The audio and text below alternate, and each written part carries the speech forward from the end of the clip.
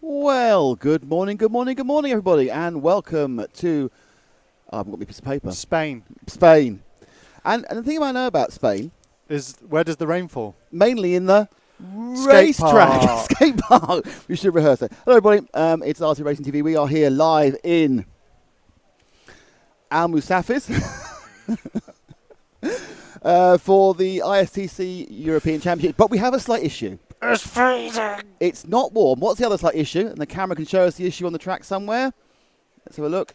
It's empty. It's empty because it's raining and has been raining for the last 50 minutes or so. Yeah. And it's just looking like it might clear up. It just gives a bit of sky, Zach. It's looking like it might clear up. But Well, there's some blue. There's a lot of grey up there. it kind of means there's been a bit of a delay, if I'm honest. We Yeah. are delayed. And if you look at the skate park, it's very, very, very, very, very wet indeed. It was. It is. And it smells of rain. It's a better smell than the smells we've had for the last few days. In the grand tradition of Test Match Special, Yes. for those of you who know about cricket who are British, but if not, Yes. it's a game which gets stopped by rain. When there's a rain delay, what they do is do they do? sort of play out highlights of things that have happened before. Okay. It could be called gratuitous filling. Or it could be Well, when you called... go to the dentist. That's right. Well, yeah, my dentist used to do that. Or it could be called useful use of your back catalogue. So we are going to show out yesterday's We've got pit a walk. 10-year archive, haven't Yeah, we? but only here we've only got some pit walks. We've only got 2 clips. So we're going to play out yesterday's really pit busy. walk first. And then we are going to play out the other one before. But in between the 2 pit walks, we will come back and tell you what's going on with the rain. But there's a rain delay, so we'll be back with you in 20 minutes after the excitement of seeing what happened yesterday when the weather was nice. We will see you all in 20 English minutes.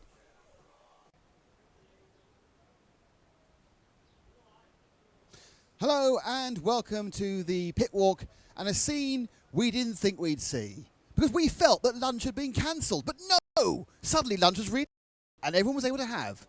There is spaghetti, there is paella, there is some meaty stuff, but he's eaten the meaty stuff, but there's some meaty stuff as well. Is that rabbit? Ah, here's rabbit. Lapin. Chicken. A bit round here. And would you like to get some X-ray spares? Have you broken your X-ray? There are bits for it, and hoodie and everything else. Hello, sir. Your name is? Ruben, my name is Ruben. And how is business? Yeah, it's yeah. Thank you very much. So that's the shop, and oh, hang on, I quite fancy some of those. Anyway, so now we will meander up this way and come in, and we find young Mr. Victor Vilk. One good run, a couple of bad runs. Why is that? I don't know. I only changed the tire for today. You know, in the morning was good, first qualifying was good, and then changed the tire and was undrivable. So do you think it's an inconsistency of the tires or a bad set or? I mean, it was 5 or 6 seconds slower, so it must be something from the tire.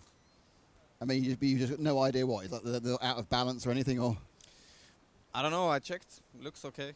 Okay balance, just no overall grip. So, do you now just get another set of tyres and hope for the best? Yeah, pretty much.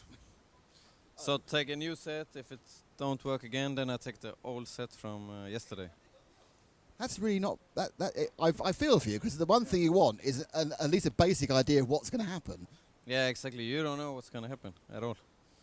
So there are random tyres. Not a good thing to have. Thanks, Victor. Cheers, mate. So we coming out. Where's Kia? Yeah. Is she gone? He's go. Oh, the dog has gone. No, we love Kia. No Kia. So we're going to walk through here. Now we will stop again because it is lunch, and the whole point about this particular. We didn't think we get. It's our hello, sir.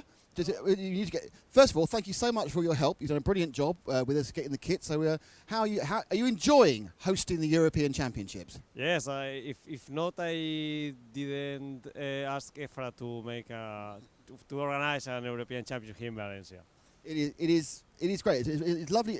And you put on such lovely weather for us. It's sunny, but there's a bit of wind, and it keeps us from getting too hot. Well, today is a little bit windy, and tomorrow they expecting a little bit rain after 4 o'clock in the afternoon. So we'll wait until tomorrow. I think until now weather is okay. To be honest, if it does rain, that'll be great. It'll be really exciting.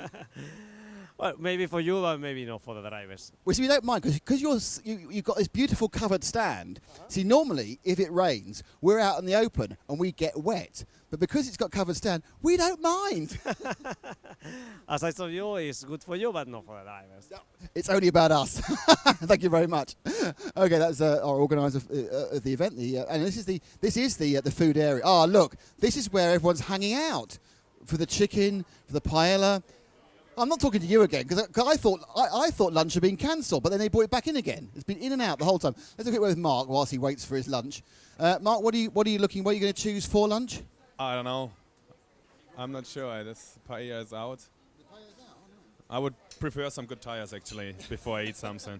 Now you are German, so surely you want the sausage. No, it looks not like proper German sausage, so it looks a little bit dangerous. You are offending us. No, come on. Let's suppose.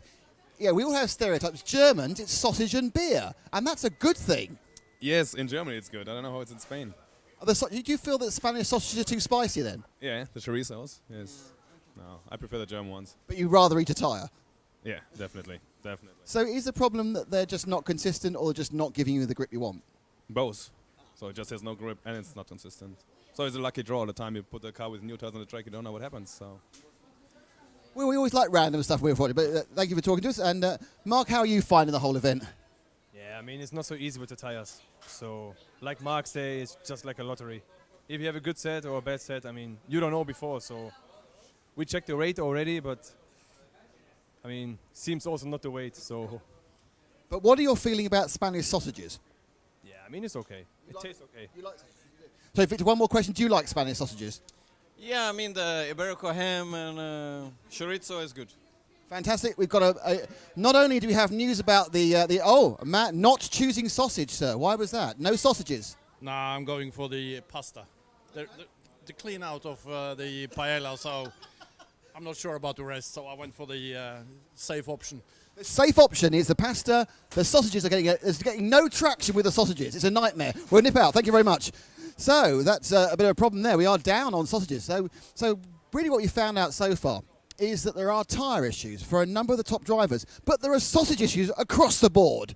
Nightmare. Right, we'll now move the other half of the track. We'll go past the... this is the area where you're allowed to... look, it's a handout additive. It is the LRP additive, and you just use it wherever you want. So it's free additive. Nick. Yes. I found your deodorant. Yes, thank goodness. Tss. Hang on a second. Not too fruity so far, thank heavens, in my non-breathing T-shirt. Let's Team Norway. Let's have a quick word. Now, I'm going Team Norway because I'm pretty certain that Team Norway speak English because it's always a good way. Tommy, your cars looked a little bit, we would say the word random on the track. What? How? Well, it's kind of been off a bit. It has. At least yesterday it was.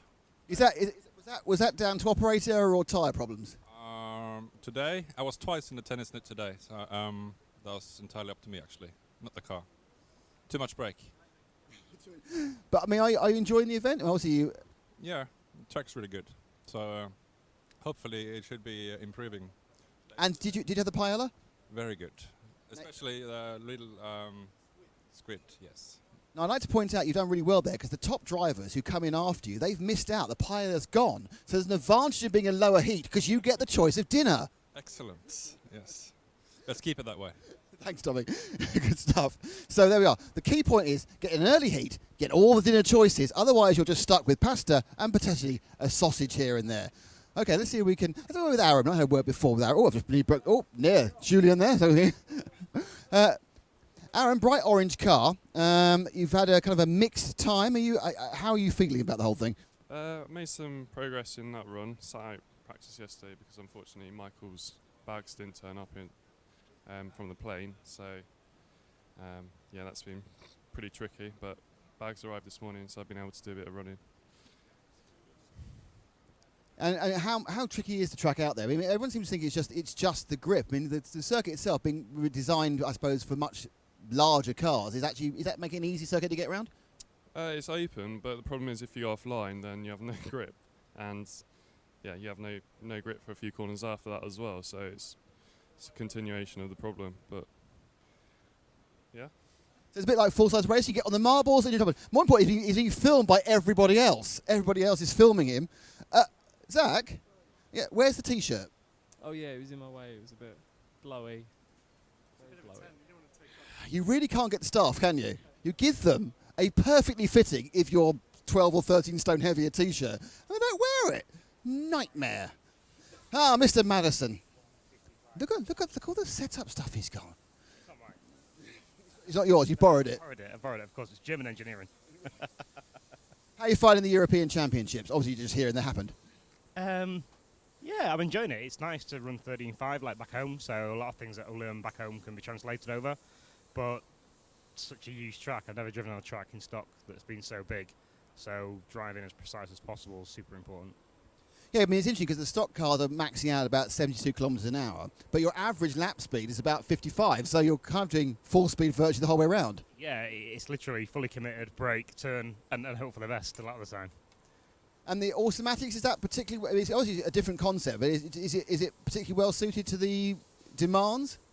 Yeah, it's working really, really well.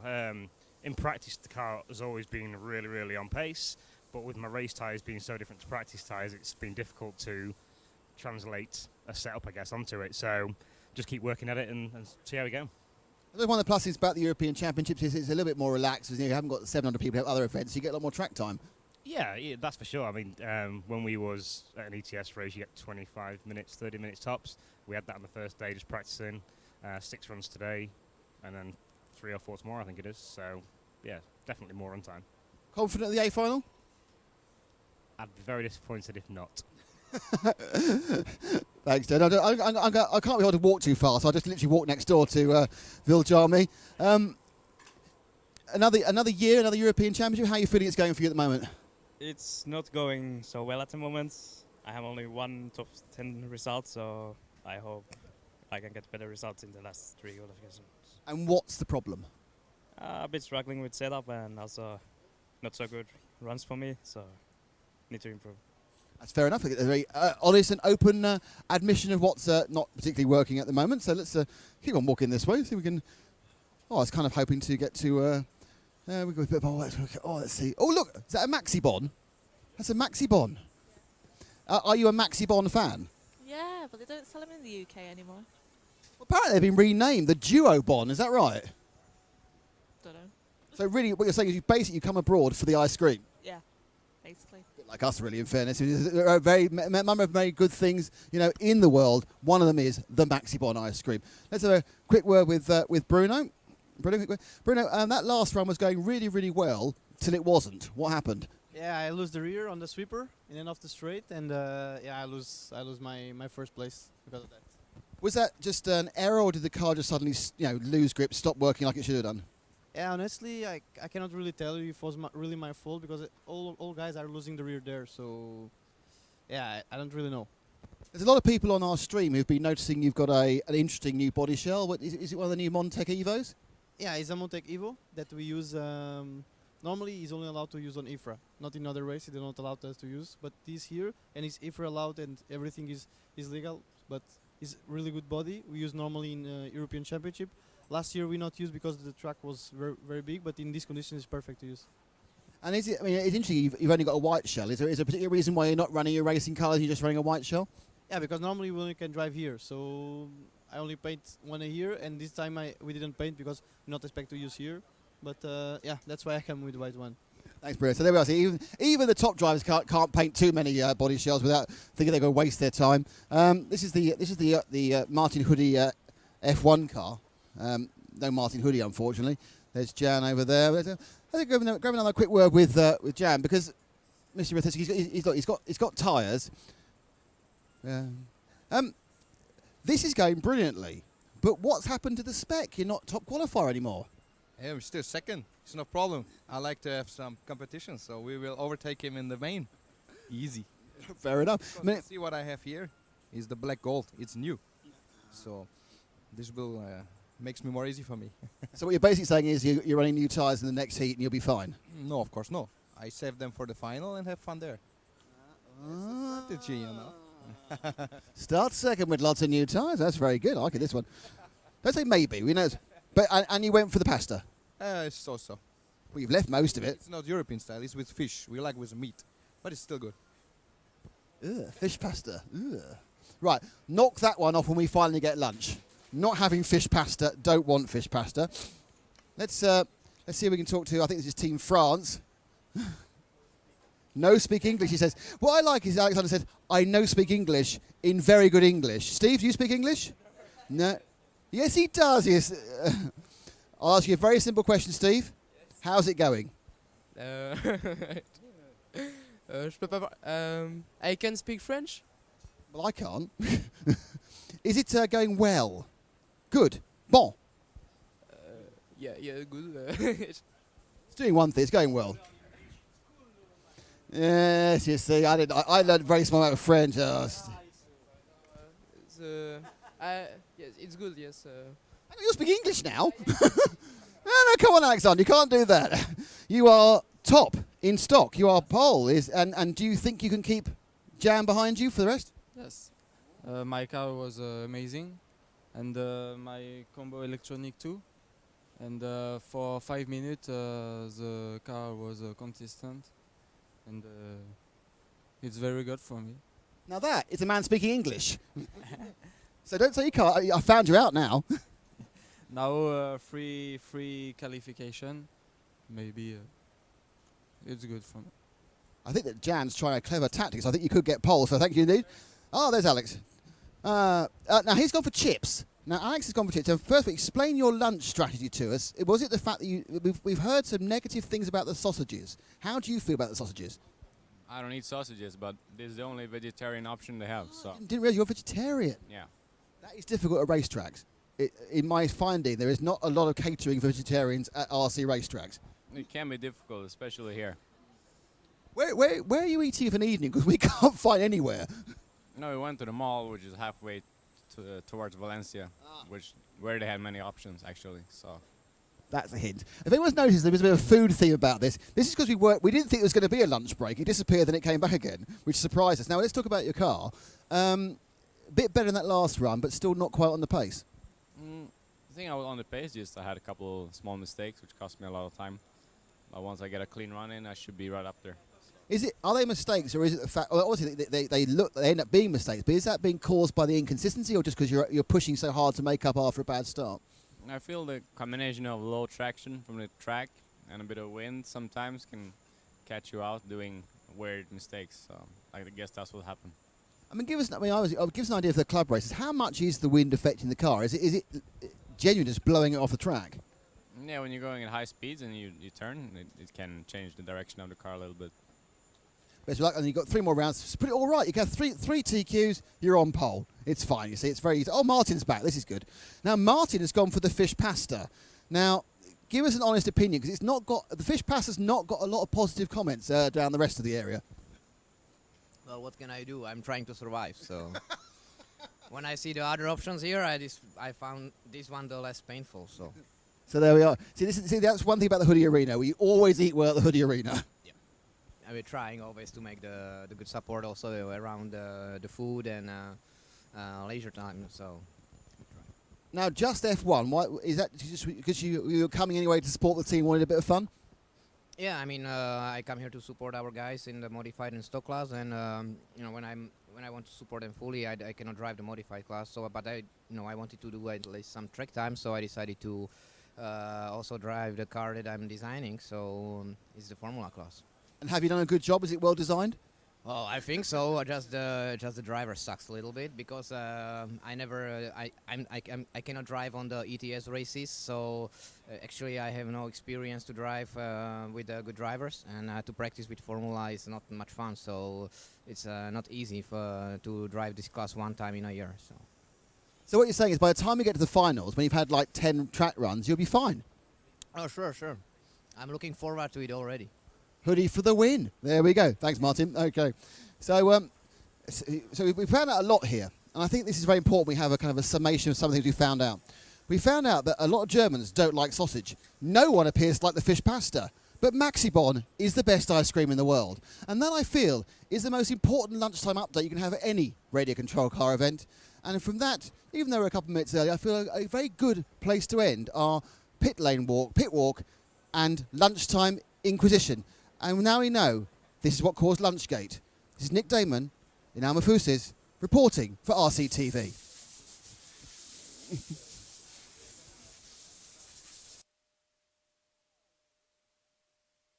Hello, everybody. Well, as you can see, if you have amazing eyesight, it's still lightly raining, but you can also see there's blue sky. Hello, blue sky. How lovely. And if you plug in this camera, let's see if we can get you got a shot? Oh, no, not yet. No, you haven't got a shot, mate. There we have, powered up. So you can show us all the rain. Can you see any rain is there any rain collecting in curbs or anything, Zach? Oh, there we are. That's raining outside curb X. And so, oddly, the track, though, you wouldn't know it was wet. It looks dry now. I think it's, but of course, it's sitting on top of the rubber and sitting on top of the water. Now, we are going to get, theoretically, a couple of practice finals in the near. I'm going to put me on because I like me being on. Also, you can see I'm wearing a jumper, which is a bit red. Do you want to sit down, Zach? Because Matt's going to try and get someone, so I need a friend. This is Zach not wearing company gear again. It's got a bit chilly, and we are expecting hello. This is Zach. Expecting a guest. It has it's got chilly, it's got windy, it's raining, Very and cold. No, it's cold. And there is supposed to be a couple of practice finals coming up, which should be like ice skating. Whether people go out and I don't know.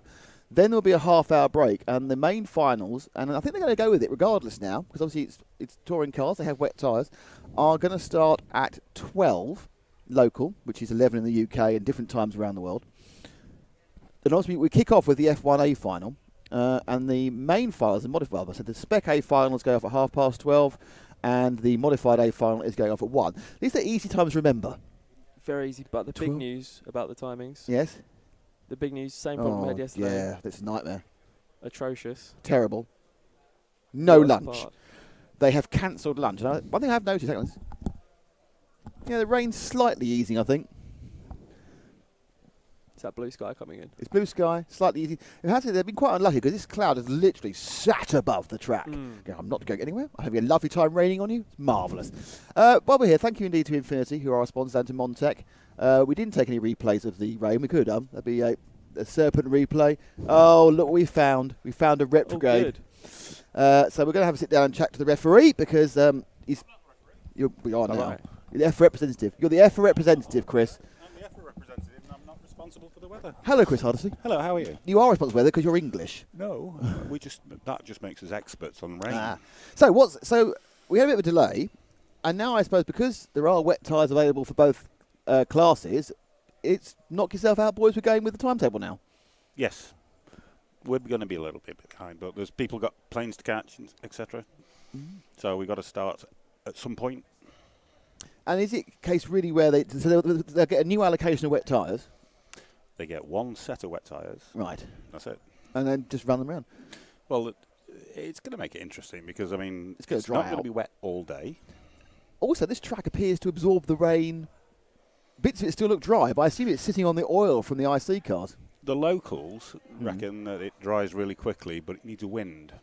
So even with the sun out, it'll still need a wind. And it's looking as though it's going to get dry. So was there, obviously the famed team managers meeting, was it kind of unanimous, yes, we're going to do this, or was there lots of discussion? Was there argument about the weather? No. Oh, come on, give me something. Is the short answer. Give me something. Anyway, it's not the team manager's call, it's the race director. So he's at some point the race director has to say, okay, it's wet. So then you could release the wet tyres, right? So some people are saying it's going to rain again later. My phone says that. Yeah, so if however our rain break doesn't quite work. Yeah, 'cause we lost lunch, haven't we? Which is even worse. Well, I was not as averse to the sausages as some people, though. As you found out, the fish pasta's awful, isn't it? I'm not going to comment on this. Well, Martin's put it through the bin off the record. I'm not going to come on. Anyway, we had to afford the opportunity to. Okay, it might rain again later, so they've got to release rain tyres. And it's going to make it interesting. So, So, do you think anyone's going to go out to this practice final that's supposed to start in 5 minutes? I don't know. It's the B, isn't it, going on next? Yeah. So we're supposed to have the B modified practice final in 5 minutes, and then the A modified. Yeah. Or are they just going to go, no, because if I need the wet tyres, I'm going to save them for the race? Or I'll guarantee there'll be at least one person in the practice A if the track's wet. Who's that? Harper. Elliot loves a bit of rain, does he? He does, yeah. He loves a bit of rain. He could do with it being a bit wetter, yeah. Nice. Well, I suppose it's kind of a bit of a cliche. The English person's good in the rain, isn't it? Yeah. I mean, the interesting thing is not just the rain now, but it was also people's strategy for the A in tyre usage. Yeah, tyre usage. I've saved some fresh ones. Yeah. So yes, those poor guys have saved all the fresh ones for making the best of the A final, and they're probably going to be the first modified advantage. The first modified A final is due off at 1. Mm-hmm. It'll probably be quite dry by then. Hopefully, I would think it would dry out in an hour. It will be dry because it should make it. The grip will be all over the shop though, because everything they've done has now been washed off. The oil's been raised back to the top again. Well, now the dust has been washed off off the line as well. So it'll make the sweeper at the end of the straight really interesting because now the dust has gone. No one knows. Some will be able to go wide. God, it's like being with an expert. Okay. So what we're saying is suddenly it's way better now. No, I did not say that. I said it'd be interesting. I'm just trying to build it up a bit. You know, we are waiting for some cars to go around. We've decided. I'm just going to check my. Oh yes, I can tell it stopped raining because my satellite reception's gone up. Doesn't like the rain. It'll get even better in a minute when all the water in the dish dries off. Yeah, but that's the rain behind us. So if you look behind us, the puddles on the concrete, it looks really wet. The track actually looks a lot drier. It's weird how dry. It is weird how dry the track looks. Yeah.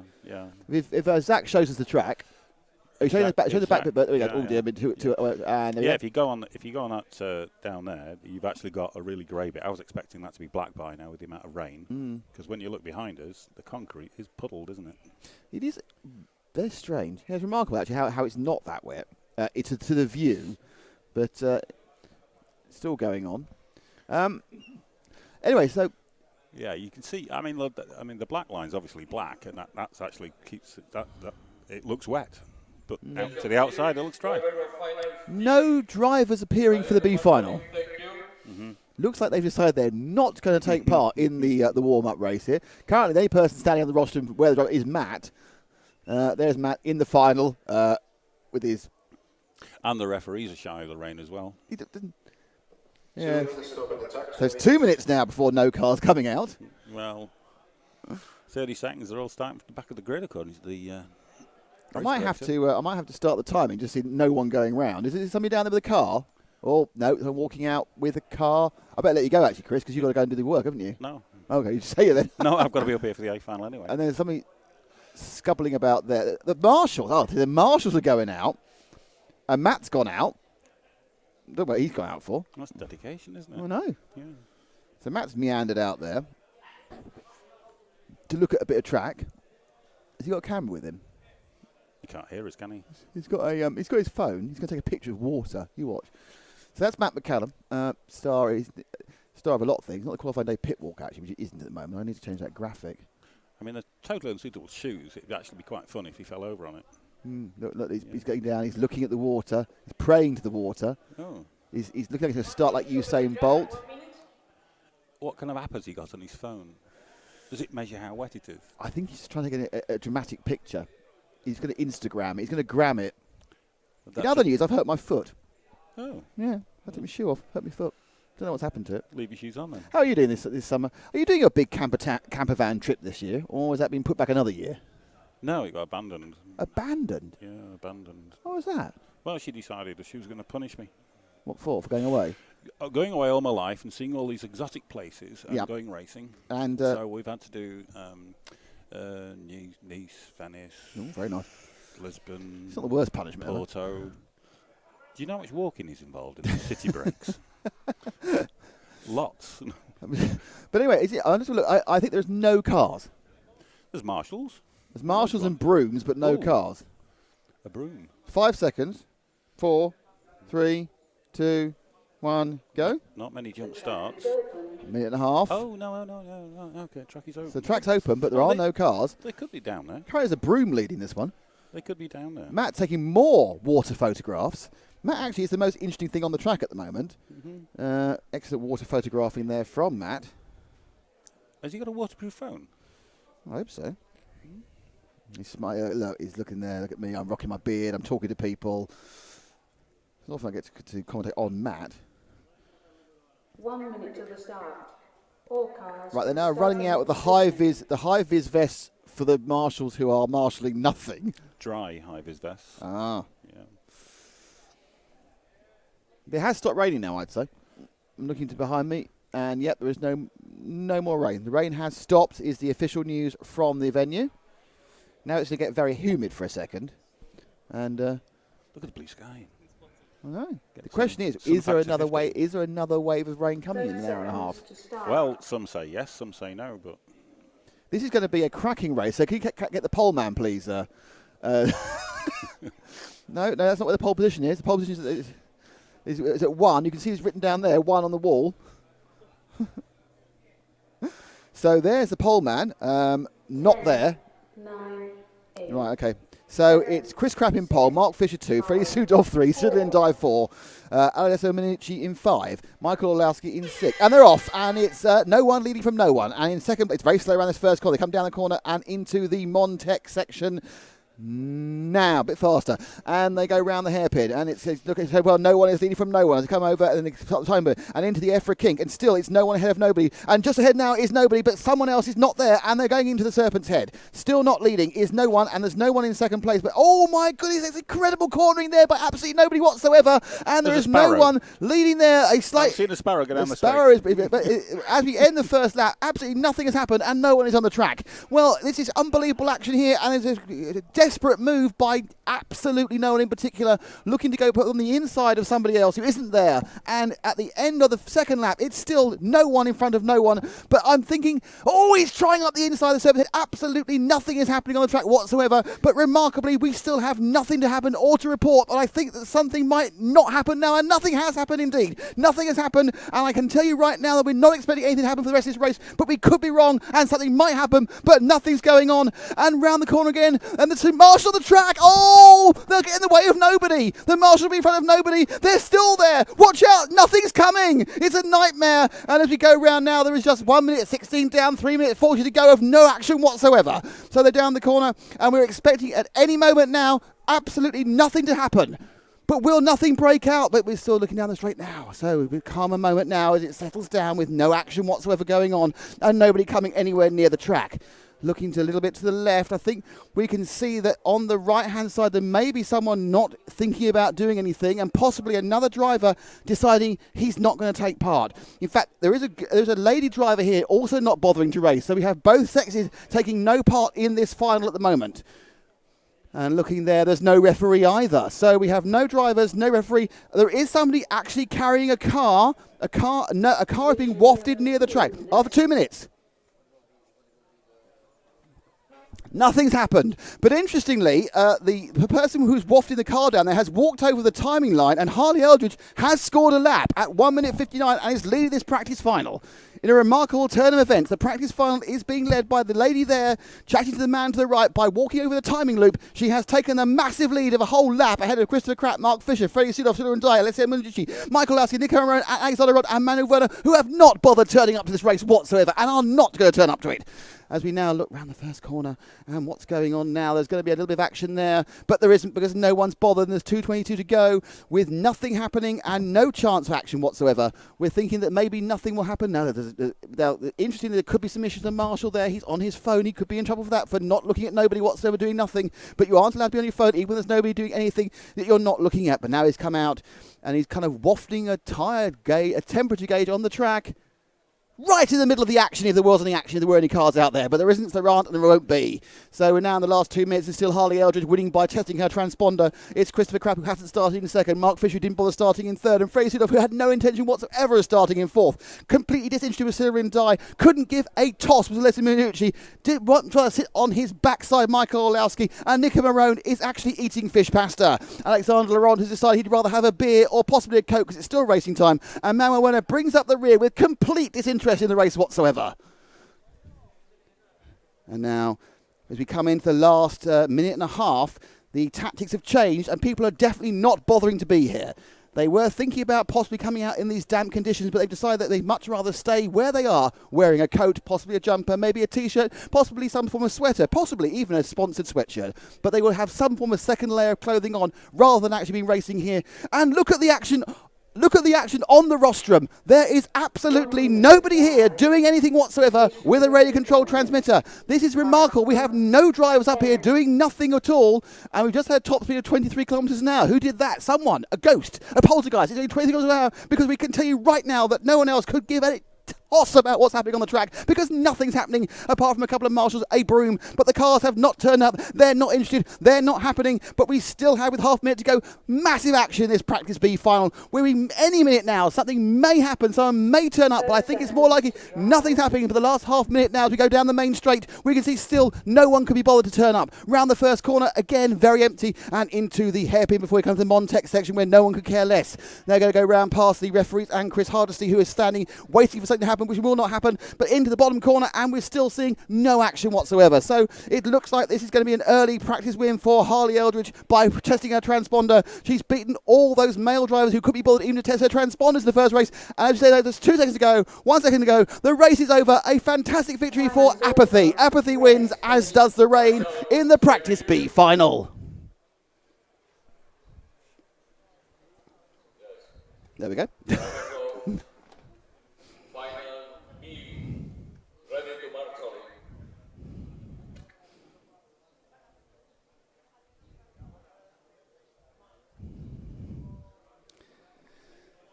Well, we are. So that was the Practice B final. I expect to be quite similar to the Practice A final. Oh no! People with that. Are people coming out of the Practice A final? How exciting!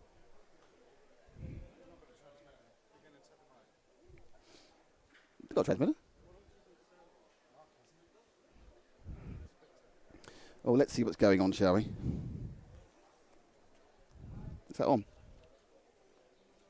Needs to be on 3.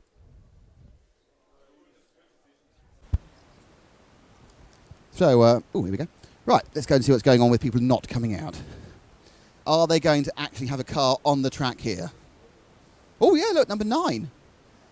Number 7. Oh, people are actually driving. Are you actually going to drive this one, Elliot? Yeah. Why not? Look, actual car going round. Is it because you're British you have to run the rain? It's not just me either. Oh, look at this. Lots of trying. Number 9. Mark, are you bothering? I don't care. I really don't care. This is just another smart move from EFRA. A bit of wet weather. Could have waited another half an hour before the start of the practice instead of sweeping the track during practice. I don't know what this kind of things. So there we are. Discontent there. We're going to have a little Victor now. Now Victor has got a look. He's done quite well because he's got kind of pan au chocolat, I think. So Victor's got this right. He's got some food. So you've decided to go with the food rather than the racing. Yeah, I mean, it's no point to destroy the car now in the wet.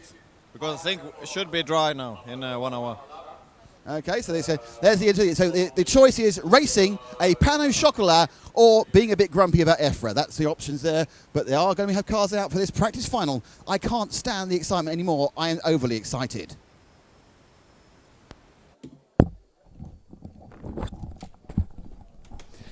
Okay, we are going to get some Practice A final action. How exciting.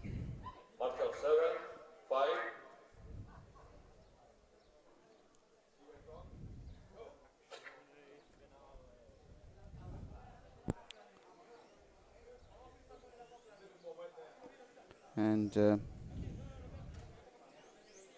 couple of drivers go around. So they should be quite lacking in grip, I think, even with the wet tyres. So we've got Elliot, who's definitely going to start. And the car 9 of Thomas Vigneron is definitely going to start. And also the orange car of Wobbly Face. It's the O car of Loic Jasmine. So this is going to be a cracking race of attrition. Who knows?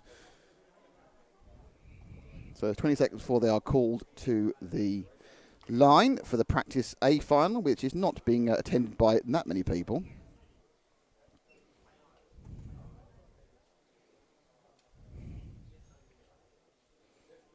Good to have your with us on the stream. Thank you to Infinity. Thank you to Montec. Thank you to EFRA. Thank you to EFRA. And thank you to young Matt, who was star of our earlier show when you were filming things, and to Zach as well. You had to cut up as you were taking pictures on the track. Oh, you used my image Yes. on the stream? Yeah. I haven't signed a... You signed your life away many disclaimer. years ago. You signed your life away many days ago. It's a Practice A final. It's not a rain delay. We've always lost a car. I've got car 4 as well, so Hagberg's come out, and this is going to be balletic, this particular race, so it's quite fun to watch, I think. They all drift around. So any of you who are fans of drifting are going to have a great time. So I think we could be many, many replays here, Matt, just as a Clint. I'll activate the replay facility. That's good. So practice 8 final about to go off. There's going to be another 20-minute or so delay, and we'll play out another recorded clip. And then we should start the finals at o'clock. Replay activated. Replay activated. So the question is really whether anyone actually will get going. We have more cars than I thought here. We've got 1, 2, 3, 4, 5, 6 cars. I think, is Hagberg in pole or something? No. We got, I think 10, we have 9, Ronald's 8, turned up. 7, 6, so Ronald's leading. 5, 4, oh, you get yourself back to the front again now. Bit tighter on the front, man. And it's quite slow around the corner. And they come now in the right. And Ronald's leading from he's different. Slippy McSlip. So Hagberg goes, and Ronald's facing the wrong way. It's nothing like no grip whatsoever. And so Hagberg is mastering the wear, as is unsurprising Elliot Harper, the English driver, who appears to be quite used to these conditions. And they back him in. Coming round, let's look at this one again. So the first Serpent Innovations replay. In goes Hagberg, and Volker, and up comes inside comes Hagberg, and they cross round again. It's like Street Come Dancing. So Hagberg's leading, taking a very long arc, and they're doing the karting thing and going off the racing line to keep off the road. And there goes Harper. Volker's in third, and catching up fast is Loic Jasmine in the orange car. So it's sliddy. So it's Hagberg and Volker's given up. I think he played those two difficult. It's Hagberg leading, Harper second, Jasmine third in this practice A5. Up the inside. Up the inside he went, and he slapped him one, and that will teach him. So it's now giving it a bit of speed up the straight, 75 kilometres now. They were doing 112 last time. As the Harper spot says, last interface between the two of them as they come in, and poof! Thank you very much. For this Serpent Innovations replay there of the cars being not quite as in control as you'd like them to be. Harper now the outside looking to come across. This is drivers just driving for fun, I think. Harper's taking the lead with some great stuff. Now Jasmine's taking the lead, and now Hagberg's taking the lead. So all three of them in the lead in the space of one corner then. It's a bit like Speedway, where you think they're going around the corner, you think the guy on the inside is leading, but he's not. Hagberg falls off the edge of the track, gets back on again. And then stagger around winds to the corner. Somebody else is in the lead to get better drive. Like that one, for example, there. Harper got great drive coming out there. And Jasmine's going tight. And he's got lead. No, still Harper from Jasmine. Hagberg just behind them. So Harper in the multicoloured green car. In the all-orange car, it's like Jasmine. And in the green car, it's Hagberg. Hagberg now has gone tight. There's a little bit of a kiss from behind. Second and third. And there's a bit of a battle. But Harper's got himself away there. So Harper now leading as he went a bit wide. So no, and Hagberg's off the track again at the top. Stick on second and third because they're closer, Zach. They were closer. They're all in different parts of the track at most of the time. It's a very balletic environment here. So Jasmine now looking to pick up from the outside, sweeps in on Hagberg. And up the other side. No, he tried to get the other side. Got very, very squirrely on the curb here. And there's, I say, battle for second and third. Just driving round for second and third, really. They give it a lot of 75, 80 kilometres an hour. Nowhere near the third time in a row that Hagberg's fallen off the end of the track.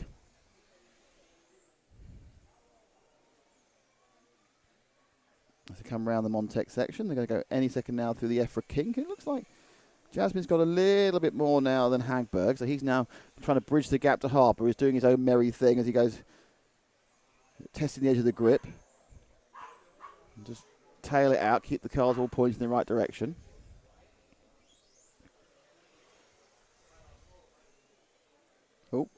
This time Hagberg stays on the track, battling for third. Nice bit of accelerate. They're losing a bit of curb there. It must be happy with it's dry enough. Still leading is Harper. The battle is for second between Jasmine in the orange car and Hagberg in the green. They're all trying different lines. It's quite interesting. This is very much obviously a learning process. Jasmine throws it in nicely there into the Serpent's head. Harper happily ahead now by about 3 seconds. 1 minute to drive.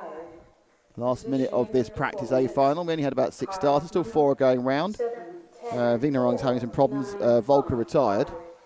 Volker's gone back out again for a bit more of a couple more laps. Most of the rest of the fighters are just sitting there watching everyone else doing it, which is quite odd.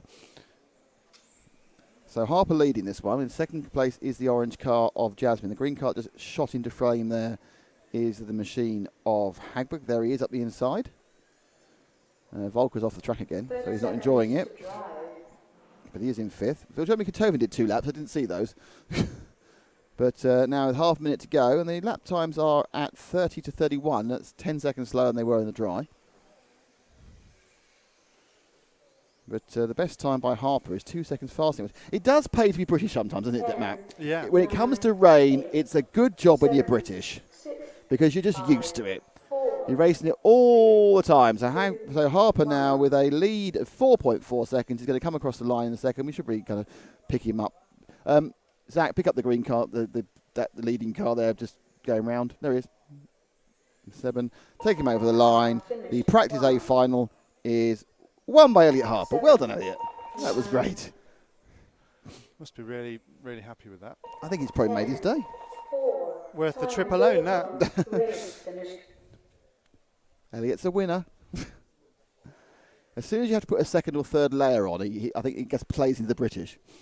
Prior to that, and it's lovely, hot and sunny, we've got no chance. Yeah, but when there's trouble in paradise, the old Dunkirk spirit, we know we get started. Blimey, you really are kind of going all over the shop with the references there, aren't you? Wow.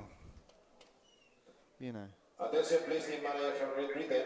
Team manager from Great Britain to the timekeeper, please. Team manager of Great Britain being called because basically we know all about rain. Yep. We want you to come and advise us, be a special rain advisor. More rain. How much rain have you got? Not enough rain. How much rain do you want? More rain. I was hunting round the pits for someone for you to talk to, and obviously it was Chris in the end. Yeah. I couldn't find Javier. Not that Chris was second choice, because actually, if you want to talk about rain for an extended period of time, which we may have to, you need a British person, don't you? Because that's what we do. We talk about the weather. That is what we do. It's what we do best. Yes. We have got a break now of 23 minutes. I don't know what we're going to do with ourselves. The official start of qualifying with F1. Yeah. Do you think we should play out the... No, because we need to get the camera out to position, don't we? So we're going to have to just say rain delay and lock the camera off, I think. What do you think? Oh, dear. Or do you want to play out yesterday's thing? The first. Do you want to play out the first one? Let the viewers decide. There's not that much interaction, really. 10 minutes of the line. Oh. Hang on. That's been an announcement. We'll start. You can hear it with us. 10 minutes past 12. It's gone back 10 minutes. Right, we're going to play out the Thursday. We'll play out Thursday's grid walk now. Can you get a pit? A graphic that basically says replay, rain delay replay of pit walk, so people know what's going on, and back in whenever it is. So we're going to put up a very long graphic telling people what's going on. It'll be so long you'll be able to read it. The F1 final looks like it's now going to go off 10 minutes later than it said it would, at 10 past 11, 10 past 12, sorry, local, and. We could be here all weekend, honestly. I'm pretty much expecting that lunch will get reinstated. Really? Oh yeah, why ever not? I think it was a crass move to remove it in the first place.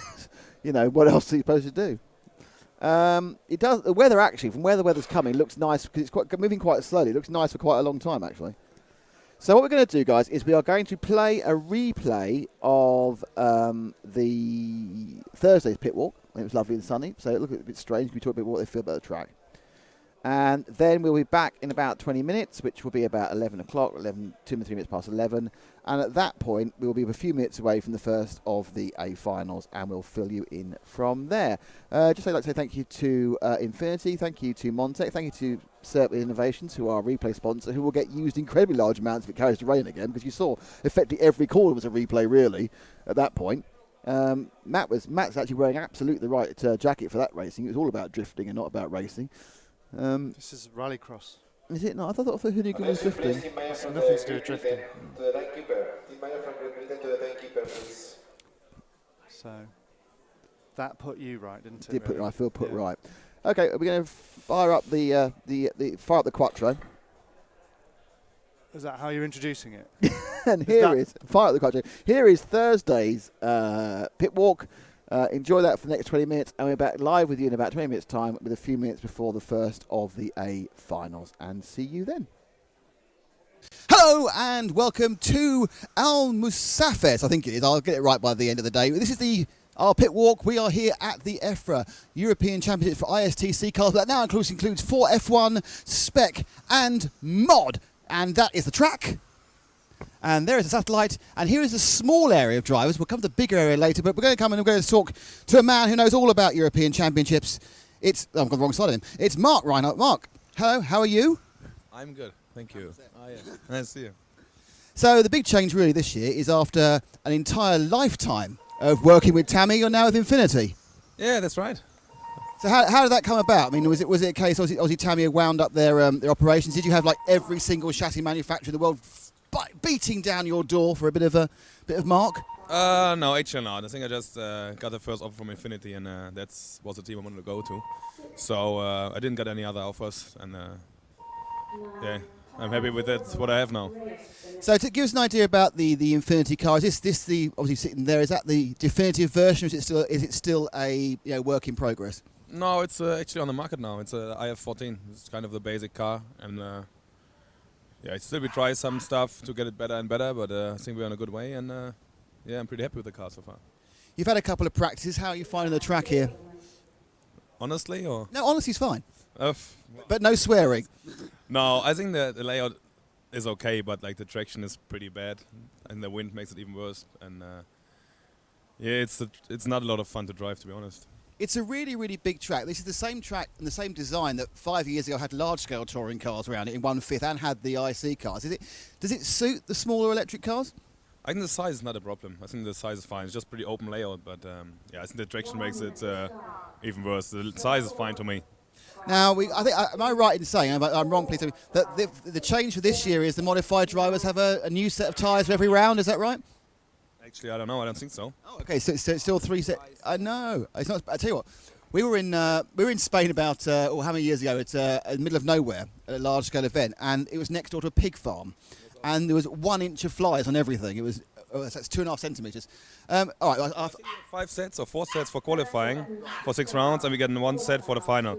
But we can bring the tires to the final, I guess. So. Okay, so it's still tyre tactics. Yeah, maybe a little bit. But so far we just use new tires every run just to see if it gets better or not. Cool. Thanks, Mark. Wish you best luck for this first event with the Infinity. And they've gone for red, so they've stolen Kyo shows red. Let's see if we can meander around to the left, and we'll speak to young Mr. Victor Wilk with the world's strangest car, also known as the very effective Serpent. Was it XER? What is it? What's the model name? Hello, 4X. 4X, I call it. Yeah. Now this thing is fantastic. I think this is an engineering marvel. When someone had one, all I wanted to do was I don't want to race it. I just want to fiddle with it. But completely different. You've had it for about a year now. Have you got a handle on what does what and how to move it about and setups and things? Yeah, I think we figure out, what stuff we need to change. But we basically improve a little bit step by step. Have some new parts now, so it's getting better and better. But we're still learning, of course. Still very different. It's a very, very radical design of suspension. You can see there's no shocks and coilovers. It's all done with very much like, actually more like full-size cars. I mean, what is the advantage? What's the theoretical advantage of this layout? I think the thinking behind was that you can have a dampening up and down and a separate dampening for the side. Okay, so roll damping. Again, another thing from full-size. If you've looked at some full-size videos, you often have what's called a third damper on full-size cars, which actually damps the roll as well. And Mark's saying there's no traction. How are you finding the track? Yeah, it's basically no traction at all, honestly. So we just try to make the car more easy to drive to find some traction. Is that a mismatch between the tyres and the tarmac, or is it just because the tarmac's dirty? I think with the tarmac and the wind, of course. I think basically it. Okay, thank you very much, because the wind is going to drop. So Victor's good, thank you very much. Of course, we will have the first round of qualifying right after you watch this video. Now, this is my my favourite racer. I'm not sure what her name or his name is. Hello. You're very sweet. I'm not quite sure. Your owner's not here, so I'm not sure what breed you are. But as you know, I always love a nice RC racing dog. Hello. Never touch a strange dog. Not sure what they think, what she or he thinks of the traction, but certainly has a lot of hair. Well, sweet. You've missed me. I'm over here now. Hello. We're going this way now to the main part of the. That's the food hut. That's quite important. Always important to have food, obviously. This is where. Oh, should we go in, shall we? This is the area of food. This is where our. Oh, look at that! Look. Paella, pasta, obviously chips. You have to have chips. Lumps of meat. A young lady the young lady's tried not to be on the camera, therefore you have to be on the camera. That's the rule. Hello, sir. How are you? And that's most important. The food, very important. This is where they get stickers and stuff. Not as exciting. Oh. And then next one along is the toilets, which you don't want to see. And then you get the main area of the pitting area. That's where we are up there on the rostrum. That's Zach, who's working with us with his very trendy T-shirt, taking pictures as well. And this is the raft area of the driving sort of thing. You see, there's the drivers. And let's go and see an old friend of the show, as they say. Or just an old friend, or just old. It's young Elliot. Elliot, how are you? I'm good. How are you? I'm very, very well. Now, we went over the other side. We spoke to a couple of... don't stick to it. Don't stick to me. How you find the track? Everyone says it's a bit low grip.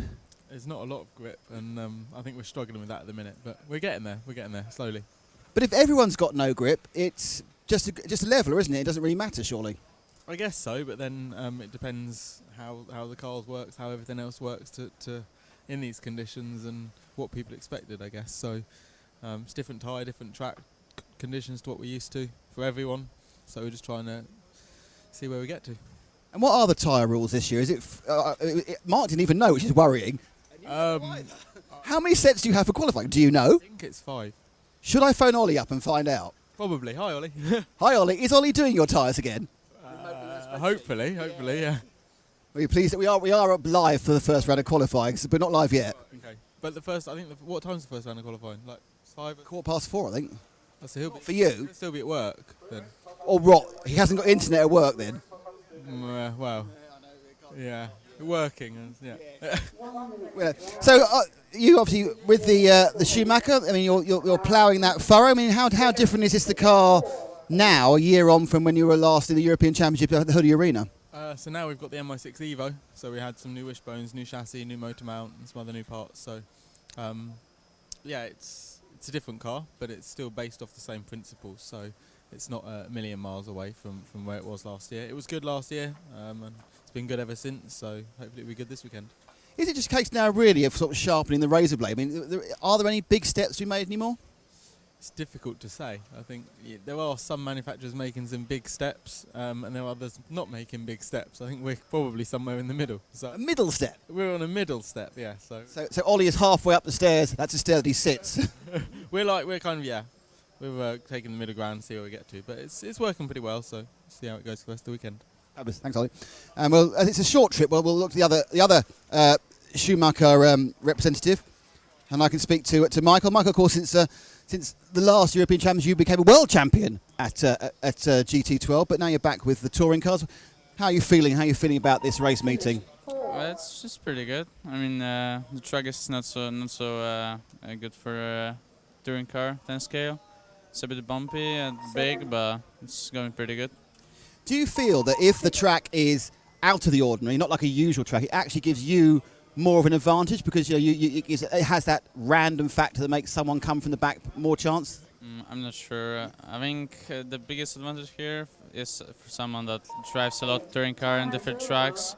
So it's like idea what does like the setup change does to his car and on different tracks. Michael, thank you much and good luck for the rest of the day. Okay, now let's meander this way. We'll carry on going. There's people everywhere. It's a cornucopia of Oh, victim over here first. Hang on a second. Need to have a quick victim conversation. Chris. Hello, how are you? Happy birthday to you. Happy birthday to you. Happy birthday, dear Chris. Happy birthday to you. Thank you, Dave. Thank you very much. And is it 49 again? Yeah, that'll do. Plus a few. I'll take 49, yeah. But this is the good part of me, is there's been no controversies yet, have there? Not yet. Yeah, you could be filming one now, though. What, a controversial birthday for Chris? No. I'm always away on my birthday. Oh, yeah. Yeah, I was racing somewhere, and it's the first time you got me. Oh, we got you now. 62, by the way. Okay, let's keep moving. It's nice to find someone older than me at a race meeting. That's the main reason I'm mentioning his age. So let's meander down a little bit more. And I can see our reigning champion. It's almost like hiding from me. Let's go and have a quick word with Mr. Volker. Oh, sorry. Obviously, this is new car with the orange thing.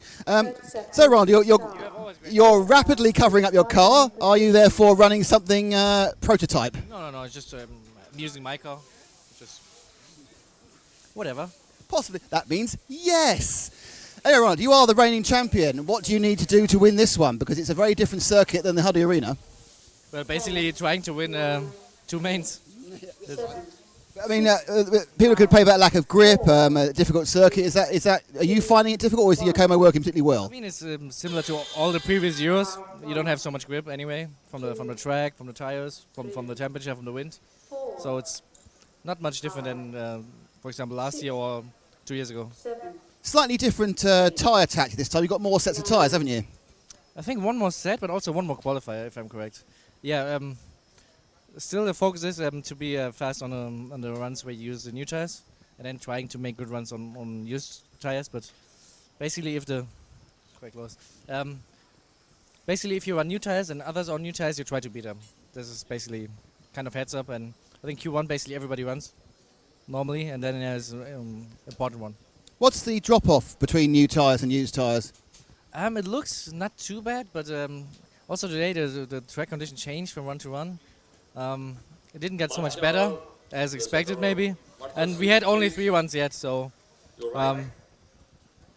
We'll I am interested.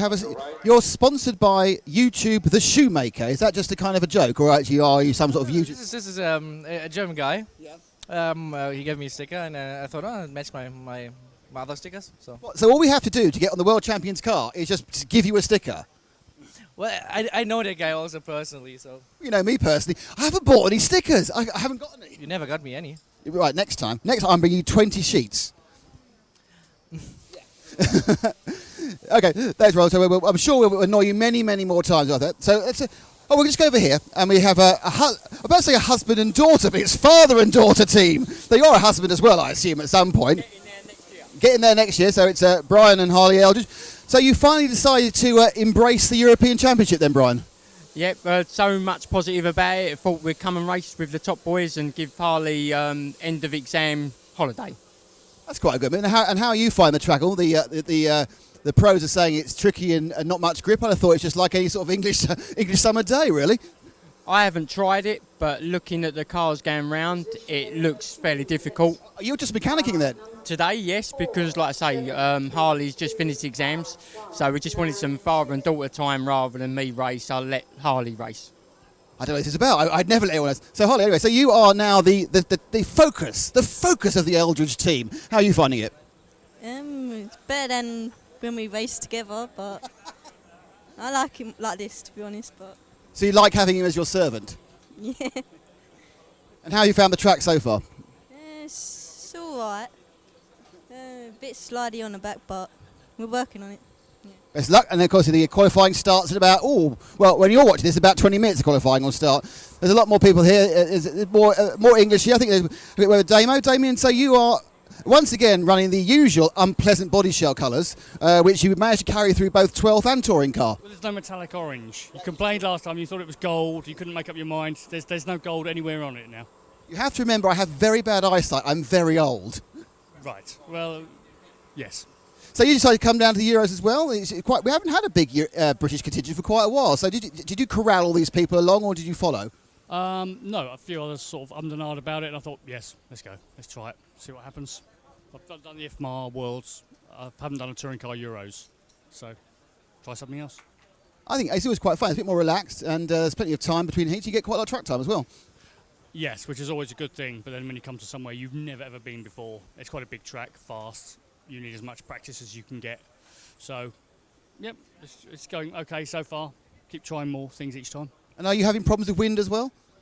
Well, yes, but then so is everybody. I don't think it's just the food. That's the paella. Yeah, it's the wind's very strong, as you can see from the flags in one direction. So the cars are really good, sort of heading to the left. And as soon as you're heading to the right, they overshoot every corner and kick and squirm. But everybody's got the same. So let's just see what happens. Thanks, Dave. That's Damien Giddens. Thanks, man. Conveniently, Bruno stood up. This makes it much easier to talk to you. Bruno, European Championship at Touring Car. One of the very few things now you've never won. That's true. I will try it for sure. Last year was very, very close. So this year I will force even more to try to win. Well, I mean, how do you approach the events? I mean, is it just like, any other event, or does it have a kind of a special element because you've not won it? Not really. To be honest, we didn't even come here to practice. So I have my schedule is super tight, so I have no time to practice at all. So it's just one more race. One more race. Yes. And you've been out on the track already. I mean, are you finding a track you enjoy racing? Yeah, I really like the layout of this track. I already been here like 3 times and 2 Euros, and I really like the layout. But just the traction is not that high that normally we drive. So yeah, we are struggling a little bit with the setup, but for sure we'll find something very good. How different is it driving an electric touring car around here compared to an IC touring car? It's different. I don't really remember because it was like 2-3 years ago I drove here, so it's different. It's different. Thanks, Reece. You've got memory like me. Zach asked me where we stayed in the hotel last year, and I've forgotten, so it's fine. So let's meander carrying on going now, and we will move round to the doctor himself, Mr. Hagberg. Alex, how are you? Another year, another European Championship. You've won one, you've not won the others. How are you going to win this one? We'll try the same procedure we do every year. Work hard and focus on the car setup and try to not make mistakes when it really matters. I mean, the issue you have is not only are you competing against Reinhard and Volker, but you're also competing against a very, very fast teammate. How do you get an edge on Bruno? That must be the key point. I mean, obviously we run the same car, so I can only use the information we have in the team and try to personalize the setup for my driving style. I mean, do you start with a very similar setup, or does one of you prefer more front end or more at the back? Yeah, most of the time we use quite a similar setup, but with some small tweaks to suit our respective driving styles. It's a big track. It's hot out there, but there is a bit of wind. Is it marginal on the electrics, or the electrics having no problems at all with it? To be honest, it's a bit inconsistent from lap to lap because of the wind, so it's a bit hard to judge sometimes how fast you can enter the corners. So that's going to be a deciding factor for the qualifying consistency. How important is the tyre strategy going to be? It's a bit easier than last year because we've got another set of tyres, but is it still going to be all important again, or do you think it's going to become more obvious, or is there still be people playing with different concepts? I mean, as always, it's going to come into play, but we have quite a few sets of tyres, and I don't think it's going to be the deciding factor, but it's going to have some importance, of course. Alex, thank you very much, and we'll worry you again. He's got lots of time. And this time I actually knocked that over earlier with our power lead, so I've already ruined this race once, so what can I do? Let's have a meander. We've spoken to all the well-known people. Let's see if we can find someone completely unknown. Who can we find out who's completely unknown to me? I'm sure known to everyone else. This young man here, I've got an impression. Hello, sir. You speak English then? Oh, yeah. Like a native, in fact. Sorry, I don't recognise. Your name is? Terry Lee. Terry Lee, in the F1s. I'm not racing, it's my son who's racing. Oh, your son is racing, even better. I mean, what is it? Why have you decided to embrace the F1s at the Euros then? Well, he's doing very well in British Championship. He's current national champion, and he's leading the this year's championship. So we thought we'd see how we were against the top guys in Europe. I was watching the cars out there on the practice. It's a very, very big track for those cars, isn't it? Yeah, it's bigger than we've ever raced on before, compared to the tracks we got at home. Speed doesn't seem to be too much of an issue, but yeah, it's certainly different to what we're used to. And quick question, if your son does get blocked by someone, will he pull alongside and try and knock him off the track? Well, it seems to be the way to, but I think you've got to be German to do that. So. That's a German move. Thank you very much, Terry, indeed. I'm glad you're with me on that one. Thank you. Okay, so let's... how long have we got? We got, I think, one more. One more, I think, before we move back to the live environment. Let's see if we... let's have a word with it. See if we can have a word with this man here. I've no idea if he speaks English. Excuse me, sir, do you speak English? A little. You're very busy. Just so tell me your name and where you're from and how you're doing. I'm David Lara from Spain. And Why are you testing your electrics? You have a problem with electrics? No, I set up the car because I have a crank on the. He's coming very soon. I better let him in as he's automatic. He's about to go out the track very soon. We will be bringing you live track action of the first round of full qualifying. There are 6 rounds of qualifying here this weekend. There'll be 5 tomorrow, so we're on for a long time. Best 3 to count. We think there's 4 sets of tyres. Let's be honest, they don't seem to know themselves how many tyres there are, but we will tell you all that when we get the information, probably in a spreadsheet, probably from Ollie, coming up soon. But until then, go and look at the track.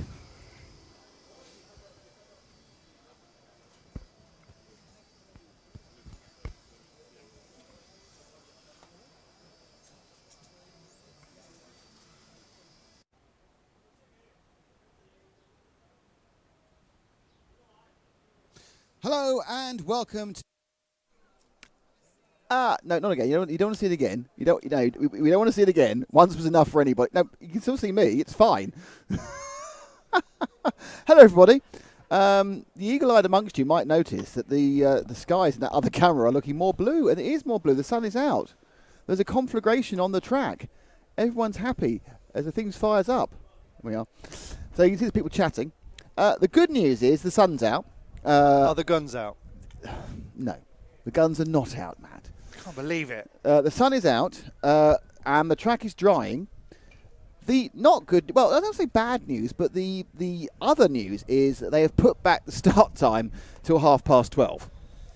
So in 11 UK time. Yeah, so in 28 minutes the cars will be out. Now, we were thinking about, and there's a nice breeze as well, which is going to dry the track. So the track will be dry, yet not conditioned. It's been washed now. Yeah. So, we haven't got any more pre-recorded stuff to show you. You're probably quite pleased about that. I am. I think I changed that caption, by the way. Yep. So what we're going to do is we are going to do the normal thing, which is just go off air with a locked off shot. And we'll be back at 25 past the hour. And we'll pick up with we're going to be back with the F1A final. You put that back with the F1A final at 25 past 12. The modified finals, just for information, are looking like they're going to go off at 1:30, 2:50 and 10 past 4 local time. Did you say 12:30? 12:25. And it's currently, for those who don't know, it's 12:03. So back in 23 minutes' time with stuff. I mean, I haven't actually seen this thing. They did. I think we're back then. No one's actually said to me that they're not. There's no countdown. There's 26 minutes to go. We're absolutely right. We are going to be back at that point then. So we will see you in 23 minutes' time. Goodbye.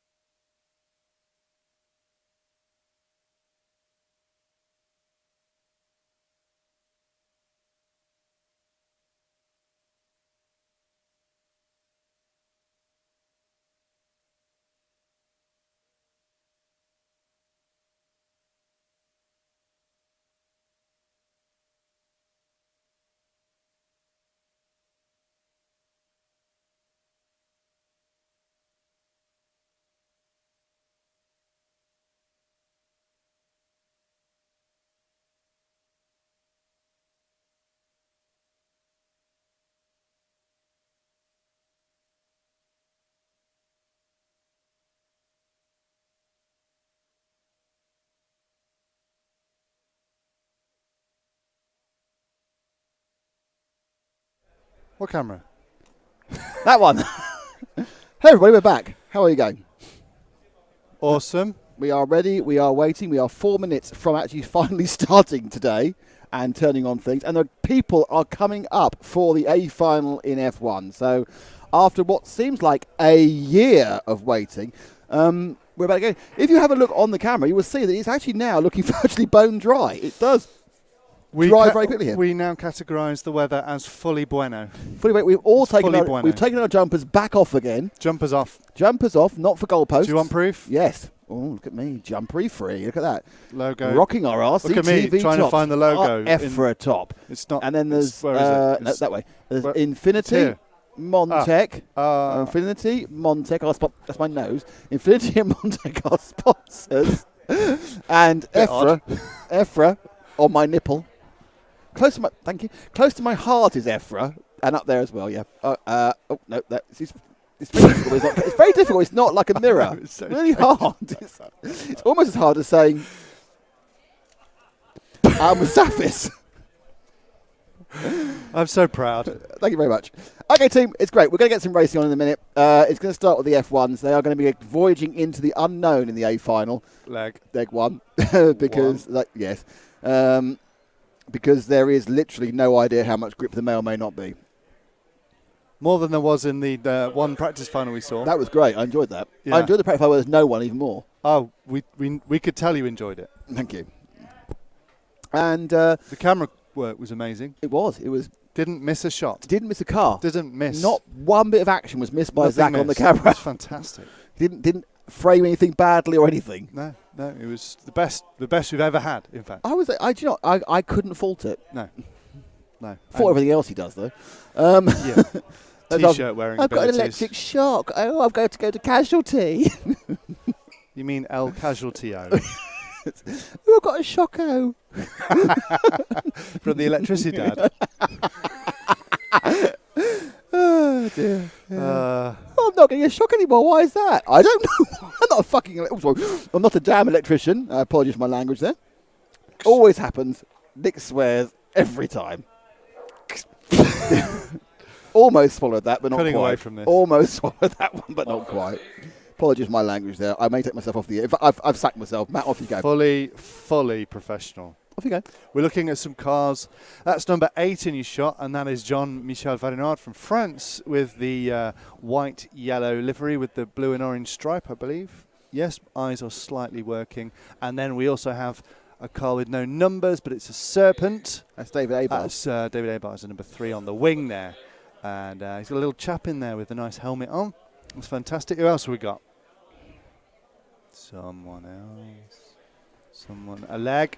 Oh, that's a nice one. And what? It's what?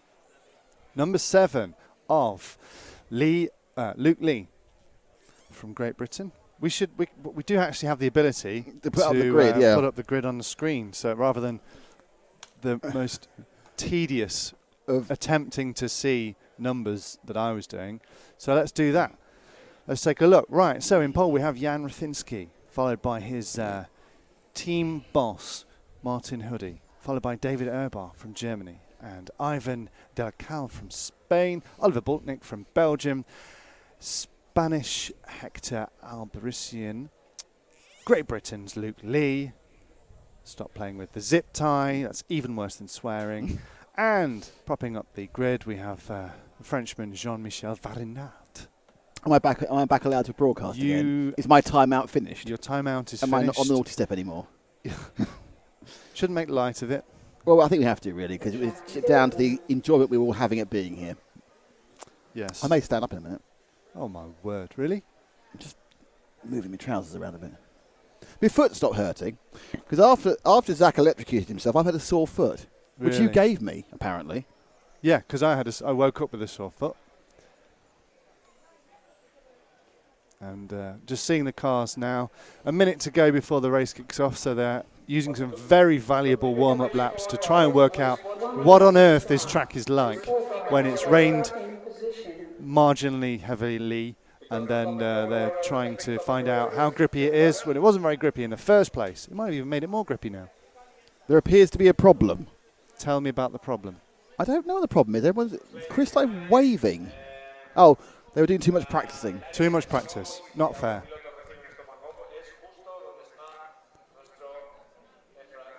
There was a lot of waving, and then they... I think they were doing too much practicing because of the track changing and weren't going onto the grid. Blimey. And the cars now make the grid. The F1... It's like being on the grid at Monza. Well, I suppose really, but Barcelona because we're in Spain, but... nice little bit of... what's the word for it? Staggering. Sign language. Let's go. First final of the day. It's the F1. Rathesky from Hoodie, from Abar, from De La Calle, Boltnik, Alberto, Newt Liam, Jean-Michel Varinard, and they will be off. And they're off. And it's a slow start off the line from Rathesky. He's refeeding with Abar, trying to come around the outside of Hoodie there. So the leading car is the white with the orangey bits. So Abar moves into the lead. So Abar gets through with a little shimmy from Rathesky. He's not happy at all in these conditions at the moment. And also suffering quite badly is the Hoodie car, but first and second. And Abar certainly has really found the grip the others haven't. And the all-pink machine is moving to second place, and that's the 4 car of Ivan De La Calle. He's suddenly dropped down to 5th in one corner, so we should be on the battle for second there. That's much more interesting than the battle for first. So drop back, Zach. It's the battle for second. That's it. So second. Oh, and Rathesky's really trying to put down now. Martin Hoodie's trying to bridge a gap from Abar. And Hoodie comes up the inside. And that's Hoodie from Abar. Hoodie running around the first corner. Hoodie come the outside through the Infinity hairpin. Going to move up now through the Snake's Head. It's a 5 car, isn't it? It's a 5 car. Oliver Boltnik has come from nowhere. It's not Hoodie. Hoodie's way back. Similar colours, but Oliver Boltnik now leading this one from David Abar. Jan Rathesky in third. It's first and second, as you can see, go around the top corner. They're going to turn ever so carefully round and into the main straight. These cars are running about 4 or 5 seconds slower than they were yesterday. There's a big accident. We'll drop back to second and third again because they're together. And here they come.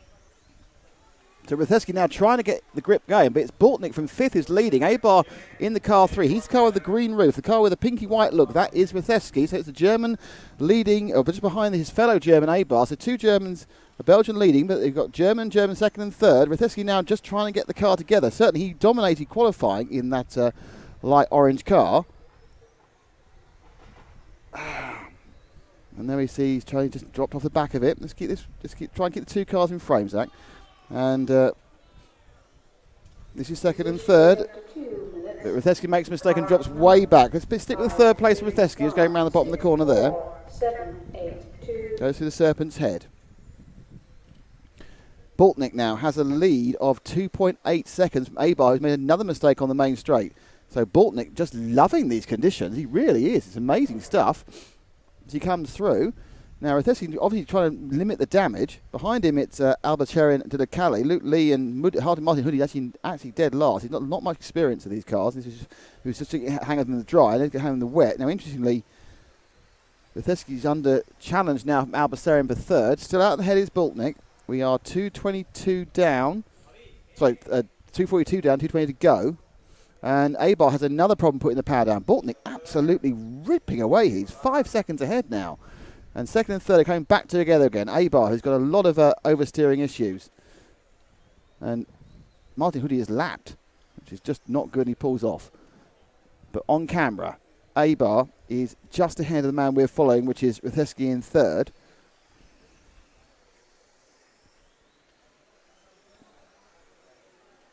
And that's second and third. You can see going round the Serpent's Head. They come round now.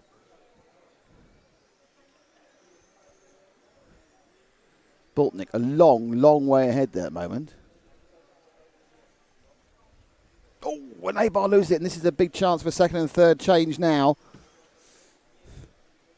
In this, the A final. This is the lack of grip. They are running lap times about 32 seconds. They were doing about 26, so it doesn't look that bad, but it's 6 seconds slower at the track, just from the lack of grip. Rathesky really just trying to tippy-toe his way round. Abar, though, looking at a second, but the man who's absolutely mastered the conditions is the Belgian, Oliver Boltnik, who is now 8 seconds ahead of these two, are battling so tightly. And up the inside goes, oh, beautiful move by Rathesky. He gets a little nudge from Abar, but Rathesky now, with a minute to go, has finally found his mojo. If he can keep it online and keep that second place. but A-Bar says no, thank you very much. And they're crossing and fighting as they do. They go around the infinity hairpin. A-Bar just gets better drive, and it's a problem. You can't get the cars lined up. You've got to have them all square and pointy before you put the power on. It's that lack of grip as you put the power on that's a problem. These cars, of course, are only two-wheel drive. All the rest of the cars we'll see later on in the finals are four-wheel drive, and this is a big problem they have. They are limited on grip to begin with, and now it's down, but the rest come to the middle again. And they are really battling hard, A-Bar and Ratinsky. We would have thought this might be a battle of the lead, but no, out ahead by a long, long way is Oliver Boltnick, and a great performance. It really is on this first run. And we are down now to the last 13 or 14 seconds. Boltnick should finish the race. Let's pick up our leaders here in the top corner now, Zach. There he is. He's the blue and white car there, just coming in to finish the race. That is Oliver Boltnick, who will take the win on this one. And Boltnick wins the first one. And he comes through in what can only be described as a great performance. Ratinsky and Ratinsky's dropped way back. Ratinsky had a nightmare last lap, and second place has suddenly changed. I think Hector Albertarian has picked up second the last lap, and a lot of changes. And Albert here, David A-Bar is third, and Ivan de la Calle is fourth.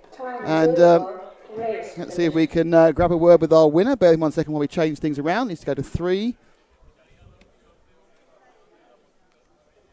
Done. And yep, so we'll grab a quick word with Oliver Boltnick. Well, that was an absolutely superb performance. You obviously like it when there's not much grip. Thank you. Yeah, it was really difficult. The car was behaving okay, still very slippery, but it looks like it was okay. So, what's the secret? Because you ended up winning by about 9 seconds. You're like a second lap faster. Was it just because you're used to these conditions, or is it just because you just found the car was working well? I don't know. I think I found yesterday something into the car. So yesterday in last qualification the car was pretty good.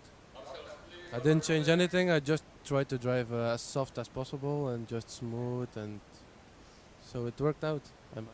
Great stuff. Let's hope obviously you can help. It's still no grip in an hour and a half's time. You're back out again. Yes, I think so.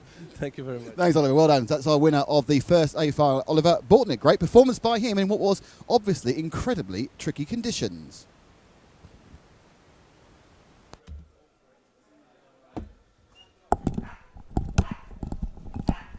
Well, that was fun. Oh, a bit loud, aren't we?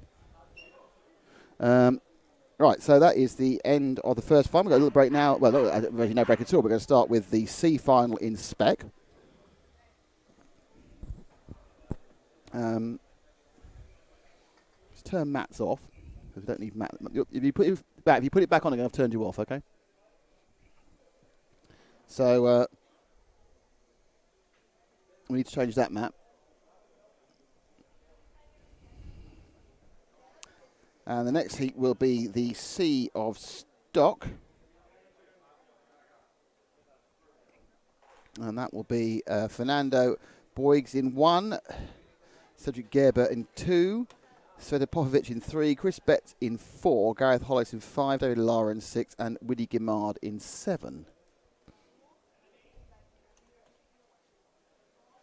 Please remember 30 seconds before I start, all cars must be in. There we are, 30 seconds before you need to be where you need to be.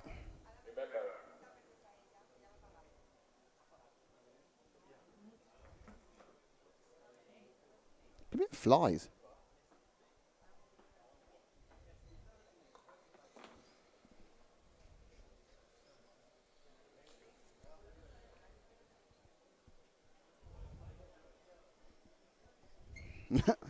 We're all looking confused at something. What's the...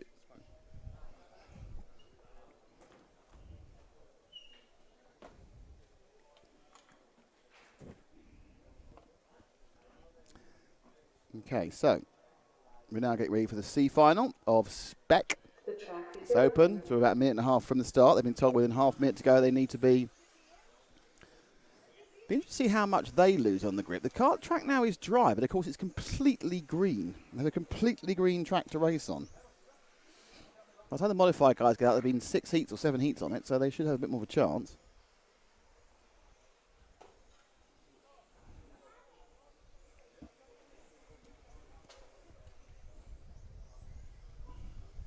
One minute to the start. So a minute to the start. We only have 3 heats of Spec, so in 20 minutes or so, 25 minutes or so, we'll have the start of the, or 20 minutes actually, of the Spec A final.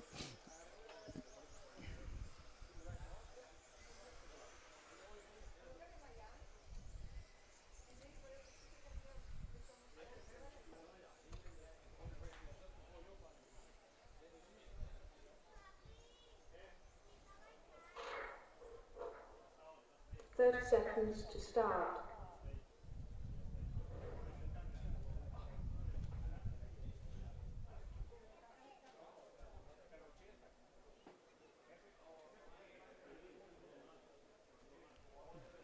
And we seem to be missing car 3 of Sveta Popovic. 10, 9, 8, 7, 6, 5, 4. And away they go. There's a slow start for. Oh, I think this man just fell off at the first corner. So away has gone Fernando Bouygues, and he is leading nicely. Let's drop back to the battle behind. That's more interesting. Second, third, fourth, they're all together. It's like car 4 of Chris Betts has picked up second place, but he's not really pointing in the right direction. In goes car 6 of David Lara, but it's the all-orange car. Oh, and Betts and Lara come together there. Number 6 got warned about that one. And now the 5 machine of Gareth Hollis is involved. And this is a train of 4 cars, but they're fighting over second place. And they're hitting the similar top speeds, but out ahead is Fernando Bouygues. He's doing quite well. Now second and third are coming into the Montec section. Oh, go wide. Didn't get anywhere near stopping in time, so there's still a lot of issues with grip. And it's 5 from 6 from 7 underneath me, which is Hollis from Lara from Willie Guimard. Guimard's had not a pretty good effect so far. And they've dropped the 4 machine of Betts. I think Cedric Gilbert's given up. So we only have 5 cars running. They are attempting to pace back our erstwhile second place man.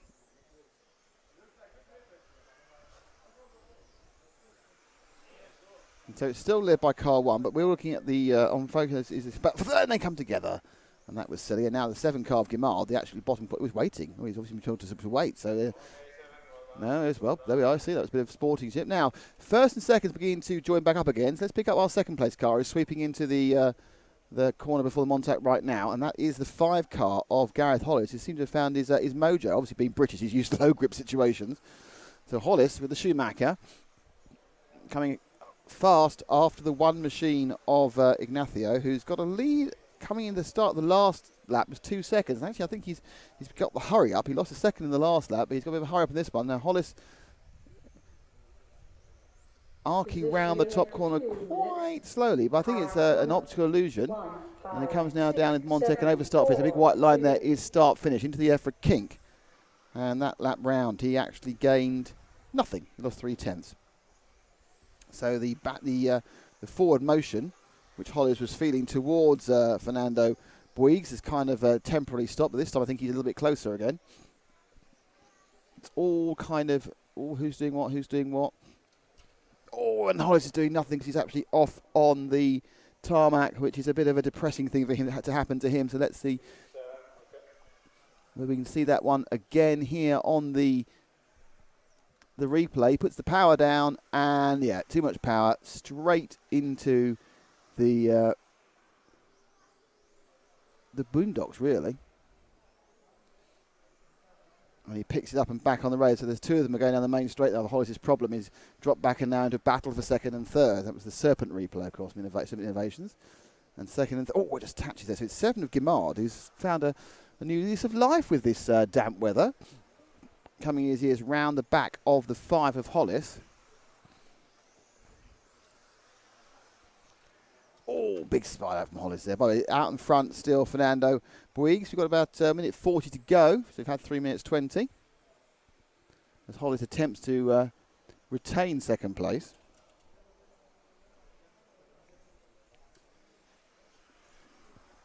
So Guimard has dropped through, has popped through into second now.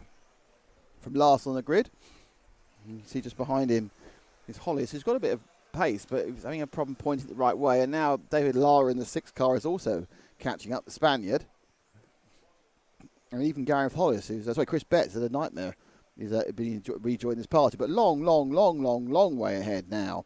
Something in the region of 8 seconds ahead is Fernando Bouygues. In fact, in second place is now massively in second, Willie Guimard.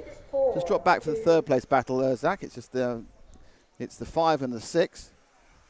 It's Hollis and Lara who are attacking the track for this one.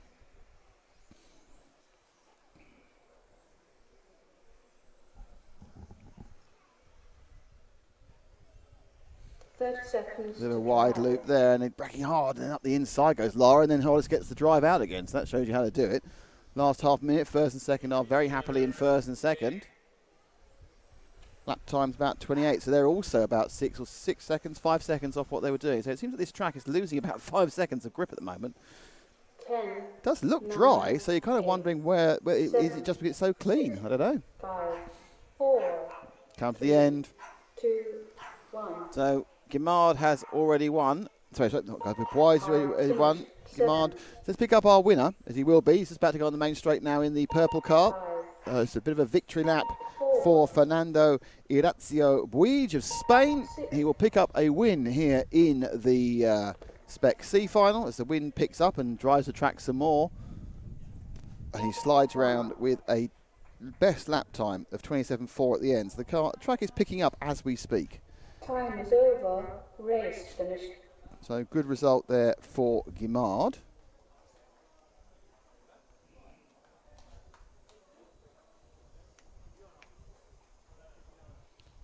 And next up will obviously be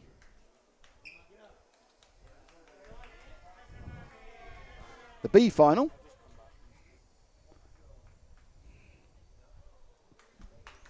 Here in Spain, so we're getting quite close. The first A final should be off in, the first Spec A final will be off in about 10 minutes or 9 minutes. No. The mod finals. So who's in this one? In car one, it's Fabien Valentin. Valentin Valentin, he's just there. Fabien Valentin. Carlos Ferrando in 2. Vincente Erez in 3. We have Bartolomeu Zambrucki in 4. David Usher in 5. Arena Brissell in 6. Nicolas Cardoso in 7. Gregory Estevez in 8. Danny Brooker in 9. And Christophe Pontil in 10th.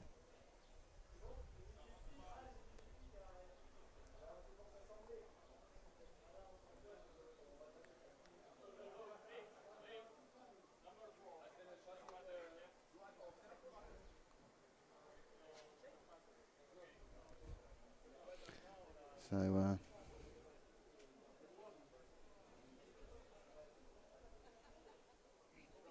we can start off again.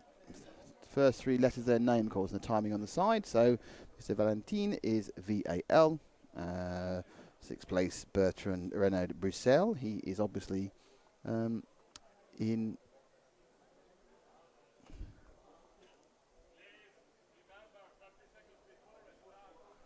Still trying to save the 30 seconds before you must go to the grid. You'd think they'd know that by now, wouldn't you? So very low traction out there after the rain this morning washed everything off. I'm pretty sure it's pretty dry, so it may just be, probably is still just taking the last bit of vestige of dampness off the track. But I think a lot of it now is just that the cars are sitting on a completely virgin surface. Be interested to see what happens by the time we get the first round of mod, and how they'll do.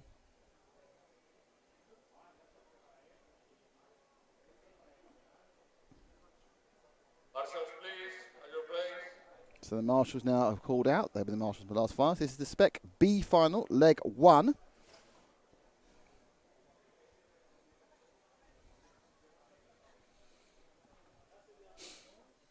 And according, we've got 2 all white cars there. We've got 2 all orange cars, and so there's 5 cars. I think are rattle cans, and we have that means they go single colour rattle can, a single colour.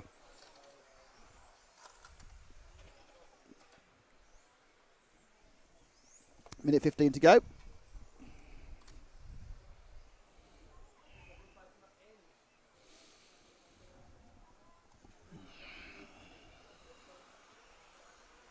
One minute to the start. All cars to the starting position.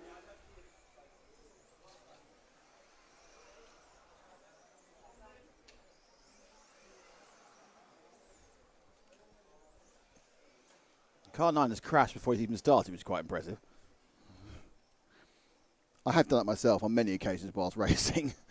So, Just start to say now, thanks to Infinity and thanks to Montec, our core sponsors, thanks to EFRA, the European Federation of Radiographers who organised this, 30 seconds to start. and thanks to you for watching in your droves.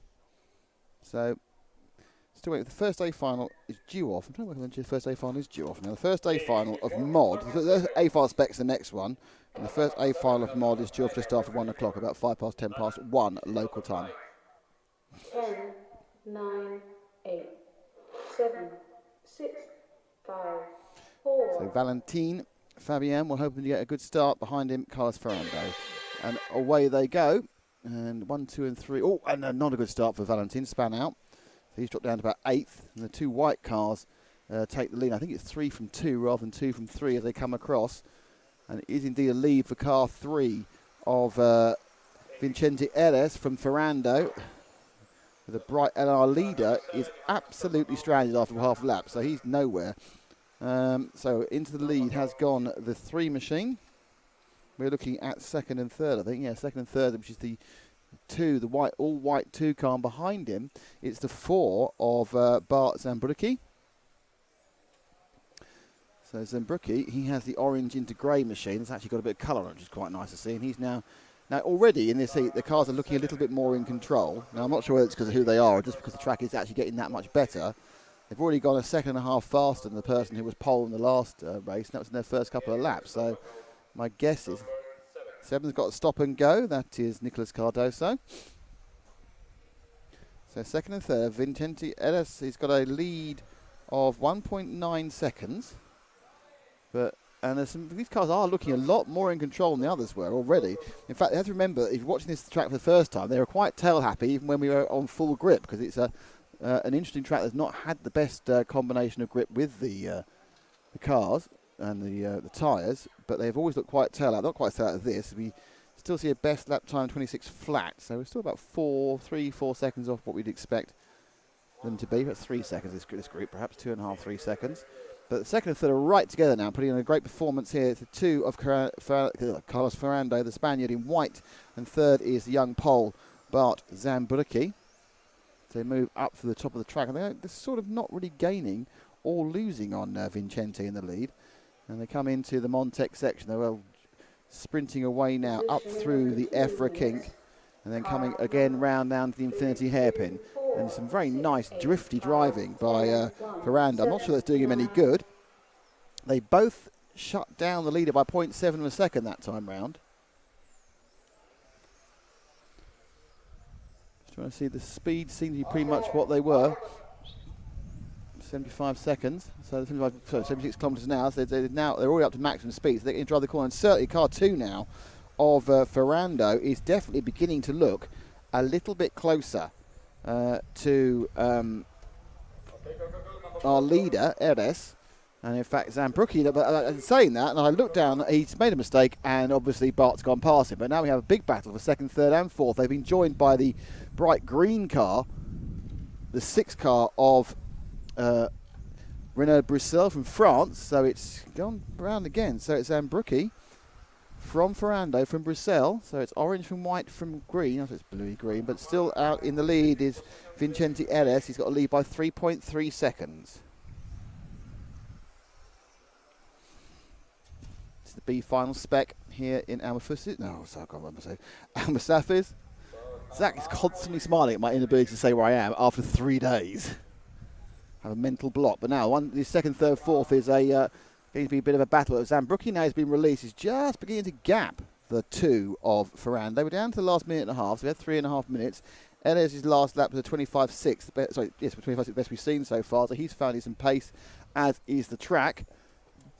My guess is once we get to the modifiers, they're going to be within half a second they were in the full dry times.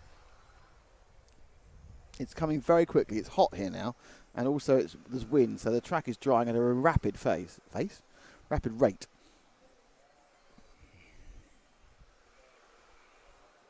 One minute to drive.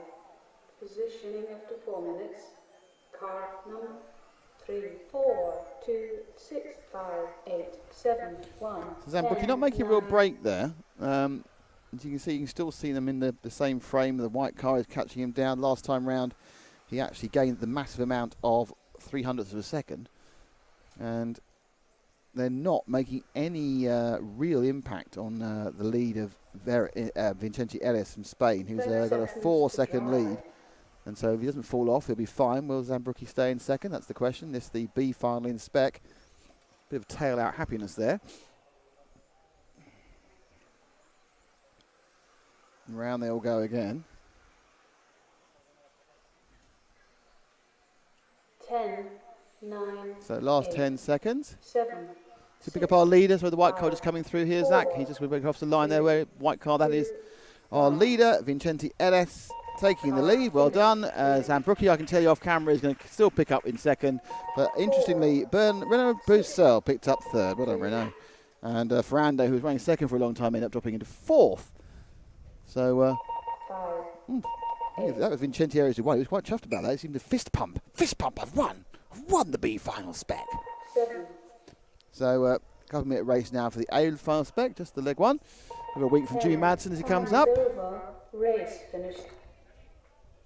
As the A finalists for Spec get ready for the second of the main A finals. Our second A final for a European Championship. 3 European Championships being decided this afternoon. Race is coming thick and fast.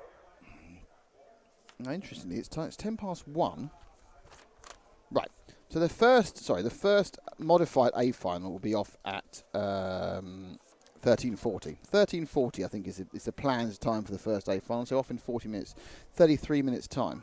She's a bit quicker. Yeah, 33 minutes time for the first A final for modified. This is the first A final for Spec. Hello, Villy. How are you doing? Villy Vites is on the stream. Good to see from you. How you doing, mate?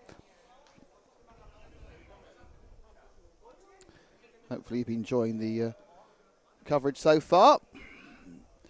And there you have the A final lineup. It is Alexander Duchette in 1, Jan Rithesky in 2, Tom Kragewski in 3, Jimmy Madsen in 4, Max Mackler in 5, Andrea Valero in 6, Steve Fravel, the young French guy, in 7th, David Rebello is in 8th, Carlos Fernandez Espinoza is in 9, and Julien Juste is in 10th place on the grid.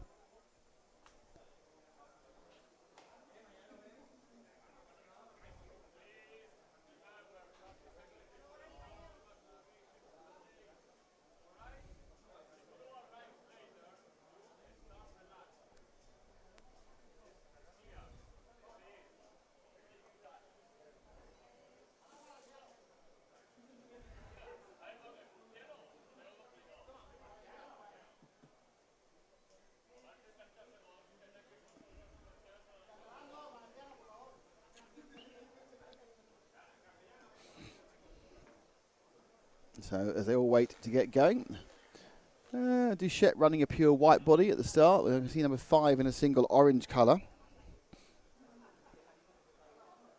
Thanks, Willie. Willie's been nice to us and we're doing a great job.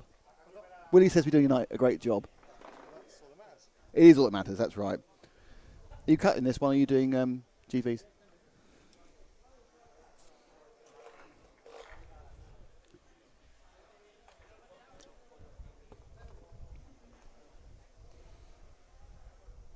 So this one will be underway in about 20 seconds. They'll get to do their warm-up.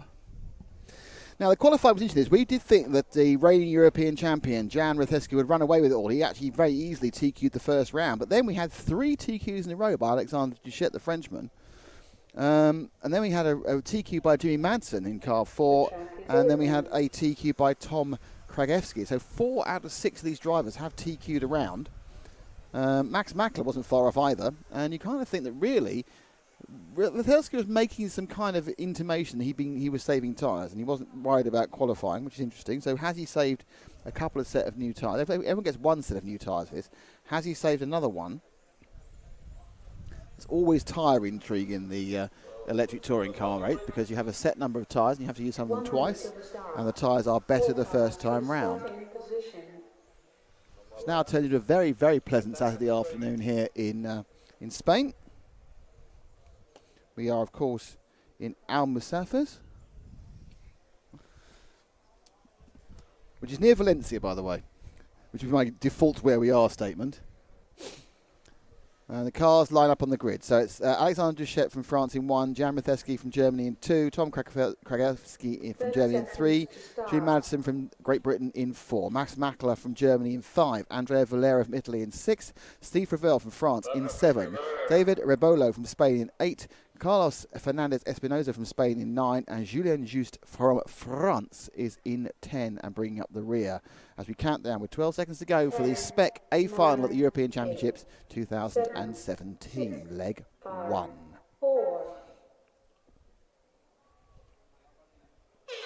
And they're away, and it's a circumspect start for all of them. They've seen people putting power down and interestingly leaping through. I think Madsen's leaped in straight into second place. So a great start by Jimmy Madsen, who again, being British, is used to these low grip conditions. It's Madsen now who's taking the challenge straight away to Duchette and not enjoying the conditions again is Jared Matheski, who's dropping back. And into there goes Madsen. So suddenly Jimmy Madsen, and they spun around the corner there. And that was a little come together. And it's Madsen who's come off worse at the end of the whole situation there. And Duchette's taken the whole thing. Wow, that was a big action there in the first corner. Now 3 cars before. Don't think Duchette's been called. I don't think he has. So Duchette takes the lead. Coming round again is Madsen, who's still in second. It's Rateski, who is dropped down to 4th, I think, now. And the 3 car of Kragowski is running behind him. No, it's Madsen's had the problem. Madsen's dropped right down. It is actually Rateski in second.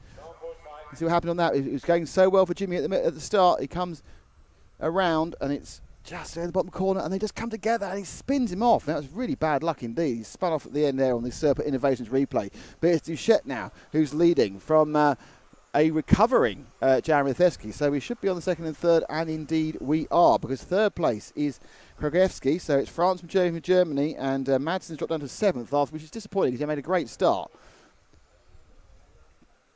And now, as Duchette tries to concentrate on putting in line, the second and third battle may be his best chance to get away. Last time round, he was about a 1/10 of a second. And a massive action between the two of them again. And this is really playing into the hands of Duchette as everyone else makes mistakes behind him. Still again with the Serpent Innovations replay. And it is up the outside, and that's a racing incident. Krafevsky just got a bit of a better run, and as Rathinsky tried to get his racing line back again, they came together. But at the end of that, it means that the gain in that lap round was about 1.7 seconds. So Duchette has a nice lead from Rathinsky, who we're with, and Kragowski, who's behind him. And the lead is about 3 seconds. 2.7 seconds, and they're still claiming and shouting in the... I'm not quite sure why the referee always seems to talk over the woman who's talking about the 2 minutes down, 3 minutes to go. There's a bit of referee over chatting, I think, at the moment. But it is Duchette who leads in the white car, just out of frame of this one. You'll probably see him exiting the corner as they go into the infinity hairpin. But the battle here is between Jan Rathiski, the German, the pre-race favourite, and Tom Krivesky, who won the final round of the day last night, and they are so circumspect coming around that top corner. Lap times 24.7.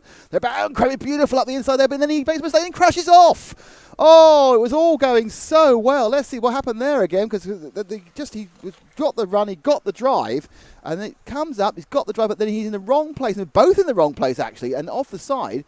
Was smacked was Kragowski, but it means now that running away and in second on his own, so first and second are clearing away. So let's pick up our leader, Zach, who's just coming round start finish now, the white car of Duchette.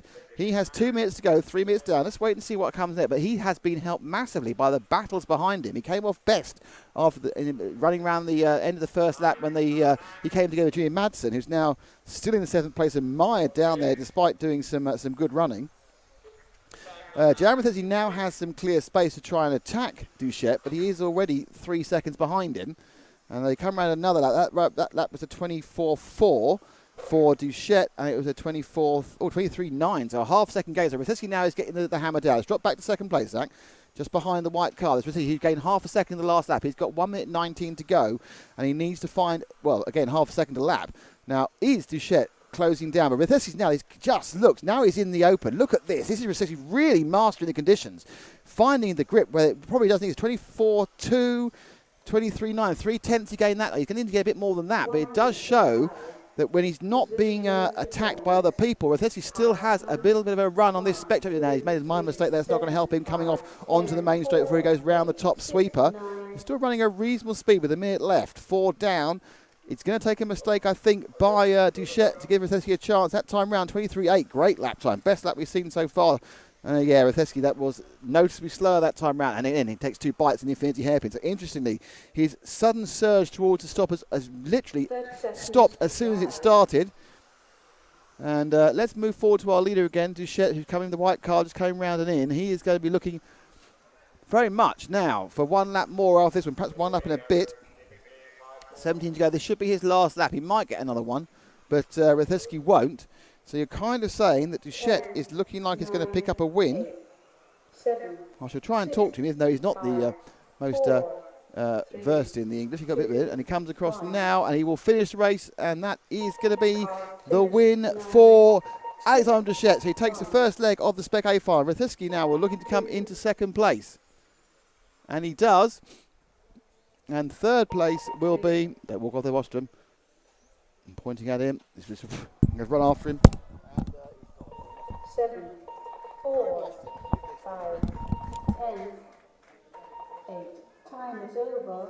Race finished.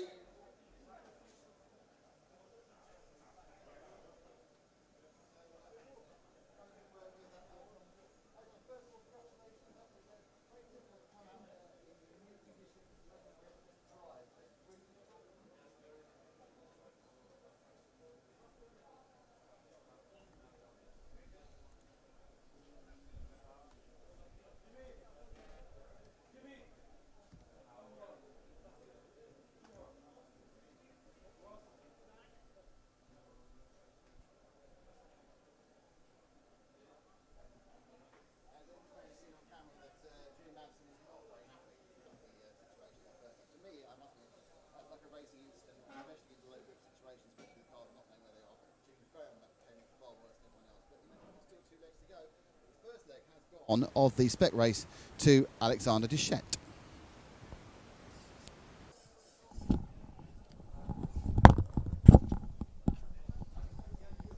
So let's get moving.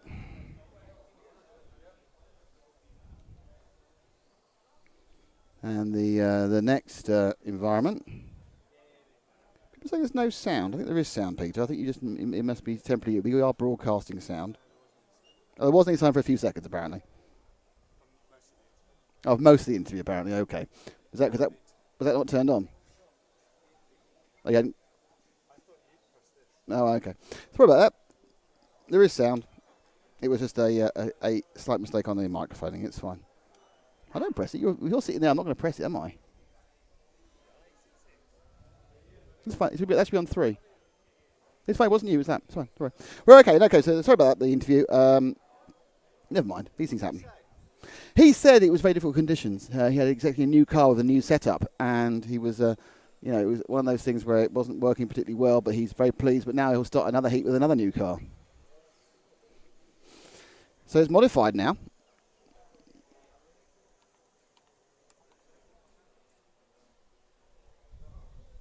And no. 10 races. Oh, yes, there are 11 races. Yes, there are 11 races in this one because the 11th racer, there are 31 entrants in modified, so we have an 11th racer. This is the C final. It's the A final. So the 11th racer is Henning Stavenhagen. So it's Javi Ferrando in 1 in this, the modified C. Mikko Debanoha in 2. Oliver Boltnick, who already won a European Championship A leg a few minutes ago, in 3. David Abar, who was, I think, second out in 4. Aaron Rose in 5. Annan Weisskol in 6. Damien Giddens in 7. Jesus Casanova in 8. Finn Olaf Assen in 9. And Tommy Jensen in the flow in 10. And, of course, don't forget, Henning Stavhaugen behind him.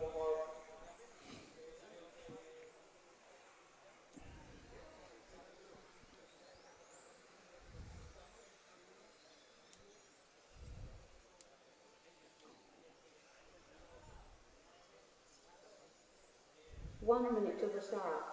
All cars to starting position.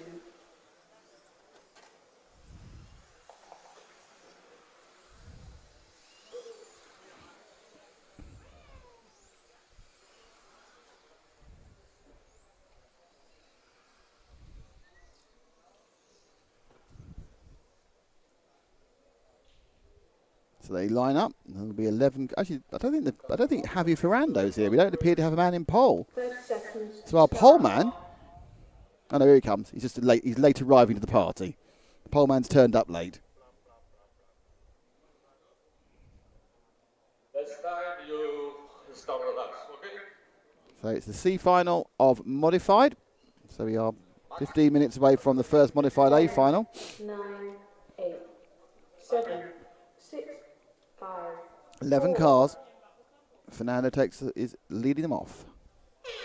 So Ferrando off with in the all orange machine, and the first 3 cars come through streaking together. The all blue car is Oliver Boltnick, who lips are in. He's obviously loving these conditions. He won the A final in F1, and now he's in the blue over blue car. Boltnick is already harassing the Javi Ferrando orange car and looking to come up the inside. They go around the bottom of the sweeper. They're also still involved in this is the third place man of Mika Tepanoa, the Finn, in the yellow and crimson car.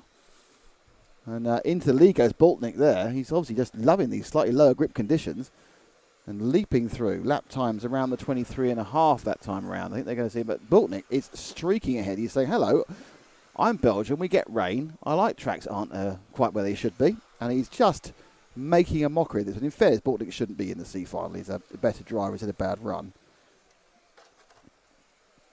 As he comes back over through the EFRA kink. And we're looking at second and third. They go into the infinity hairpin. That's Ferrando and Tepanoa. Up the straight, 104 kilometres an hour. So a few kilometres off what they were doing yesterday. Maybe because it's a C final, maybe because they just slightly turn everything down because of lack of grip. And we are now at 22.3s. I'm beginning to think we're going to see times virtually no different from... and up the inside almost there went... Tepanoa of Ferrando. And then he involved him. He lost all momentum, Tepanoa. And Ferrando now happily in second. Waiting to see whether Tepanoa can come back to him again. There's Ferrando, sweeping through the EFRA kink. The car ahead of him, that's not the blue car of our leader. That is the blue car of Tommy Jensen Interflow. They streak up the straight. I still won't see whether they're looking more.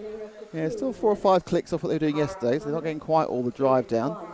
But the lap times we're seeing here are making me think we're going to be seeing lap times basically right on the money of what they were in top conditions. I mean, a few tenths off, not the 6 or 7 seconds they're off when the F1. So it just shows you how much is. And then Tepanoa, look, right at the end of Ferrando there. So they came out of the bottom corner onto the main straight. He was literally, you can see him had to come off the power to avoid ramming Ferrando in the orange car right up the backside. The lead for Boltnick is about 3 seconds now. And going round.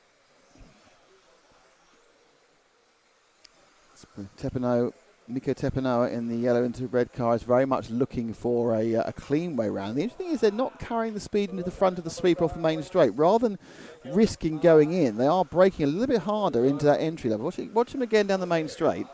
Both of them noticeably braked earlier at the end of the straight as they lap another car, and they come in and they brake and turn rather than taking it more speedy and sweeping round. That's almost silly because they're not quite sure what amount of grip they're going to get when they turn left at the end of the straight at 60 to 65 miles an hour. Boltnick winning this one by 3.2, so his lead is stabilised now, but I'm not sure whether they're just driving each other on. So it's the orange machine of Ferrando and Tepanoa now looking to go on the outside. Oh, he's very close to going off the track then, and that would have, there's no grip on the grass, I can tell you. Now looking up the inside. Some good driving by Ferrando. He's keeping Tepanoa back, and good drive by Tepanoa. He's been completely fair, but now he's got a chance to run, but he gets just squeezed out of space as they go into the EFRA corner. But this time, he's giving it full-on drift, Dukes of Hazzard style there, Tepanoa, and he's going to drop back a long distance. Now, the interesting thing will be, in the remaining minute and 13 seconds, whether he can catch back up again. So let's have the chasing cars act rather than the leading car, and because that's probably more likely something to happen. The guy behind him is lapped. I'm saying that, actually it's not. It's Giddens. Is it Giddens lapped? Yeah, Giddens is lapped. There's the lapped Giddens car. And he's not making any impression on Ferrando now. The car behind Giddens, so the orange car behind the blue car is Aaron Rose, who is actually in 4th place. As we come down to the last 40 seconds, it's getting quite confusing with the amount of lapping that's going on, but Ferrando now has lapped A-Bar. A-Bar and Tepanoa have got confused. And Rose is behind Tepanoa. And the net effect of this is that everyone's still in the same order, but the cars aren't necessarily all racing each other. So down to the last few seconds. Let's pick up our leader. He's just about to go into the Serpent's Head now. Blue over blue. Oliver Bortnick from Belgium. He won the F1 leg 1, mastered those low grip conditions. It's going to be very different when they go out next. It's already very different. It's already half an hour later. We're already seeing so much more grip available to cars than there was the F1s, who of course are two-wheel drive as well. Last lap for Bortnick. Second place is still Javi Ferrando. Mika Tepanoa is third. They have all finished. Rose has finished, so it's only Bortnick who's made the extra lap, the 15th lap. And he has put in a performance probably better than anything he did yesterday, when he had a pretty poor day in the modified practice side of things. So that is the end of modified C leg 1.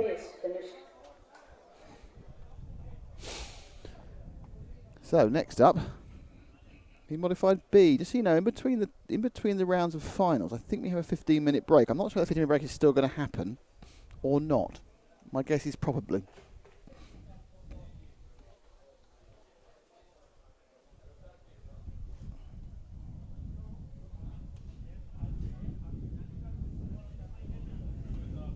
So your runners and riders for the B final in modified are Christopher Crabb. He's the unlucky P11, doesn't make the A, from Germany. Mark Fischer from Germany in 2. Freddie Sudov from Germany in 3. All those who you'd normally expect to see in the main A final. Cyril Ndai in 4. Alessa Minicucci from Italy in 5. Cyril Ndai, of course, from France. In 6 is Michael Olowski from Poland. Nicola Moroni from Italy is in 7. Alexander Laurent from France in 8. Manuel Wagner from France is in 9. And Harley Eldridge from the UK, the lady racer, is bringing up the 10th place on the grid.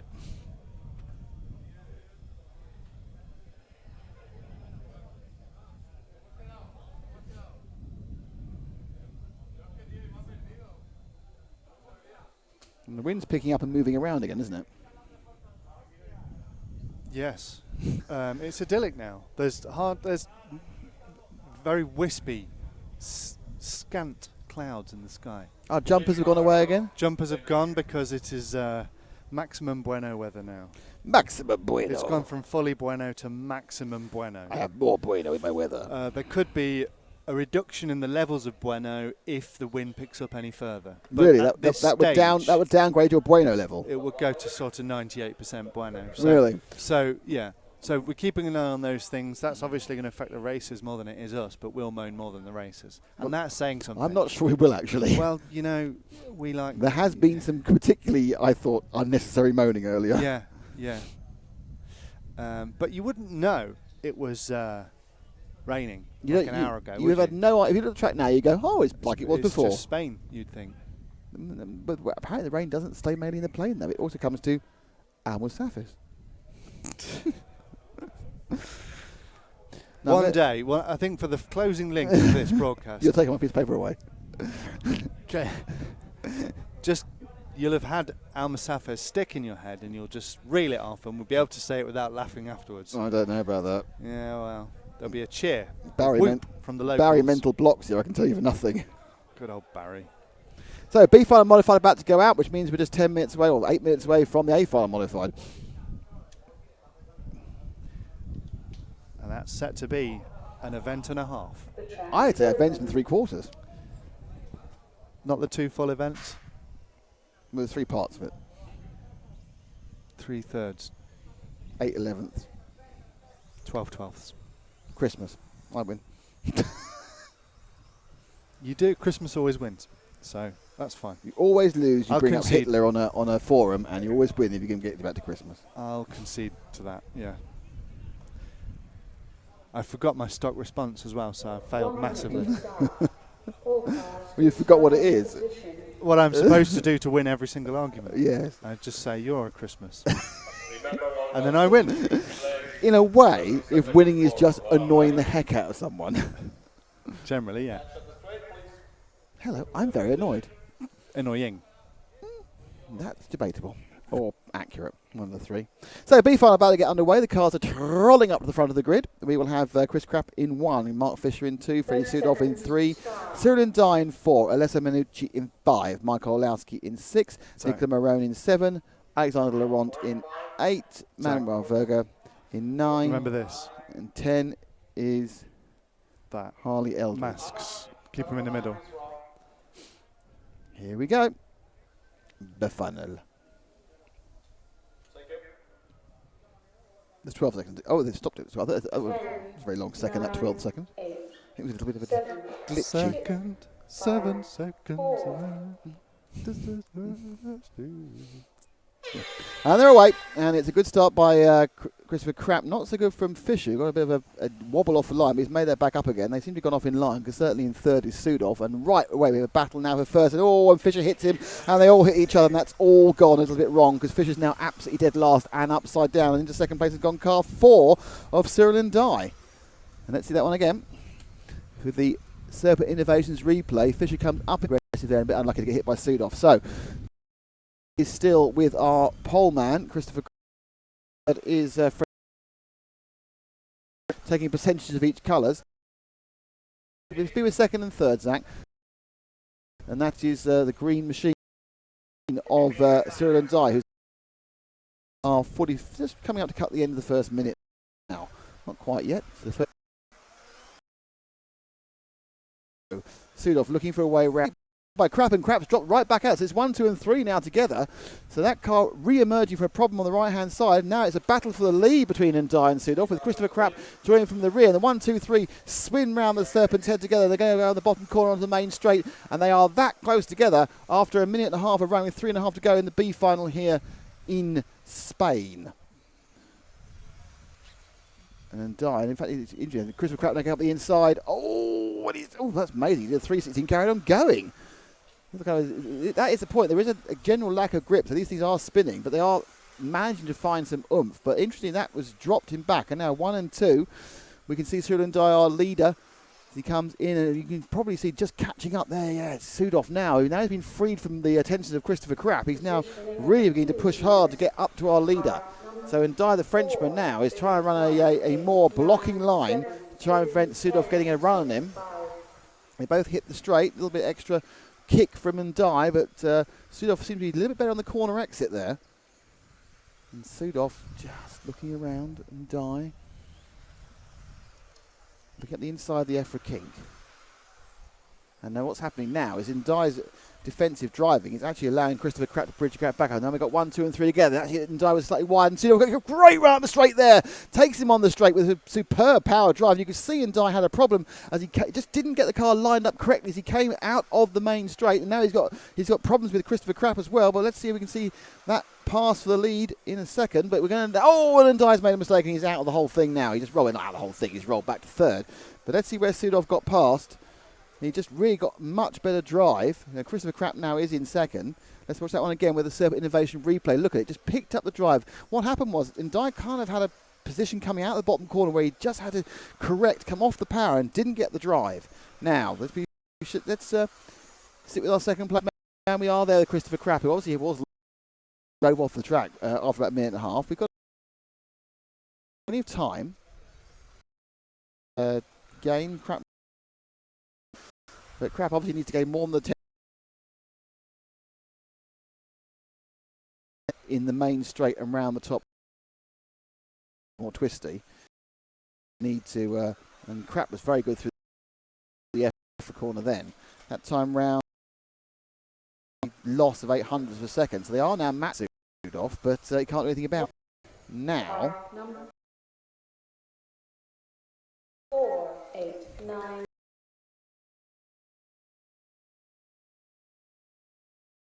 4,000ths of a... Sudolph is effectively blocking him by just being as fast as him, even though they're not in the same bit of track. So just behind him, by Sudolph is in third. Manuel Wagner's come from ninth and is in fourth. 10 seconds to drive. Well, Laus's had a bit of a nightmare. He's down in ninth. Krapp that time round lost about 900ths of a second. So Sudolph is very comfortably picking up this B final win. Not worrying about things too much. And he now has just a lap to go. So he's starting his last. Move forward to our leader. 10, And that 9, is 8, 7, Freddie Sudolf 5, 4, from Germany. Got ahead thanks to some good driving up the inside of Ndai. And nice stuff indeed by Sudolf. So he now finishes the race. And we're now going to have a break. And the next thing up is the A. 7, 8. Schoenberg. We are now getting ready for the first A final. Top 10 fastest drivers at this meeting. I'll introduce them and they'll We're getting introductions. stand in their positions. Oh, there's introductions. I'll wait 2 seconds because they're not all here. So we're going with a bit of race introductions for the A final.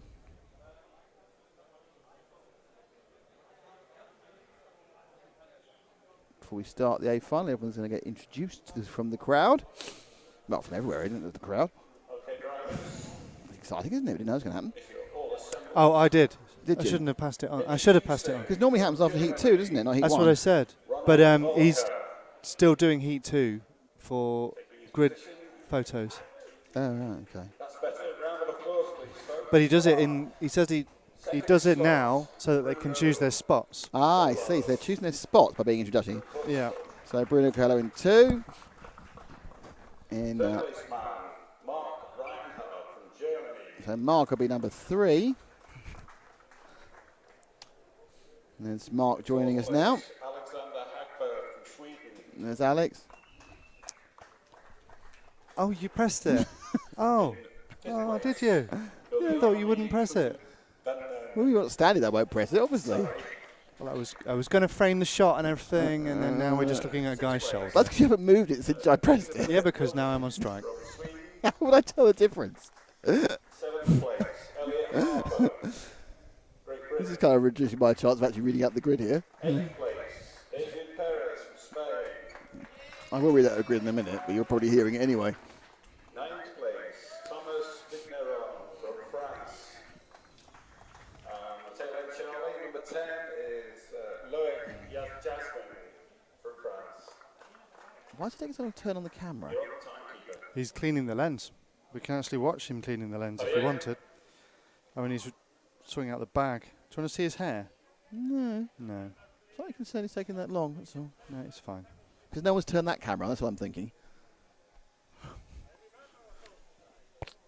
Shall I go and turn it on? Yeah, go on then. We'd be alright with pressing buttons and things. Well, you've got a minute and about 25 seconds to do something.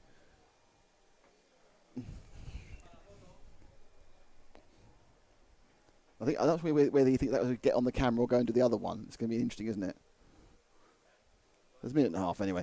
Whether the flappies, the I flappy think I hands may were have flapped interpreted. him wrongly. I think I may have flapped him in the wrong way. Okay, I'll go and do that camera. Okay. He might have already done it. Track is open. Oh, he's done them both. Oh, show! He's done them both. I knew. Oh, go I on. knew. Look this is the advantage of having youngsters who are fast and agile. They can do multiple things at once. And have something called initiative. Well, 3, yeah.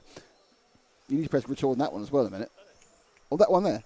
Oh, God, it's going around. All right, so let's stop talking about people turning cameras on and start talking about races. The main important things. Yes, so on pole from Germany, your reigning world and European champion. All right, lower it down a little okay, bit. down a level.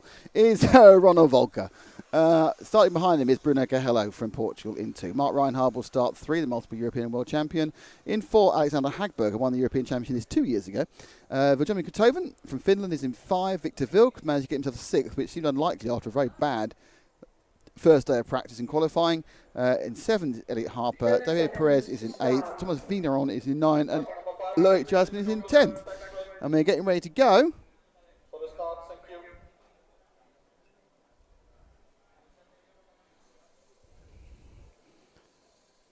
So, here we go. Volker, Coelho, Reinhardt, Hagberg, Kotoven, Vilk, Harper, Perez, Vigneron, and Loic Jasmine in the A final, leg 1. And they're off And a hesitant start from Volker, not knowing what the car's going to do. And up the inside immediately has come Reinhard. So Reinhard's got Coelho, and Reinhard suddenly with the Infinity chassis is reborn after moaning about the lack of practice earlier. So, oh no, straight off has gone Volker there. He just lost the power, and Reinhard's gone through, and so has Bruno. So that's a very big example of what happens when there's no power. So suddenly we have Reinhard leading. Volker just lost it all on as he tried to break for the Serpent's head.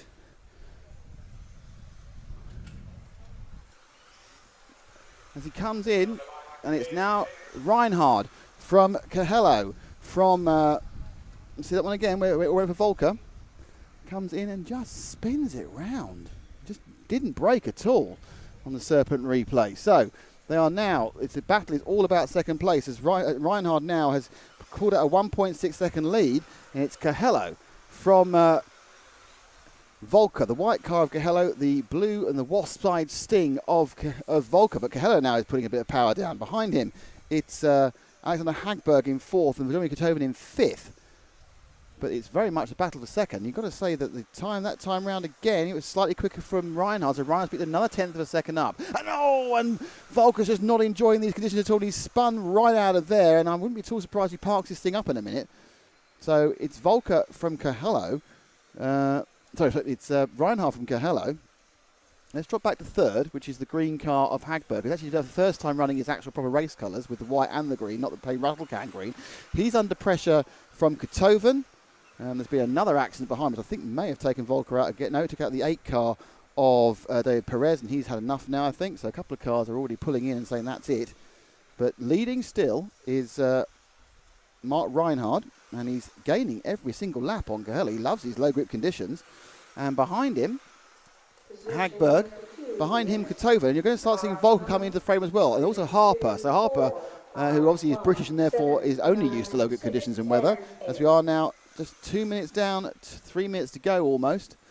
But it is Reinhard, last time round 20.4, Coelho 20.7, every single lap. Reinhard is eking away.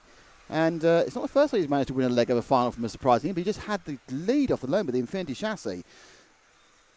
We're now looking at the Hagberg battle with the X-Ray. He's behind him. He's got Kotovin on the automatics, and Volker with the Yakomo. And behind him is Harper on the Schumacher. So 4 chassis running round together, slightly making a break in second. As you probably see him coming out as the white car. You see him flashing out the frame of Coelho, and then Volker spins out for the 4th time. And that is really just an example of when the car is set for a certain way and you have no grip, what can you do?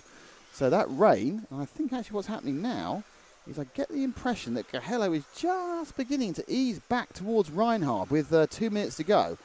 We're still looking at the 3rd and 4th. This is the closest battle on the field at the moment, which is Hagberg holding off Kotovin for 3rd and 4th. But if as Reinhard and Volker has retired from this A1, we'll be hoping the grip comes way up in the next hour and a half for the next final. Last time round, it's another 10th of a game for Reinhard. So Reinhard getting further ahead with 1:35 to go.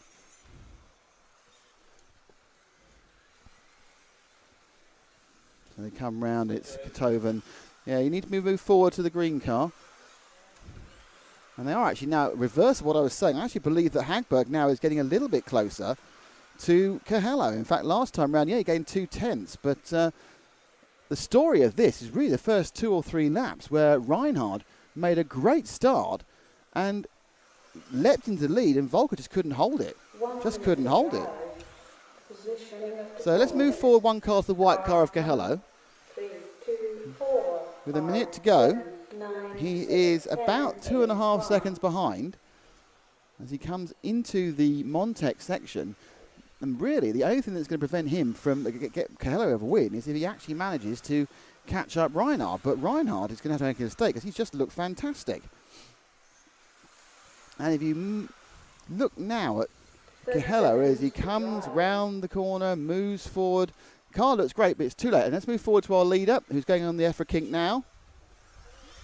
And there you have Mark Reinhard, the 4-time world champion. 3 at this class, once at 12th. I think he won the European Championship several times as well. I can't remember the last time he won the European Championship. A long time ago. He will get a victory lap because he is going to be the only person who's going to clip this last one. Actually, no, Coelho might just get it. So we have one more lap of action. Reinhard needs to get this thing over the line, and if he does, he will become the first leg winner. Volker was a big loser in that one. Just the car just wasn't working for him, and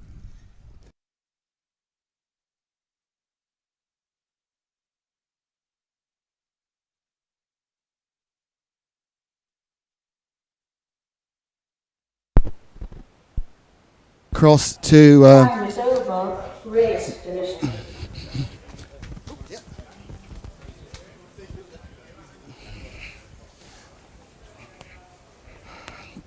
There we go. Well, well, well. Life in the old dog yet. Yeah, not too bad. I just talked to Ronald there. He was on old tires, so. But still, my car felt good. I think we were smart just to put the car on the grid because I saw before the first lap on these conditions now is a lot better when you don't make a practice lap. So I could pass him already in the first 2 laps and in the first lap. So yeah, it was a good start, and now I have 2 more sets of tires, and let's see if I can do it again. So how, by the end of the heat, how close was the grip level to what we were seeing yesterday? I guess it was still a bit off, but not as bad as it looked in the first mains I saw after the rain. But I guess it gets maybe a little bit better, but the wind also kicks in again. So yeah, let's see how it's going to be for the next one. I guess it's going to be similar. Great start. Thank you. Cheers, Mark. Well done. So, another surprise victory for Mark. Hello. I thought there was a gap between these two. They squashed the gap, haven't they? Straight through. The gaps are gone. Oh, this is my time is be right out now for this thing. Okay, smoke. Right. We now have the second leg of the A finals. We're modified. There we are. We can take a look at who is in that. If you weren't with us an hour or so ago, who is in that A final for Formula One? It's Jan Rothinski, Martin Hoody, David Urbar, Ivan Decal, Oliver Bultnick, Hector Arabessin, Luc Lee, and Jean-Michel Varenard. I have an issue here. Just the one? There's no brakes, and I have to try and do the cutout and keep it before it gets too far away. I don't think it will. We're not going to be on that long, are we? Well, we're on 4 hours. No, but you're doing all of the A's? Yes. Or just the mod A? I'm doing all the A's. Can you speak for the next 2 minutes? For the next 2 minutes, I will start a timer. It's very interesting because we can't actually hear what happens in that interview. He was very chuffed. Due to my errors, the first interview that took place wasn't audible to anybody. Well, it's picking up from there. But we've fixed that now, and we got to hear from Mark, who won the first A. Volker really not looking good. I was surprised he stayed out for as long as he did. He was on old tyres, Mark. He was on old tyres, so I suppose he felt there was nothing to lose, really. Nothing to lose. May as well get used to the track in these slightly new conditions, although it's getting back to what will be far more like we had during qualifying and practice, which is just windy and warm. Windy and warm. So we'll remove the pre-race. Sounds like a really bad comedy double act from the 1970s. Windy and warm, playing. Well, they're playing on the Bahamas. Yes, obviously. Yeah. Hello, I'm playing on the Bahamas. Yeah, on a cruise ship. So we have director George Romero. Big fan of his work. We all are.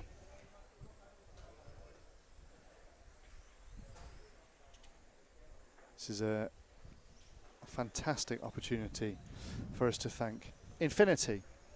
Thank you for sponsoring our coverage this weekend, and also to Montec.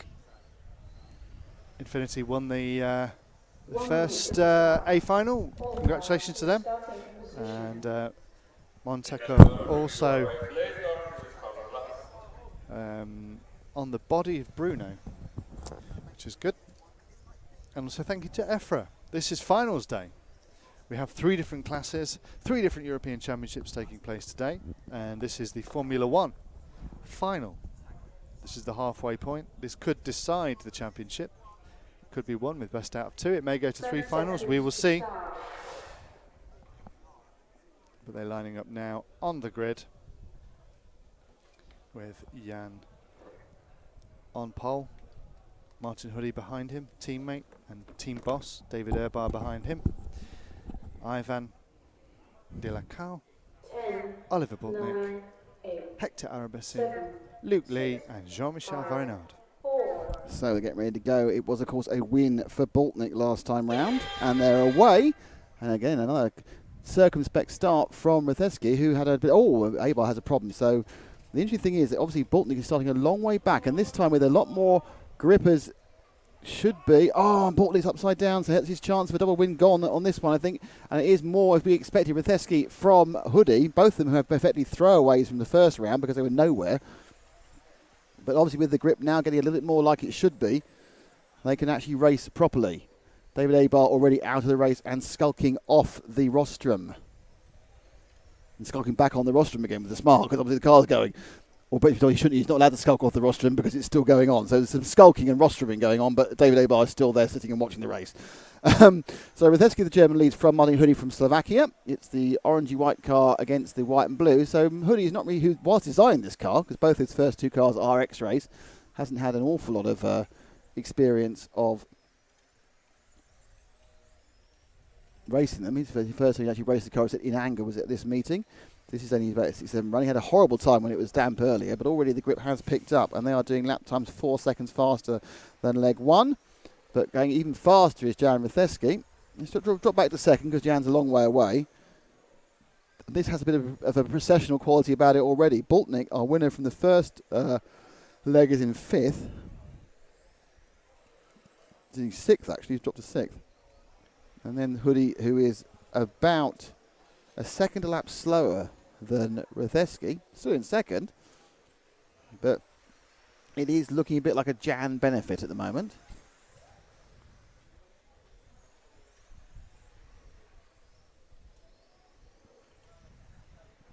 They're looking to find some pace on the side there.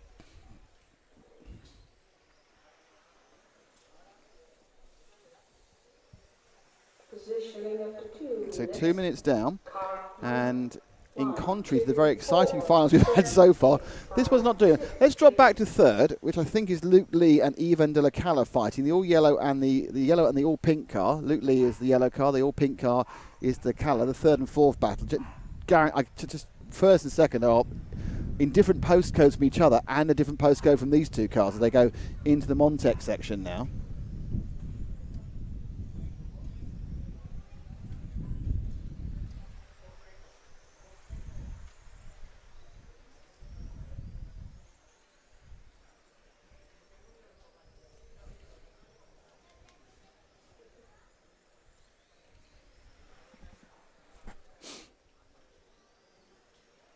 Luke Lee in the yellow machine, the Brit just pulling away a little bit actually from to the Cala. What's interesting that the rest of the field, the 1, 2, 3, 4, 5 cars in the field, not first or second, not Jan Rathesky leading by a mile, and not Martin Hoodie who's in second by a mile. If he can be in second by a mile, he is.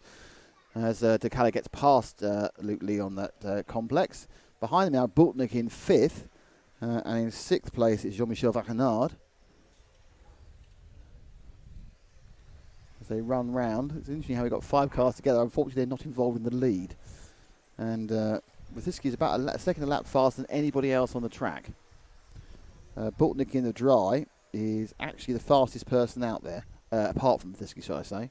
So as you can see, he now dropped back 1.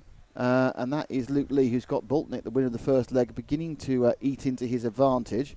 Boltnik was upside down after about 4 corners and very upset about it, and that's why he's so far behind. I think also the fact that Rathesky is going unbelievably well is why he's so far behind.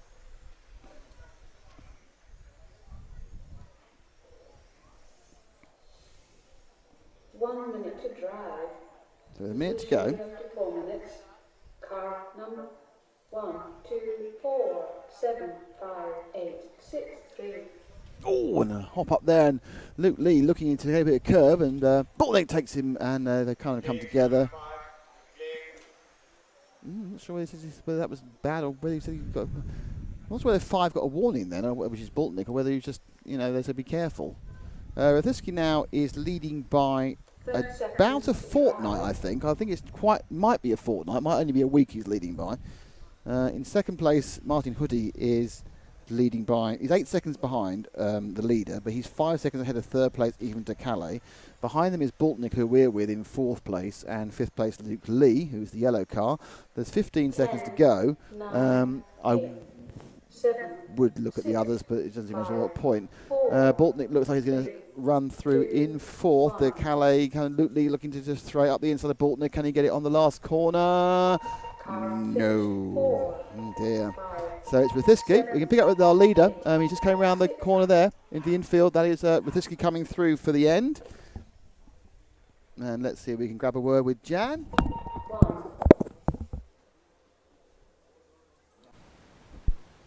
That one turned up to 3, and let's see if we can have a quick word with Jan. Yeah, it's a bit easier when the grip's up. Yeah, just a little bit. Now we have traction, and our setup is working well. So. Now, you won that by absolutely miles. Were you even pushing? Yeah, no, it was. Sunday cruise sounds bad, but it was like we practiced for. Good traction, easy drive. It was perfect run. Thank you. Well, see you then. Thanks. That's Jan Rithitsky, looking back in a position of possibly winning.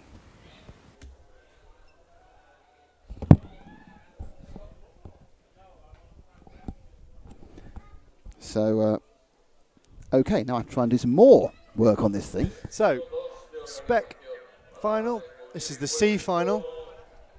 We have 3 finals of Spec and we have 3 groups of 3 finals. So that's 9 finals in total, plus the 3 of Formula 1. So we're rattling them through this finals day.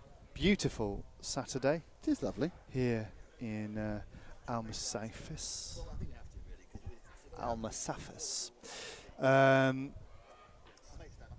Some of the drivers have approached the driver's stand, not all of them, so we're just having a brief pause while we wait for them, but they are on your screen right now. That's Fernando Artesano Borges from Spain. France have a driver in position 2 with Cedric Gerbert, another Spanish driver, Sveta Popovic, 2 Brits, Chris Betts and Gareth Hollis, another Spanish driver of David Lara, and Widi Guimard from France is car number 7, and that completes your C final. Wind it's just picking up actually, just a little bit.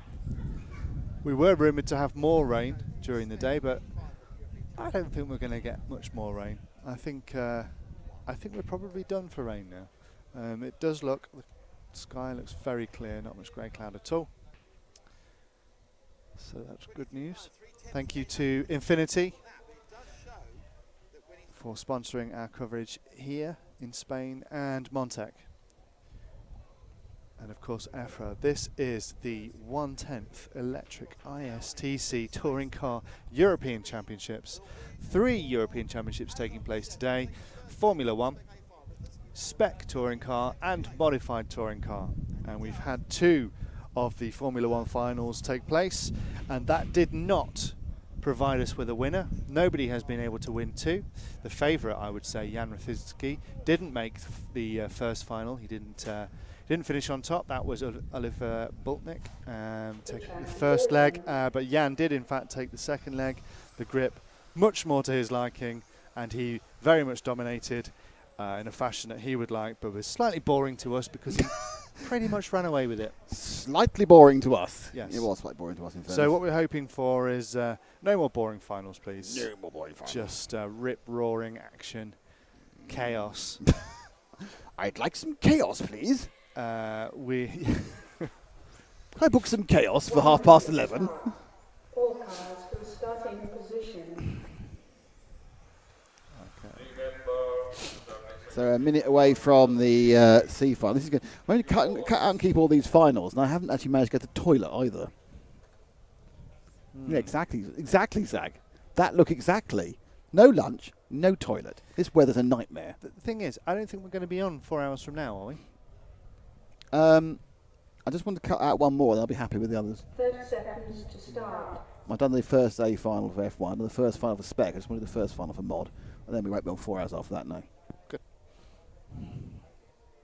Well, I hope not, unless there's a massive shower, which was supposed to happen 10 minutes ago. Yeah. So, heat 2 of... 10, 9, 8, the results. 6, 5, 4.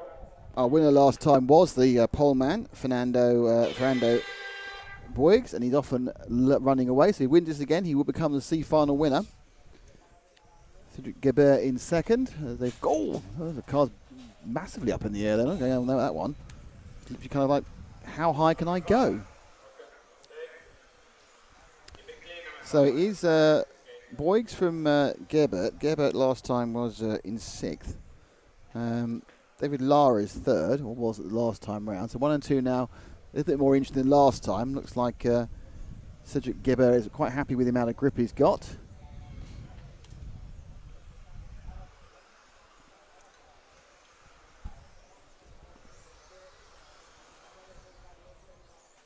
Oh, and a bit of a dodgy moment there for Fernando Boygs, and he's now in trouble because he's actually lost the lead. So past him has gone Gebert. Boygs lost the drive onto the main straight and then lost the lead into the end of the first corner.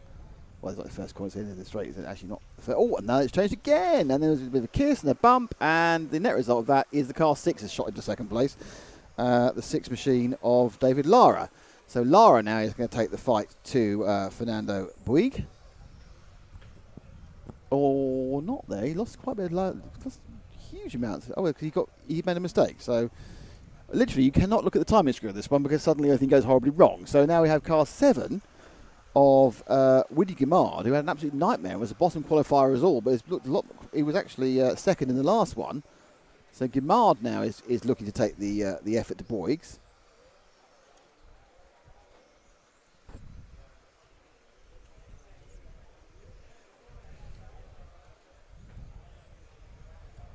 So let's have second and third. Zach, just drop back, and that's Boygs versus Lara. It's not Boygs versus Lara, it's Woody Guimard versus Lara. And Lara goes up the inside of Guimard. Oh, he was very lucky there, but you see, he lost the drive. And in the end of it, oh, dear, oh, Lorks, 2 of him, the tennis net. That's 15 all, not a deuce. They both pinged into that. Let's see that one again. Let's race it as we can, and let's see, and that's a racing incident. That is a definition of a racing incident, and plop. It is Wimbledon next week, so being in a tennis net, that's where you should be. Get your Pims ready. Absolutely, and your strawberries. So who are we with? Our new second place man, the 5 car of Gareth Hollis. Behind him, and looking to catch him up in third place, is the multiple coloured how many fluorescent colours can I have in my car at one time? The 3 machine of Sveta Popovic, who I don't think started the first heat. I'm not sure I'm right about that.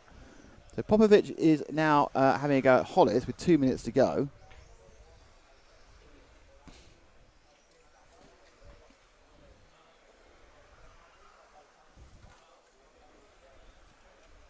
And they get closer. Still a long way ahead is Bouygues. Around the Serpent's Head and giving it, oh dear, car 2 of Gibert is not even on the track anymore. And that car's upside down. Neither of them are the leader, so it's fine. There's a number of disgruntled drivers who are walking off the the rostrum. But second and third, Hollis holding second. Last time round, Hollis was third. So he's got a second this time, but the leader, who is Fernando Boygs, is looking to get 2 wins and will seal the Spec C final if he does that. 2 wins, he'll be the Spec C final winner, and he'll climb atop a podium and wave at people with a trophy and who knows what else.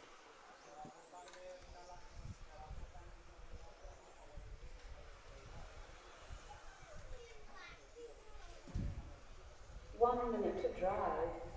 Positioning after 4 minutes.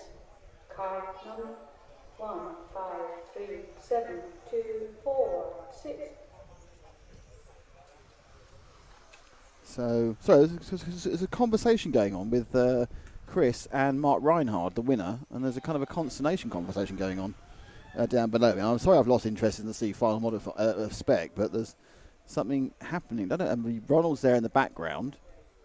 I don't know not sure if it's a problem or not, but something happening there with 30 seconds to go. Who's leading? Let's find our leader. Where is he? Boys, he's about to go into the infinity hairpin now.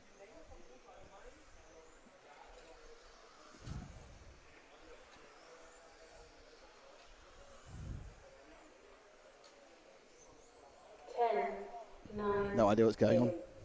7, 6, But the C final is being won by Boygs. 3, 2, 1. Car finished 4, 5, 3. So it was Boygs Hollis from Popovic. So Fernando Boygs, prior to me getting distracted, has become the winner of the C final. I just wonder what's going on down the corner there. Time is over. Race finished. What is going on, I say to myself. Do you, Nick? Yes. Yes, so there you have on your screen the full results of the C final, Heat 2, of Spec touring car. Finishing in first was Fernando Iranzo Borges with 13 laps. Gareth Hollis behind him, the Brit with also 13. Sveta Popovic and Willy Guimard all on 13 laps. On 12 behind them was Chris Betts, 9 laps. We had Cedric Gobert, and some way behind was David Lara, car number 6. Possibly not so happy with the result there. So that is how that one finished. Let's take a look at what's coming up next. It is, of course, the B final.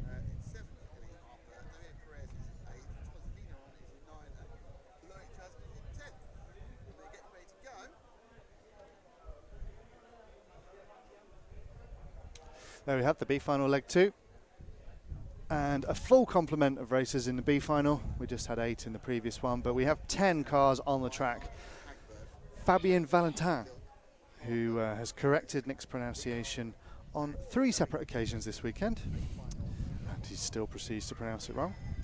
As is his wont, Fabien from France will be on pole. Carlos Ferrando from Spain, car number 2. Car number 3, Vicente Erez, also from Spain. Polish driver Bartholomew Zabricki. The Brit David Usher on 5th. Car number 6, Renaud Bruxelles from France. Another Frenchman, Nicolas Cardoso, is car number 7. Car number 8, Gregory Esteve, also from France. British driver Daniel Booker in car number 9. And making up the grid with car number 10 is Christophe Pontil from France. Wide range of nations represented in the B final. Their second run out. Will the results of this final hand us our champion, or will it go to 3 heats? We will know that answer in about 6 minutes, maybe 7 minutes, as some of the cars are on the track awaiting permission. When they get notified that track is open, they can have a few warm-up laps. I think they get like 1.5, don't they? They don't get that many warm-up laps because time is of the essence with potential bad weather threatening. The race organisers obviously want to get things underway and get the 3 champions crowned before the weather can play any more havoc with proceedings, as we've already had quite a lot of delays today. Thank you to Infinity for supporting us and sponsoring our coverage here. And I'm no longer talking. I'm back. And of course, EFRA. This is an EFRA event. And we're in Spain. Not too far out of Valencia. This is Almusafes. Lovely part of Spain, in fact. And for the most part, fantastic weather. Not too hot. Just warm and sunny. And as I've mentioned a few times, a little bit windy. What's going on, Nick? Apparently no problem. All nothing. Yeah, I'm not sure about that. Perhaps it became nothing. Now we're talking about my little look over the shoulder. What's going on there? Nothing you need to know about. I think that could actually well be the answer. Yeah. It's like, nothing for you to care about. Nothing Damon. for you. You're nothing. Ain't no thing. Ain't no thingy bing. Yeah, what it is. Okay, so we are. Where are we? So as you said, it's Fabien Valentin, Carlos Ferrando, Vicente Eras, who won the last one quite easily, leg 1. Bart Zambrucki, who was 2nd. Renaud Bruxelles, who was 3rd, is in 6th. David Usher is 5. Nick Cardoso is 7. Danny Booker, Christophe Pintoul. So this is the B final in Spec. The sun continues to beat down. The flies continue to annoy me. And away we go.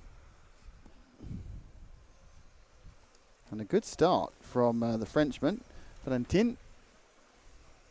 But up the inside, tried to go the 3, and then the 2's got it. That's in there to the 2 there of Carlos Ferrando. He's battling hard now. So we can see there's Bart in the black and orange car, and then the all green machine, I assume, is probably Usher.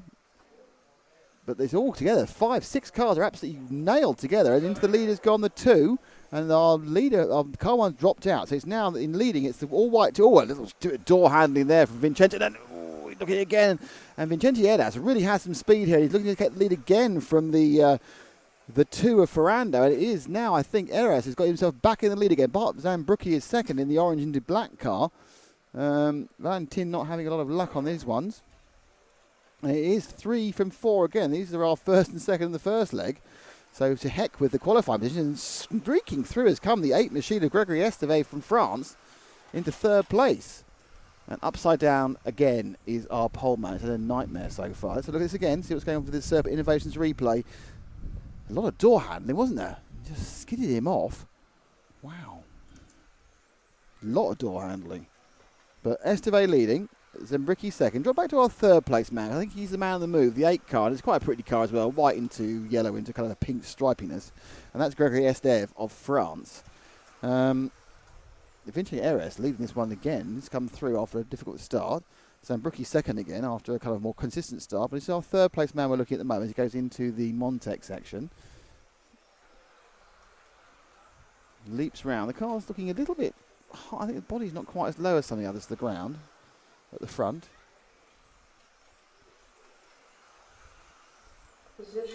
Something isn't that quick down the straight, I have to say.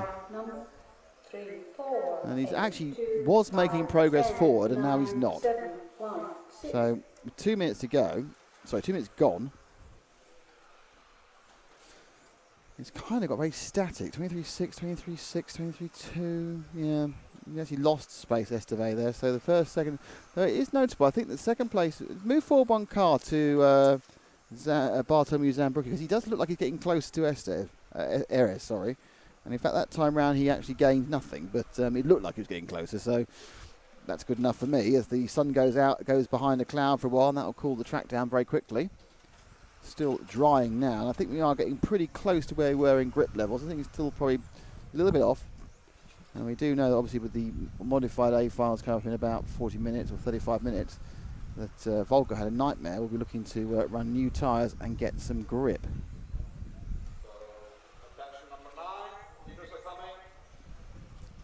So Eres now and Zambrucki. We're with Zambrucki. He's just about to lap the number 9 car. The number 9 car went so far off the track, he actually went out of the frame. You can see in that shot the white car of Eres. Zambrucki, he keeps looking closer, but the clock's telling me he's not close. It's really weird. Every time I look, oh yeah, he's got a bit closer, but actually on the clock it says no, he's the same distance apart as he was. He's 1.1 seconds behind. So obviously it's a weird foreshortening. I think it depends where you look at the track. It's kind of a foreshortening effect of this very large track. Oh yeah, he's got closer. He's got closer, but he hasn't. That time round he actually got further away. But the Eres had to get past the car that's about to come into view of Zambrucki. And that is the Augury. I think it's number 4 car. I think that might... No, it wasn't 4 car. Who is the person who's a bit of traffic? It is the number 6 machine of the 3rd place finish last time, Renault Bernard, with a minute to go. Zambrucki gets past, and that time round he was 3/10 faster, but he's really going to need... Move forward to our leader for the last couple of laps, because he's going to need to make a mistake now not to win this one. And he didn't get much love last time either, because he's miles ahead. So Vincenti Eres from Spain, looking to win this second B final, and therefore become the B final Spec champion. 2 wins. He's had some good competition from the young Pole, Bartholomew Zambrucki, but Zambrucki and he are now trading exactly the same times, and I think they're going to get, I think he's going to get 1 more, but this one and 1 more, I think. both of them will get the one more, so it's not a case of he can relax just yet. In the all-white car with the big LRP sponsorship. I can't actually what his chassis is. Has he got a chassis sticker on it? It just says LRP. Zambrucki behind him. A bit of grey into blue there. And they're on the last lap, and they're going around the top corner for the last time. And coming up in a few seconds will be the Spec A final. I'm desperately hoping I'll go to the toilet before that happens. And Erez wins that. So Erez gets 2 wins, and Erez wins the B final. Zambrucki has 2 seconds. We've got a little bit of a lipo guaranteed there. Oh, where? Over there. Oh, fantastic. It's already on camera. Oh, excellent. You've got a replay of it. No fire. Right, I'll be back in a second. Good stuff. Time is over. Race finished.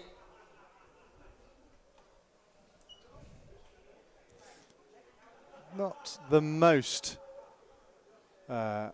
spectacular of lipo fires. We usually get at least 1 lipo fire per event, and it's particularly in touring car. We had one. I think we had one last year, and it was the poor guy's car last year got absolutely obliterated with foam from a fire extinguisher. So I'm sure he had a lot of fun trying to clean that out, ready for the next heat. But here we are, A final time. Let's take a look at who is going to be Spec A final, not mod final. So we've got about another half an hour, 40 minutes until the big boys are out. Let's just take a look at who's coming up.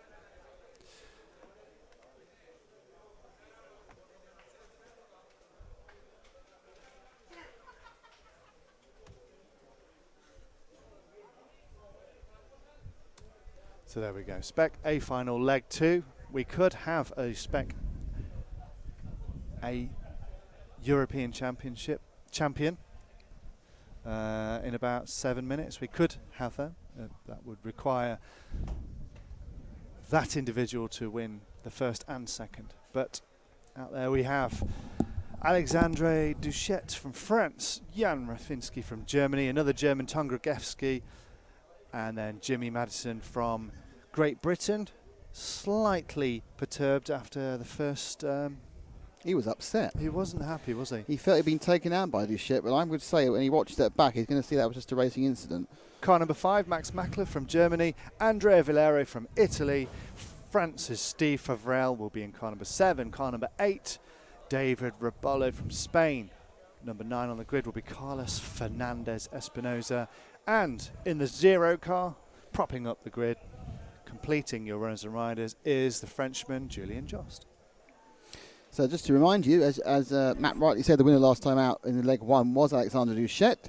So he wins this one. He is the European champion in Spec.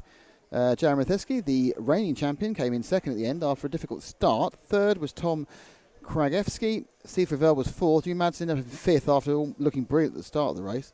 Max Mackler was 6th. Julien Jost was 7th.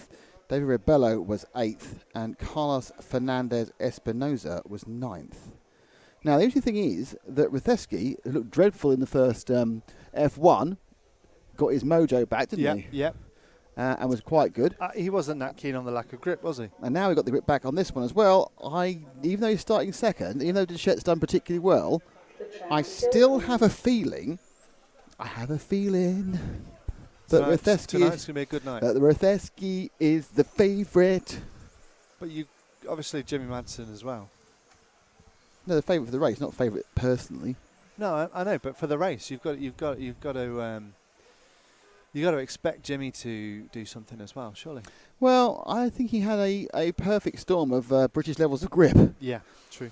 And if he had got past Duchette, he would have won that leg. Now, with the grip back up again, I'm not so sure if it's playing into... I know we're making a thing about this, but it is actually a fact that British drivers get to run in drizzle and rain more than anybody else.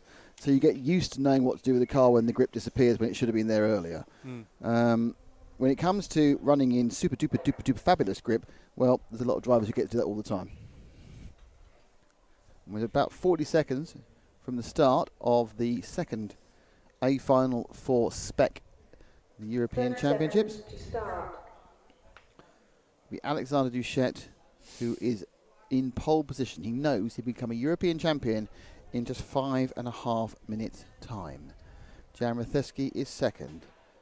Tom Kragewski is third on the grid. Jimmy Madsen fourth. Max Mackler fifth. Andre Valero in sixth.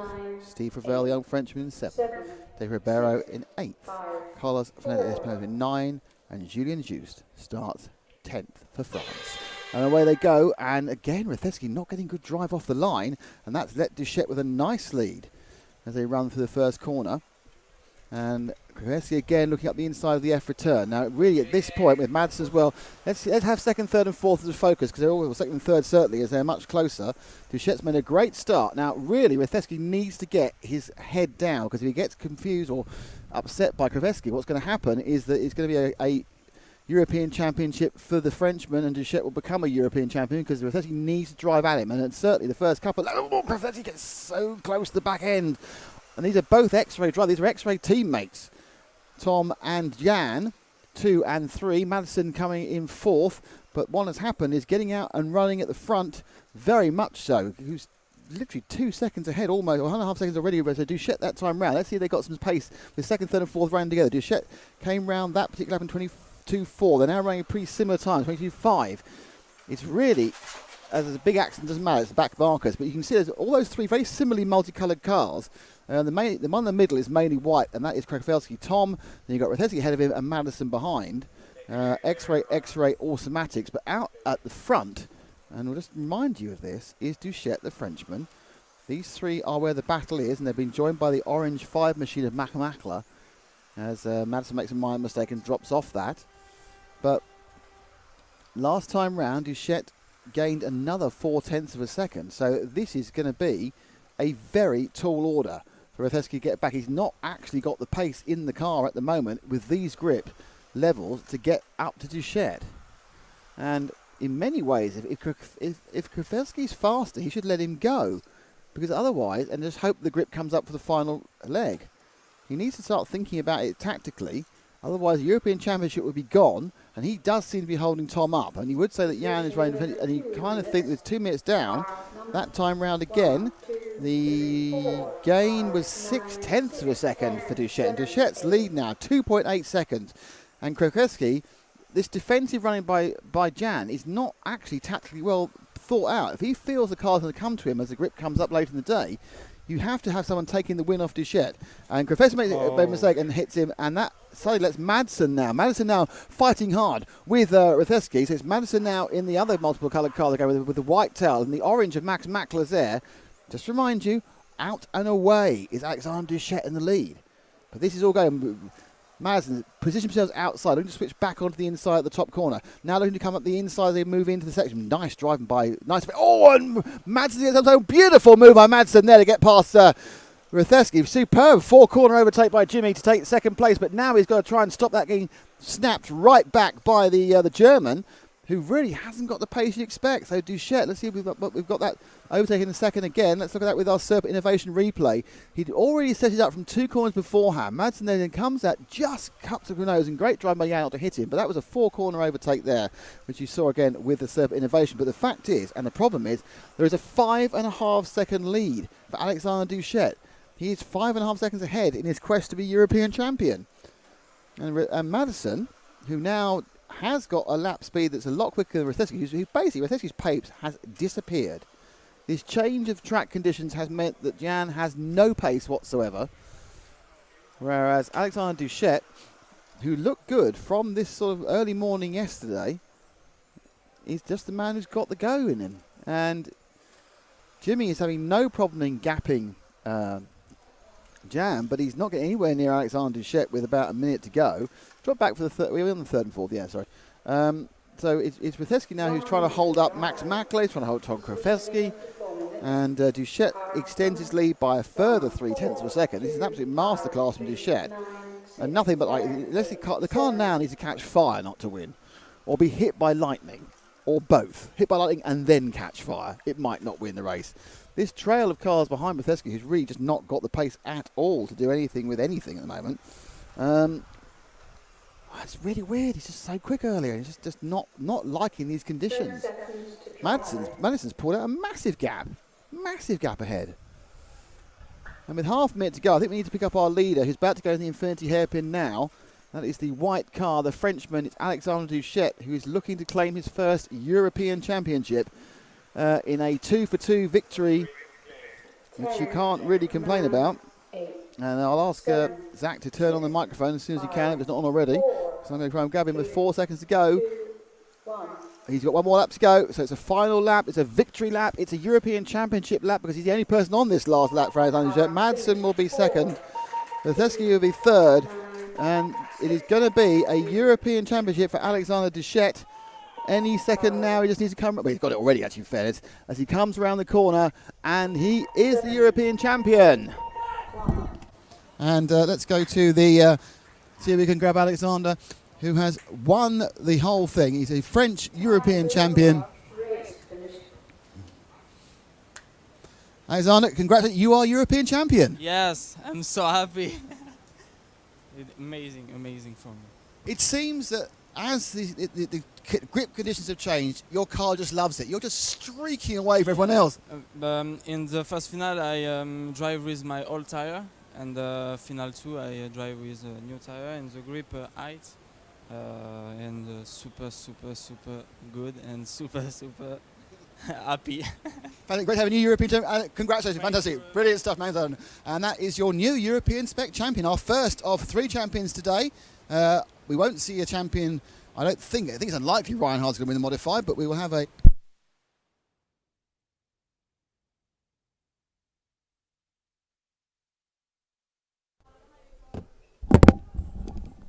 Well, there we go.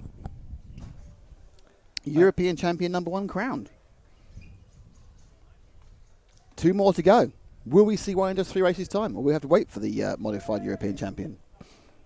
I can't help feeling with the grip back up again and new tyres, either Ronald or Bruno will win the next race.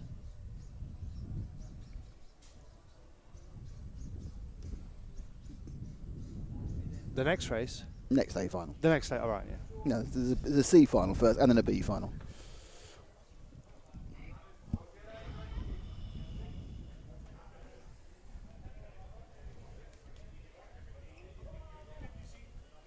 So next up will be the modified C final. Okay. And in the modified C final, in run 1, it was won by Oliver Boltnick, who really shouldn't have been in the modified C final, if we're honest. Yeah.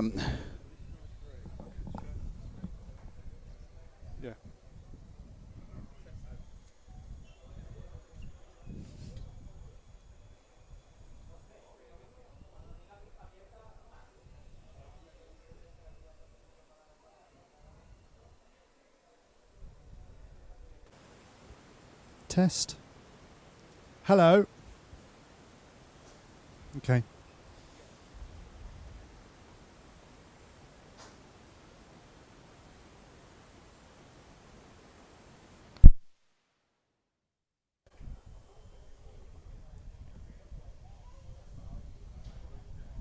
So we're back to the race with 11 drivers. 11 drivers. Just the 11. Bit thick and fast, isn't it? Without any breaks between the rounds and only 3 races in each class. It's just... And no Maxibon. No Maxibon. Maximum Crescendo. Duo Bon. Maximum Duo, yeah. So the Nick Tepanoa in 2. 8. Olaf Ass. Tommy Jensen in the flow. And Dav Haugen, yeah? I think that's the gentleman. It's the fantastic from me earlier. He bought us the Norwegian Kit Kats. They get offended with cat doesn't have a patch on it. Well, I but get the is that reckon that probably what happened was, my guess is that they had an issue with Kit Kats. Obviously, were after that particular design, and therefore Yeah. Otherwise, they'd have copyrighted them to death, wouldn't they? So yeah, you but could- why is it? Did you see the name? Kvik. 7, 6, 5, It's 4. got a similar name. And they're away. And off into the lead is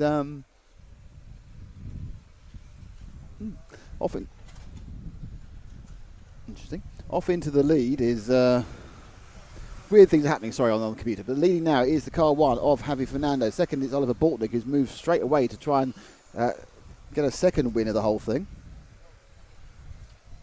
Ferrando. Javi Ferrando. He has Bortnick on his tail. They come through on this, the C final. And there's a bit of an oversteer moment for Bortnick in the blue and white car. So he's now, his second is where we are. The all-orange car of 5 of Aaron Rose is attacking him.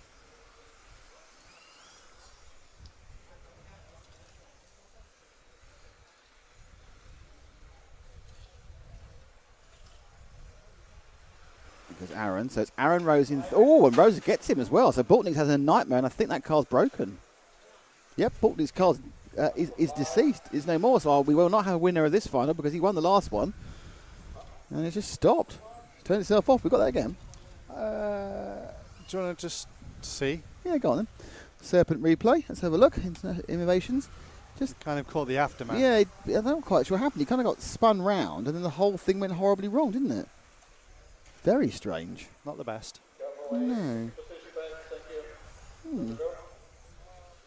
Anyway, so we're now moving up and around, and leading still is Javi Ferrando.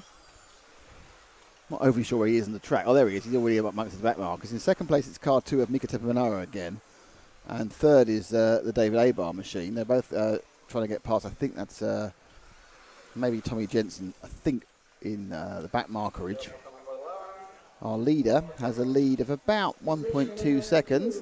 In between that blue car, the 10 is Tommy Jensen. So 1 and 2 are together, separated by about a second. And it's Mika Tepanoa, who is the Finn driver in the yellow into scarlet car.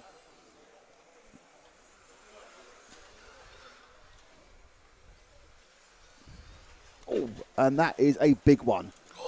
He's gone right off the track. And he's taken out our camera. Our camera has been hit by a car.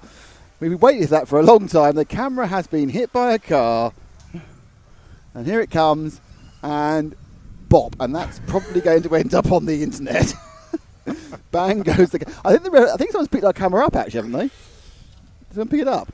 Amazing. Absolutely amazing. I think it's been picked up. It's been rescued by... Someone's put it up, yeah. Thanks, Marshall. He's done quite a good job of framing it, actually. Yeah, it's not quite not right. too bad. So thank you to that. We have lost our camera. Get up upside down. Ferrando is leading. Can you say that again? More serpent. Here we go. Mika Tepanoa. Oh, bomb. I fell over backwards, actually. Buffering at the moment.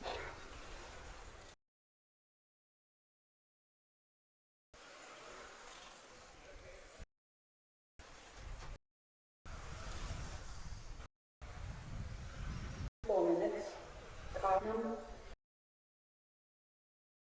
9, 10.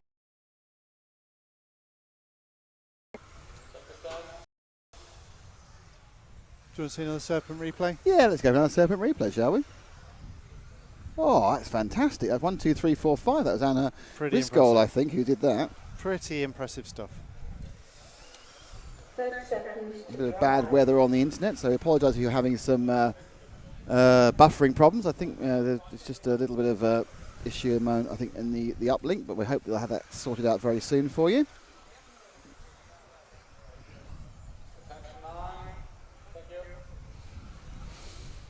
Ten, 9, 8, 7, 6, 5, 4, 3, 2, 1.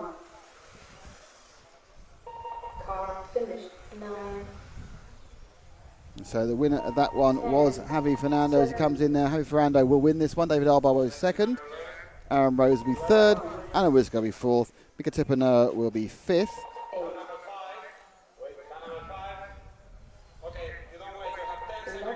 Oh, 10-second penalty for car 5. Oh dear, it's got a bit kind of severe at the last moment, hasn't it? 4, 5. Time is over. Race finished.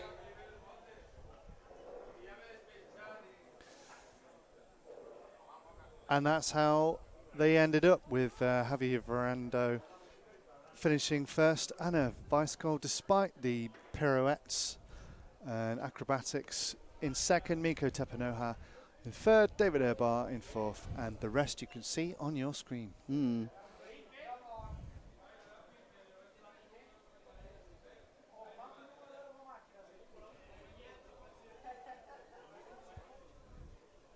a lot of flies here. Someone going to go and mend that camera? It's got knocked over. We can always see it again, can't we?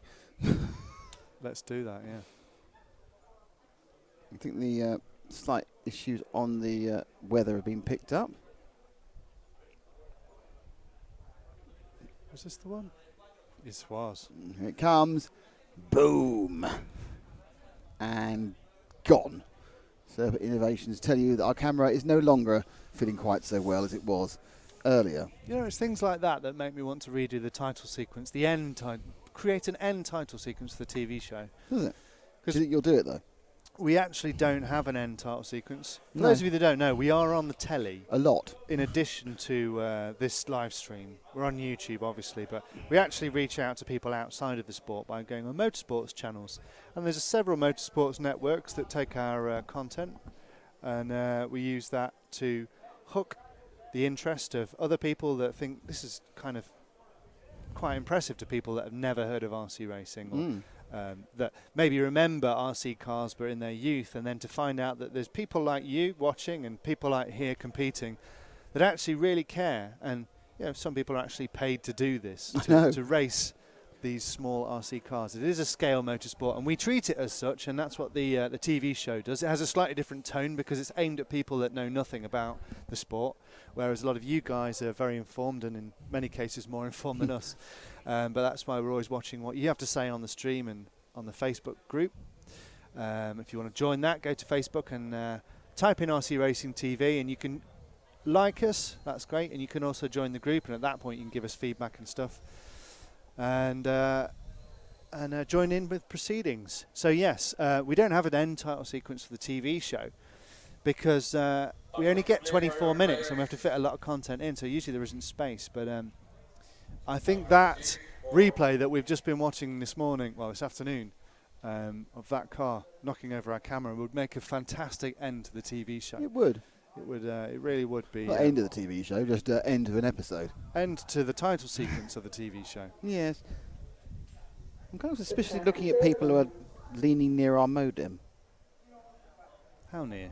More like literally on it and knocking people left and right and mucking about with stuff. Well, there's a gentleman eating his lunch, isn't there? Yes, but there's also his mates pushing him a lot. Well, he's obviously having a bit of banter. Yeah, but it's significant. When we started eating our lunch, our network started dying slightly. 1 minute to the How are we doing now? What's Zach doing? Zach, just it's fine. Just the man needs to move, really.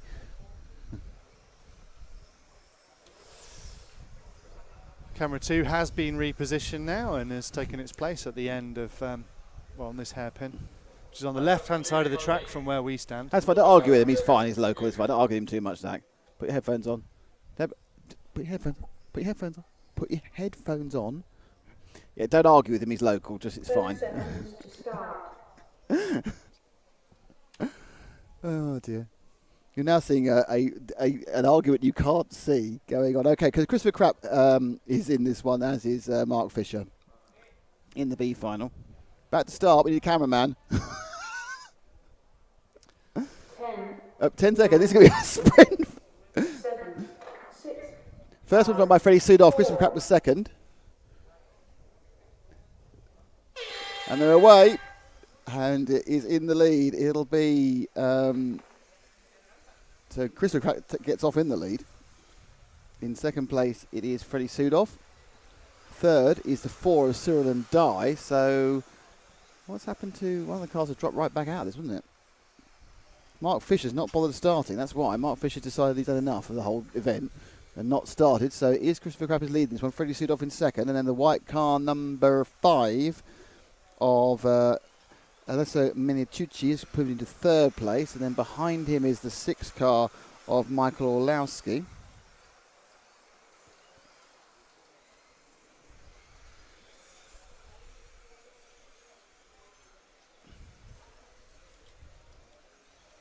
So Christopher comes round, completes his third lap, Krapp. He's got quite a nice little lead. And Sudoff's had a problem, had to stop, and I think, he just had a problem. He was waiting, I think, more than anything else.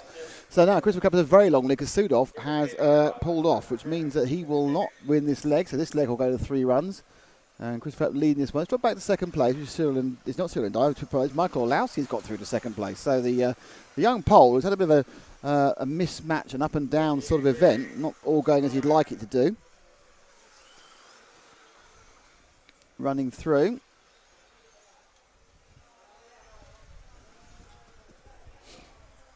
Orlowski with the Schumacher. He's got the 4 car of Dye right behind him. But Orlowski looking now, trying to bridge the gap to Christopher Krapp. Though he is running a little bit slower, so that bridging of the gap is going to take a bit more time. Orlowski, the man who won the 4-wheel drive off-road championship back in 2015, when he was only 14 years old. He won that in the middle of England, a place called Worksop. He's managed to pull out a long distance from Cyril and Dye, but not really gaining much on Christopher Krapp at the moment. Let's drop back to the battle for third, because that's a little bit closer than the first or second. Cyril and Dye in that third place in the green and white car. Being chased by the all-white machine. I don't think that's that's the 7 car. That's the all-white car of Nicola Moroni. So both the Italians in here have gone for all-white cars. I'm not sure whether that's a team decision. We're Italian, we're going to be all-white. I'm not sure. It's all-white on the night.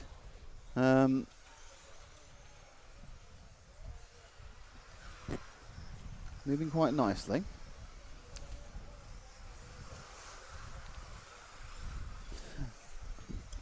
So through has gone Moroni on Cyril and Dye. Now the multiple car chase them. That's Harley Eldridge. So the young lady driver is running in 5th in the multiple coloured machine. It's got about 17 different colours on that car. The automatics. And she streaks in now. So the Dye and Eldridge battle is the one that's more interesting. That's the green car and the purple car. So starting from back of the grid, Eldridge now looking to see if she can gain anything about the Frenchman. Just so you know, Christopher Krapp's still leading and pulling his lead out. He's got a lead now of 2 seconds over Michael Orlowski. Third place is the 7 Moroni. And then it's 4th place you can see of Dye, and being chased by the purple car in 5th of Harley Eldridge. And also the all fluorescent yellow car, the 9 machine of Manuel Wagner. So Wagner holding his counts at the moment, and the 3 of them are battling through 4th, 5th and 6th. And what's an interestingly single-paced race. I mean, everyone's really now going a very similar speed, and there's not much movement in the track at all of who's where. I would think possibly Moroni is beginning to close down Orlowski. With a minute to go, I don't think it's going to matter very much. And given the fact that Sudoff won the first one and isn't winning this one, this will go to a third leg. Chris Krapp still looking at a win on this one. So Christopher Krapp looking to win this one. Orlowski in second. The lead's come down a tiny bit. Orlowski's got him down by a couple of tenths, but that's it. Moroni in third. The battle we see now is again a static battle of 4th and 5th. 30 seconds to go. Let's pick up our leader. He's just going off start finish now, coming under the EFRA kink. He's going to go into the infinity hairpin round the Serpent's Head. He's going to cut the bottom corner before he launches down the main straight, and he'll get a Velocidad Kia mate of 110, which is just shy of 70 miles an hour, about 68 miles an hour. And he comes in now. Oh, he gets one extra lap. He gets a little bit of a victory lap on this, the second leg of the modified B final. So we are getting very close to the main event, the second leg of the modified A final. Can Mark Reinhardt win another European Championship? But before that, let's just see what happens with this B final And Crap will come through and take the win. So Pushcrack wins it, Olarski second, Moroni third, Surendai fourth, Harley Eldridge fifth, Fagner sixth, Alyssa Mertucci in seventh, Alexander Laurent eighth, and Felix Sidorf didn't make the trip, and Mark Fisher didn't even start. And that is where we are at, with a few minutes to go before the start. A few minutes to go before we turn the cameras on.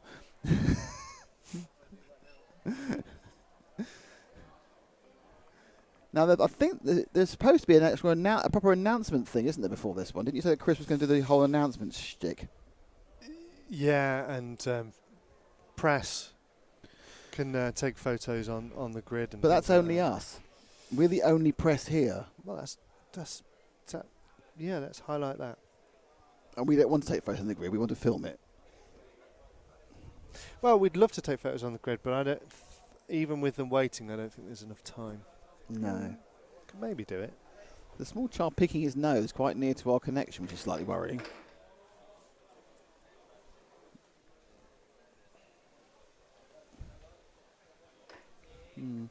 Here by the time now I've moved that yellow barrier to the other side. Right then. So, small child's seen the dog. The small child's more interested in the dog than he is in our service, so we're okay. Okay. A final. Leg 2. Actually, everyone's up here, so perhaps they're not doing the announcement-y thing. Chris is probably waiting for us to turn up with our camera to film it all. So we're a couple of minutes away from the 1 minute 38 before the track is opened for the A final. Should we thank Infinity and people like that? Yeah, you thank Infinity, and I'll get the result for the first one up, so I can remind myself. Okay. I'll also put the grid on the screen so you can see who is going to be out next. But before we do, let's thank Infinity for sponsoring our coverage this weekend, and Montec, and of course EFRA. If you want to find out more about EFRA, what EFRA is, what it's all about, why it exists, and how it governs this event and other events. No? You can go to efra.ws and find out more about this event and other classes of racing. I can see one deliberate mistake on screen, which I'll now correct. This is not leg 3, this is leg 2. That's good. So Mark Reinhard won leg 1, Bruno Cahello was second, Alexander Hagberg was third, and Ron Volker didn't finish or bother finishing. So that's a important point. And you can also see I think they are announcing them. Chris was under the impression we wanted to photograph the grid, which we don't want to do. That's why they were waiting, as I say. So, because we're just doing this, there will be some photographs in the EFRA thing at the end of the day, but there'll be the ceremony. The track is open. Zach's back. Press record on that one. It's all very exciting, isn't it? All these recording presses. So we'll have this for posterity for the TV show. Thank you for joining us here in Al Musafir. I'd like to take this time to thank Zach. It's his first race of the season. Unfortunately, only his last race of the season, unfortunately. Zach has been a fantastic addition to the team, and you may well be seeing of him in a zombie format at some point. He has promised that if he does make the film he's trying to make about zombies, he will allow me to be murdered on more than one occasion in different outfits. I'm quite excited about that. But then we have to get into the conversation about the fact that I don't think zombies murder. All right. Killed by a zombie. Okay. They kill, don't they? Okay. I also like to thank you, Matt, for being you. I can't go further than that. So the team's done well in this one so far, after some particularly strange problems. And to be honest, it's the only person I can really be. Really? Yeah. I think I've seen you. How about your Mildred at the weekends? Who? When you're Mildred at the weekends, with your outfit. Penelope. You're not Penelope. Right, we are a few seconds away from the start of the second leg of the A final. If Mark Reinhard wins it, he becomes European champion again for the first time in many years. Ronald Volker on pole, Bruno Cahello second, Mark Reinhard third, Alexander Rachberg fourth, Kutervin fifth, Wilk sixth, Harper seventh. But it's all about Volker and his grip. And they're away, and the cars immediately look more confident, and certainly that leap into the lead that Reinhard did in the first time. He's already looking up the inside of Cahello. So let's as Volker makes a good start, makes a small lead. So let's make sure we're concentrating on more on the second and third, which is close. We'll make the second of the Bruno will be our focus for a minute because he's either going to go forward or come back. But Volker is getting away with his new tyres. And Reinhard, who my guess is probably decided not to run new tyres in this one. And Cahello as well. Cahello was strangely subdued in the first heat into a second. And he now is looking to, he's certainly pulling out on Reinhard. So the lead is with Volker. Cahello is pulling up towards Volker. In fact, they're splitting up, aren't they? They are really much equidistanting apart. Fourth place is Hagberg, who's not just been completely out of sorts all weekend. Fifth place is Victor Vilk, who's really rescuing a poor event. He had a very bad start, which put him in a bad qualifying heat. He's been trying to do that improve ever since. So looking round, we're with Cahello in the second place. His last lap was they're going sub 20, so they got what they want. And I just think he's getting a little bit closer. I have fallen for this before.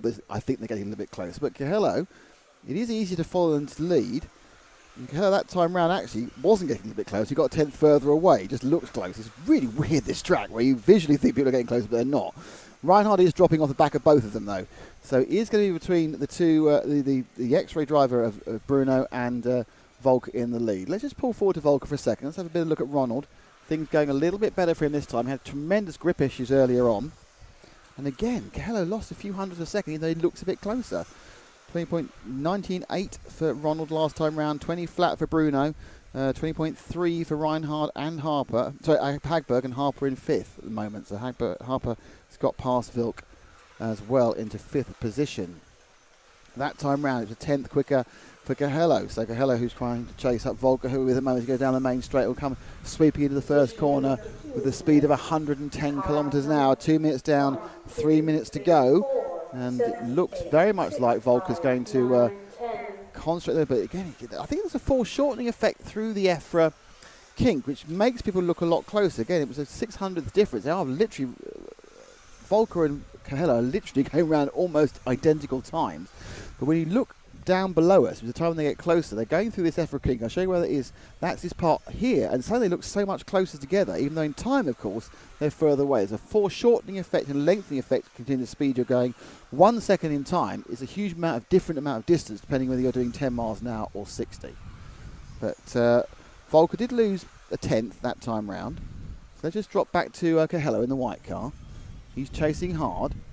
Reinhard is happily in third. Hagberg actually is looking a little bit under pressure for fourth from Harper. That still isn't that close. And certainly that time round again, they both did 20.1s. Now, see, visually now, I would say that Bruno's gained quite a bit this lap. I'm pretty certain when they go across the line, I'll be proven completely wrong. And it was a 20.2 against me. Yeah, we gained 800th of a second. I guarantee I can't see 800th of a second. But this time around, it looks closer again. But it's because when they come into the areas you see, the foreshortening effect of breaking in, and there's Bruno. He comes into the area. You'll probably see the exiting of the corner, and then again that time round again. He actually lost 400th of a second, but then you come around the bottom corner of the infinity hairpin. You'll be seeing on your screen Volker accelerating back out away from that infinity hairpin, and we're down to 1 minute 20, and a little bit tentative round the top corner there. I thought was Bruno. And I think he lost some time there. He lost 2 tenths. Oh, Bruno's got a real problem. Bruno's got a problem. And just lost all drive that time. He came around the infinity, and I think his tyres have overheated. I think Cahello's overheated his tyres, and now he's sort of hanging on. So this is looking particularly good news for Volker, because I think that Cahello, that last lap, to give you an idea, that last lap run for Volker was a 20.2 for Cahello, 21 points. He lost a second. He just suddenly lost the rear end of the car. So Volker looking good, and interestingly, there's a foreshortening, and Reinhard and everyone else getting closer. But let's move to Volker in the lead, because he is now down onto the last 35 seconds. What has been a completely different run to his first run, where he couldn't keep the car on the island. This time round, it's been a complete textbook, and it's more Cahello who's struggled to be with him. Cahello, who seemed to have so much pace yesterday, just has not had anything today. He didn't have much in the first heat, though he did get a second. No matter this one, though he did get a second. Reinhard's still in third, Hagberg fourth, Harper fifth. But we just need to see a few seconds to go. You'll see one more lap. This will be the last lap for both the drivers. So Ronald Volker, your reigning European and World Champion, looking to put right a bad first run. And the best way of putting together a bad first run is a great second run. And that great second run is happening. He's got 2 corners to go. before he will be absolutely on par for retaining his.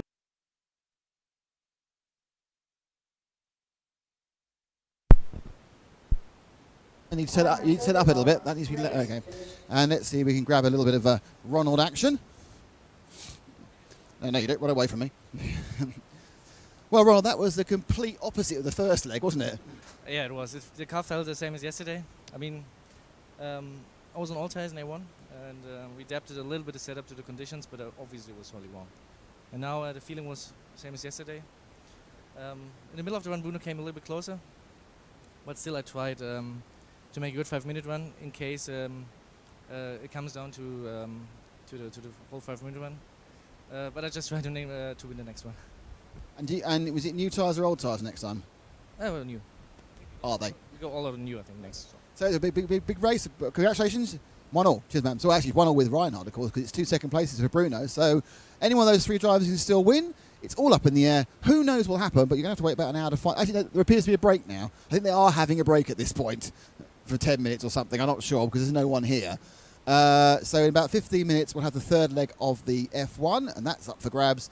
And then we'll run straight through again. So I think the final leg of the modified will go off in about an hour's time, at about 4 o'clock local time. So we'll see you then, or we can stay and we'll do other things.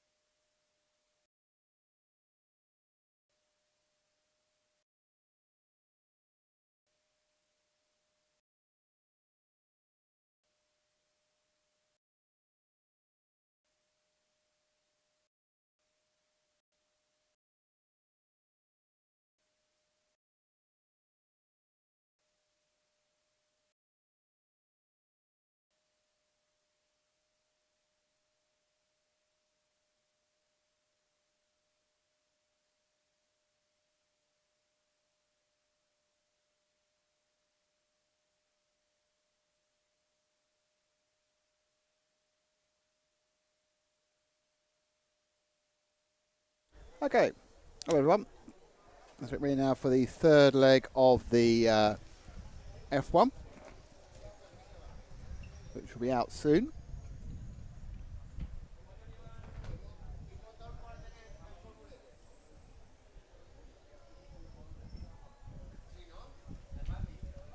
The wind has picked up.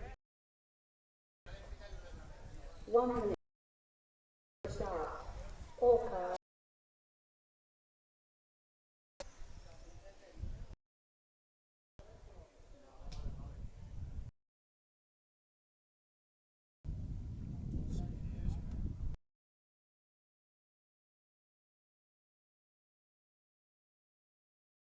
Ten, 6, 5, 4.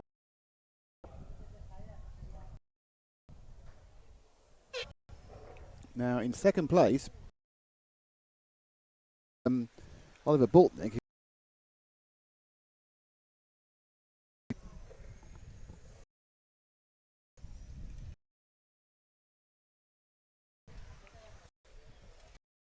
Leading that. Bortnick now, who's doing. And he's been moved out now, and David Abar third. Now, Donacala's back in.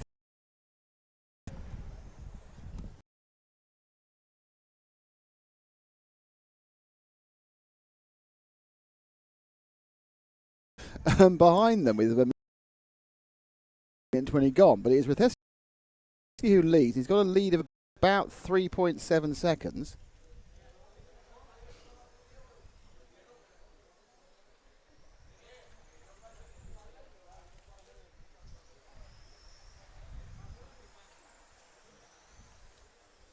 Second place is oh, that would help, wouldn't it? Bortnick is dropping back by a few tenths each time, but he will be looking for a runners-up spot in the championship. But Rathesky is a long way ahead. We're with third place, which is Abar, who's leading Martin Hoodie at the moment. Car number 1, 5, 3, 2, 7, 8, 4, 6.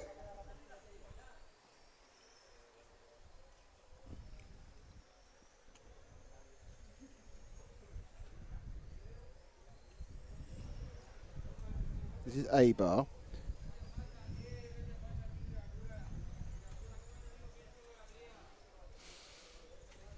Behind him is Hoodie. So, oh, nice little try at the Infinity hairpin there.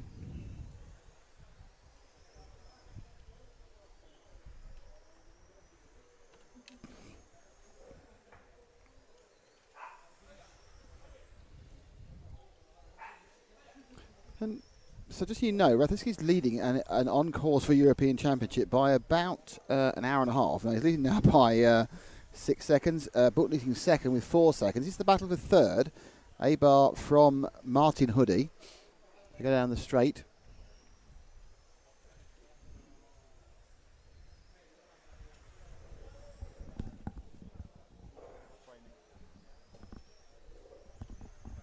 Well, now. Oh, yeah. Nice stuff here. They are. Oof. Huddy spins out on the outside there with a minute and 35 to go. Oh, blimey, it's a minute and 35 to go. This has been the most relaxed. You know how they're so relaxed, these cars, in their sound, because they haven't got the same sort of gear noise. It's been the most relaxed final. Jareth has just said, I'm going to drive off and I'm going to win the European Championship. And he's just driving on the European Championship. And Oliver Bortnick said, I'm going to come second. And these two have gone, oh, we'll have a bit of an argument. And look, and now Martin's gone past. But I've never seen, this is like a real Sunday afternoon, reading the paper. Harmonious. Having, yeah, it's okay, we're all fine. It's almost, hey man, it's almost great. hypnotic. It is like so a minute to go in the F1. Obviously, these cars are not particularly suited to a track this size. They're little, they're quite narrow. They were quite fun. The first race was quite fun, in fairness.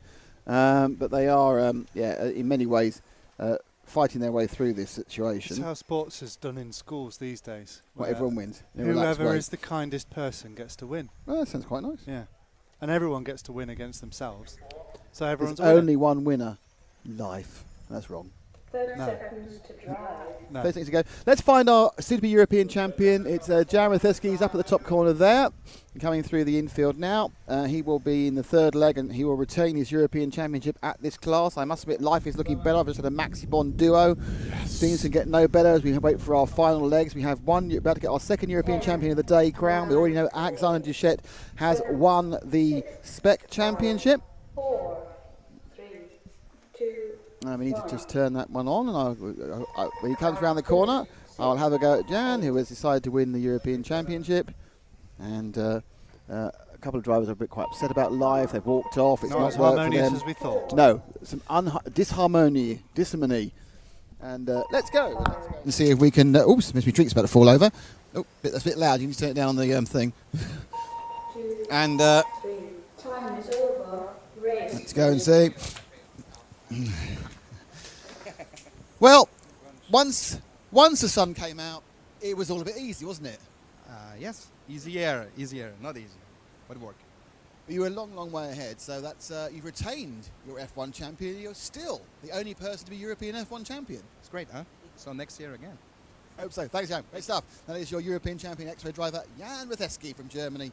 He's retained that champion. We know he's already lost the Spec Championship. That has gone to Alexander Duchette, but that's quite good stuff.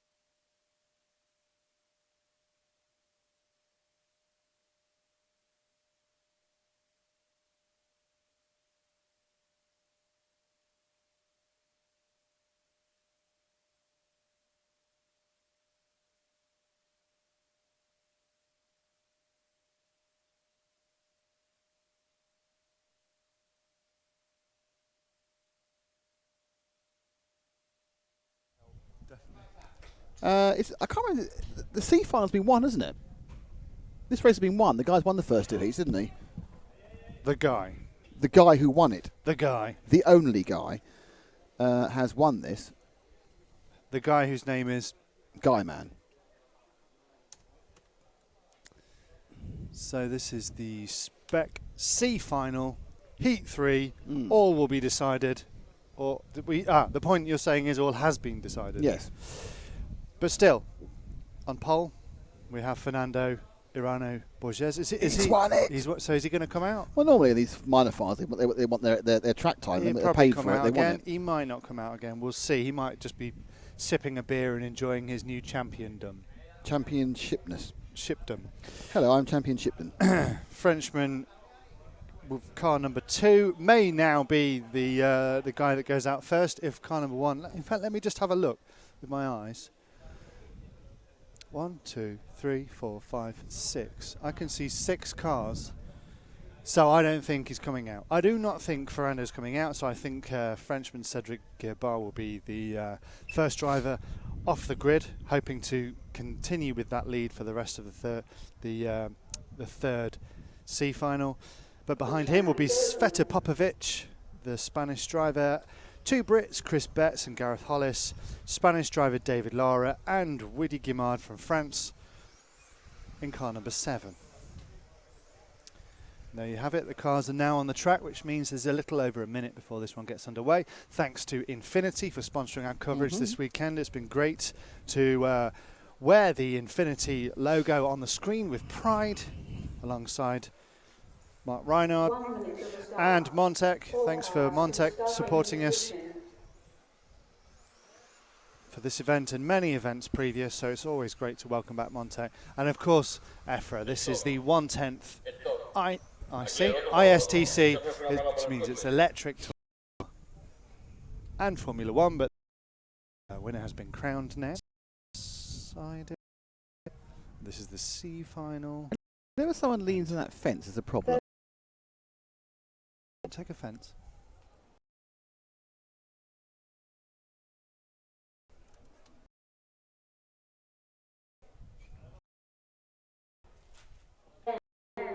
Nine, eight, Tape it four. back. See. That man's leaning on the fence.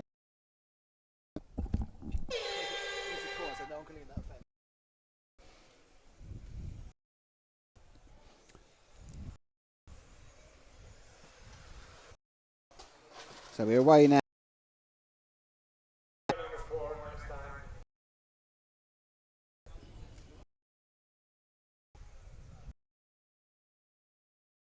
They're coming out in the end.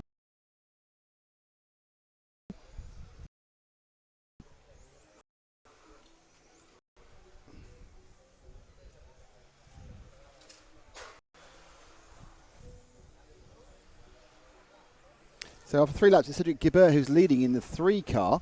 It's going around the bottom of the... Where are you going? Oh, man's broken down. That is the 6 car of David Lara who's broken down in this 13. Let's pick up our lead. It's car number 2. There he is, bright orange. And he goes into the Infinity hairpin. Behind him is the 5 machine of Chris Betts.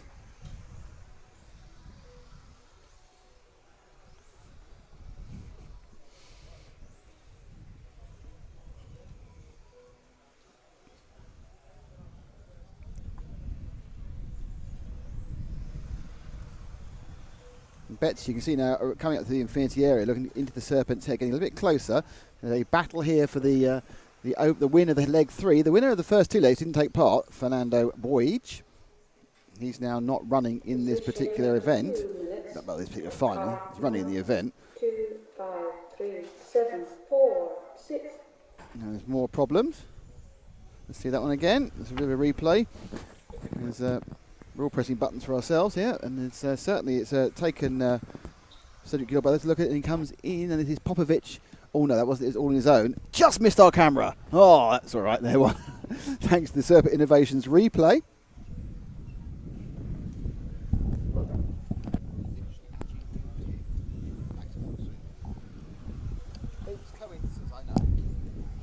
And looking now for Hollis is leading. So Gareth Hollis has finally got himself a nice lead in this one, in the 5 car. Though I'm kind of thinking I may be even out of date on this particular piece of information. There is the 5 car, the orange car. So the 3 car goes round to Popovic, and yeah. So that's our leader. So our leader now is over through the Serpent's Head, Zach, and we'll take him in Hollis. And the following car is Sveta Popovic.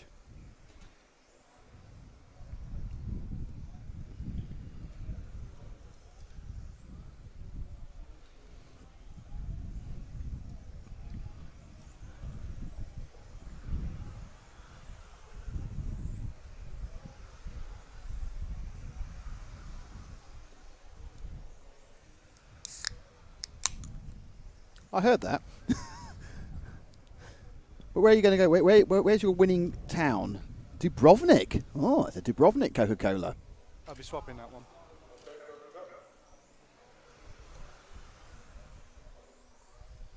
So the win picks up in the final Spec C final. You can see that it's quite close now, with 1 minute and 8 to go. Can Hollis stay ahead of Sveta Popovic? Sveta Popovic, who obviously owns every can of fluorescent paint there is. That's too wide. After 4 minutes. Car number 5, 3, 2, 4, 7, 6.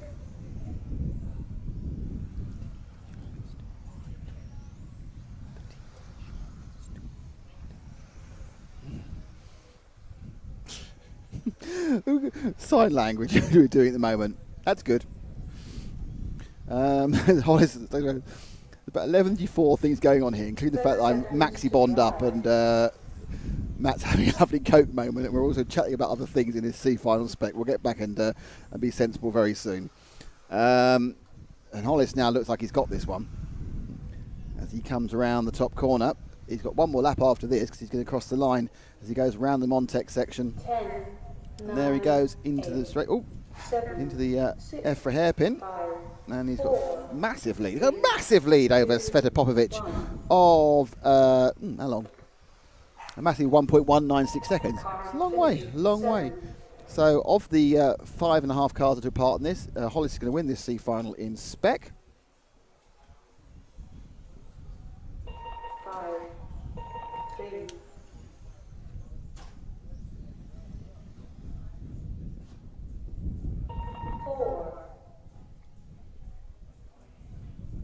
So Hollis wins, Popovich is second, Chris Betts is third, Vinny Guimard is fourth, Cedric Guibert is 5, David Lara is 6, and this one, I'm going to Mykonos apparently, and this is the last of the C final. I should be able to get an overall result for the C final in Spec in a moment. Let's find out. Ranking lists final. And I can, and the winner was Fernando Ignacio Boyes. He's won it overall. Second was Gareth Hollis in the C final. Fedipovic was third. Willy Guimard was fourth. Chris Betts was fifth.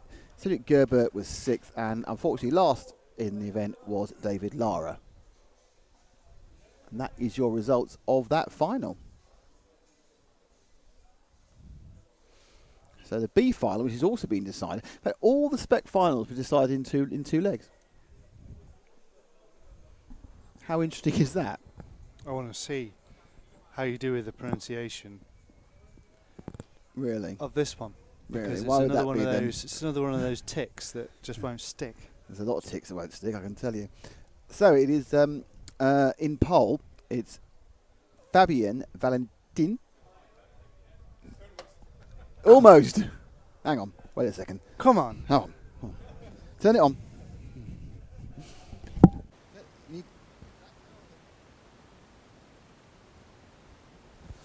Okay, we're going to get this right. Okay, and up here. In pole, it is Fabien Valentin. Valentin. Fabien Valentin. Thank you, Fabien. Thank you for being such a good sport. Fabien Valentin is in pole.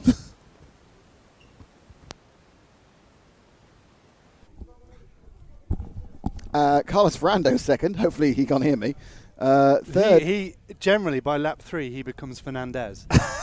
But you know, whatever. Vicente Erez is third. Oh, you just love my errors, don't you? No, au contraire. Can't stand him. Hang on. When did you become so French? Au contraire. On the contrary.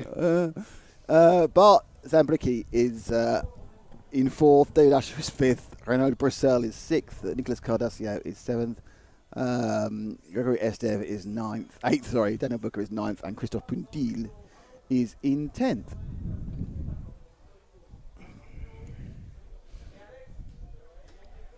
Rattling them off, aren't we? We are. We're rattling off the names badly, obviously. Obviously. But yeah, so those of you enjoying this this broadcast, we will be back as RC Racing TV. You only have to wait exactly a week. Our next broadcast is next Saturday from Redon in France. Where we'll be covering the B finals for 1/8 Rallycross, B Euros. And that'll be me, James, Stuart and Harry. And we're doing that for 2 days, all Saturday, all Sunday, because it's a Saturday-Sunday event, because it's a B. And then you have to wait about 5 days then before you get 4 days, in fact, you get the large-scale on-road championships from Switzerland. And then you actually only have to wait one day after. And who's there? It's Paul, Harry and Dave Church. Right. And there's only 1 day off from the finals of that before we start the 6-day marathon, which is electric off-road. It is a non-stop cornucopia of coverage. It's the same 3. It's Dave Church, by popular demand of the 110th Brigade, let's be honest. Yeah. For the last 6 years we've been doing it. They're going, where's Dave Church? Well, he's on the screen. We've hired Dave. Dave is our man this year. Go Dave. So I want Go Dave, go so DC. if anybody watching off-road goes, where's Nick or where's Ollie? No, you've got what you want. Oddly, Stick I don't with think it. that will happen. Do you not think so? No. Well, I hope it does. I mean, they'll want Ollie. Oi. Anyway, no offence. Unless he's mispronouncing someone. I'm feeling very unloved now at this moment. Valentin from Ferrando, who will become Fernando apparently later on. No car 3, so because he's won. Vincente Erez has already won, so he's not bothered turning up. Fair play. So he's Get a beer in. I'm having a beer. I'm already the champion. You can't stop me. I'm the champion. 4.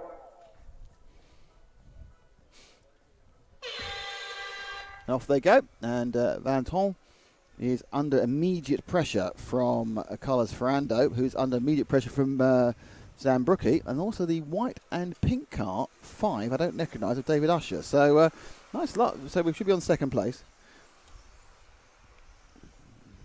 Oh, dear, oh, Lorks. That's going to be seen again. And that was a kind of a racing incident that's resulted in a lot of Lex and crashing. You can see the Serpent Innovations replay. So they come round the Serpent's head, and that's fine. No Serpent issue there, and then it's just Zambrucki. Oh, no, too much power on Zambrucki. Yeah, racing is mostly Zambrucki. Let's pick up our second place man. That's car 6 now of Renault Bruxelles. And if you drop back 1 now to the 2 cars behind him, that is the battle for third, the only battle on the track, which is the white, yellow and pink machine of Gregory Esteve. And is it actually the car 10 who's come through? It is. Well done to Christophe Puntil of France. He's now battling for third place with Esteve. Zambrucki and the man he hit have had a bit of a disaster. But what can you do? You get a bit of traction. Suddenly you're at the inside of someone. And Puntil now is looking quite feisty, quite racy, as he looks to go up to into the Montec section. He's going to come up and try and get up the inside. Oh, he does. He gets up the inside because Esteve has backed his car into the EFRA King. A bit different. And that is, I would say, Matt, not the racing line. No. That's right. So we are still with the yellow machine of Christophe Puntil. Not much going on. I'm not sure whether... I think we'll go back 1 car and we'll pick up the 4th place of Gregory Esteve. I think he's going to start being slightly worried by Bart Zambrucki in a second. In this, the B final spec. So interestingly, Carlos Ferrando is trying to catch up from the previous attack that happened. There's a terrible case of sarcasm in the control booth here. So as I said, so what's actually happened is that Esteve has got a bit of a jog on. Oh, and Zambrucki hit Esteve.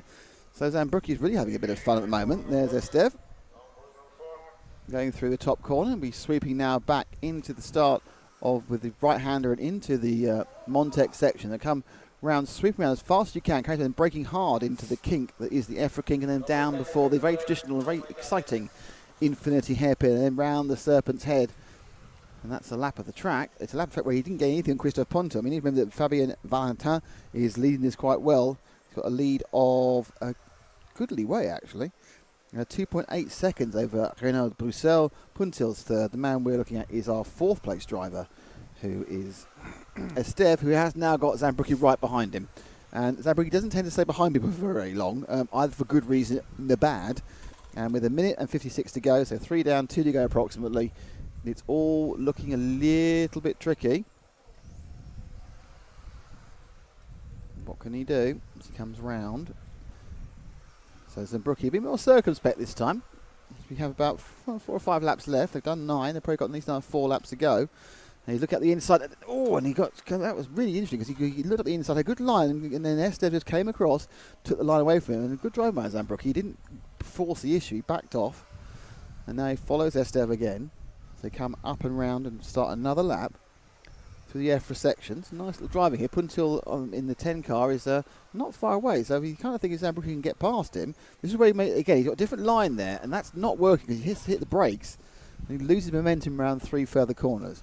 Valentin still winning. Bruxelles still second, and that gap's still 3 seconds. A minute to go. This is the battle behind Christophe Puntil for 4th and 5th. But have you noticed that Puntil has been dragged back into this, and it's going to be a battle with 3rd, 4th, and 5th. As Puntil in the all-yellow car is now getting much, much closer to being gobbled up by the multiple-coloured car of Esteve and Zambrucki with the orange into grey machine. And looking at oh, beautiful run at the inside. And that was a fantastic bit of overtaking by Zambrucki there. He just saw Esteve going a bit wide, just ran round the inside rail. And now he's looking for 3rd place. And can he get Puntil on the 3rd place to come in the Infinity? There's half a minute to go. And it's a good chance now that, look at this, Zambrucki now he's looking for Puntil. Like, he did the same thing again. Hits the car in the straight. Again, there's not much. He's got a slightly quicker car than Puntil, but Puntil tight on that corner. They come now, starting their last lap any second now. Happily winning this one is our pole man, 10, Valentin. 9, 8, 7, This is the battle for 3rd.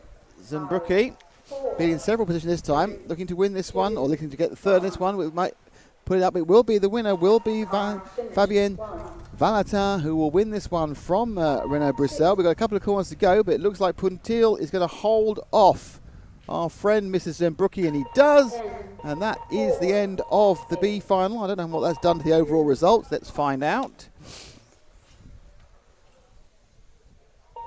7, 5, time is over, race finished.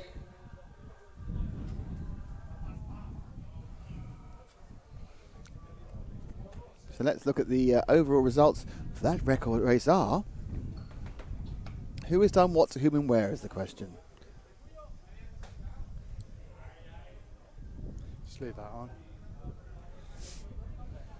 And the answer is it was Vincenti Eres who won that B final overall, and in a combination of results has given Bart Zambrucki second, Renault Bruxelles is third, Christophe Puntil is fourth, Fabien Valentin is in fifth, Gregory Esteve is in sixth, Carlos Ferrando is in seventh, Dave Usher is in eighth, and Nicholas Cardozo is in ninth, and Dan Booker is in 10th.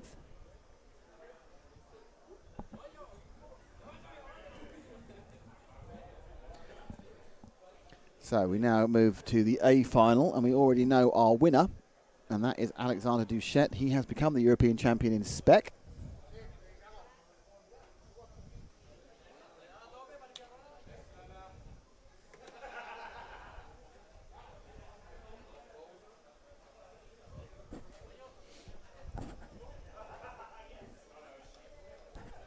A final three. I don't think we're going to see Alexander Duchette here, so it's really a case of who's battling for what, and the answer is that Vathesky got a second, and somebody else has got a second, but who got the other second place? It was G. Madsen's got a second, and Vathesky's got a second, and Krakfelski's got a third. So Vathesky was second and third. So Madison or Vathesky are the guys who are most likely, with a couple of minutes to go, to find themselves in the runners-up position for this event, the Spec European Championship. The thing to remind you is that the modified championship, which goes off in about half an hour's time, is not decided. Could be won by any one of three drivers still. Could be won by Mark Reinhardt, could be won by Bruno Cahello, and could be won by Ronald Volker. Couldn't it? It's wide open. Motor 3, please.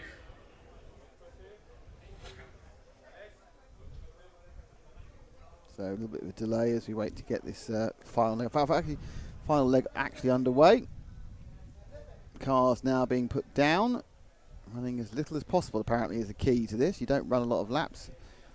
And the weather is lovely. You wouldn't have known it was horrible earlier. Who do you want to thank? Well, I want to thank Infinity. Who do you want to thank? I want to thank Montec. Who else do you want to thank? EFRA. That's right. That's the team of thankage. The track is open.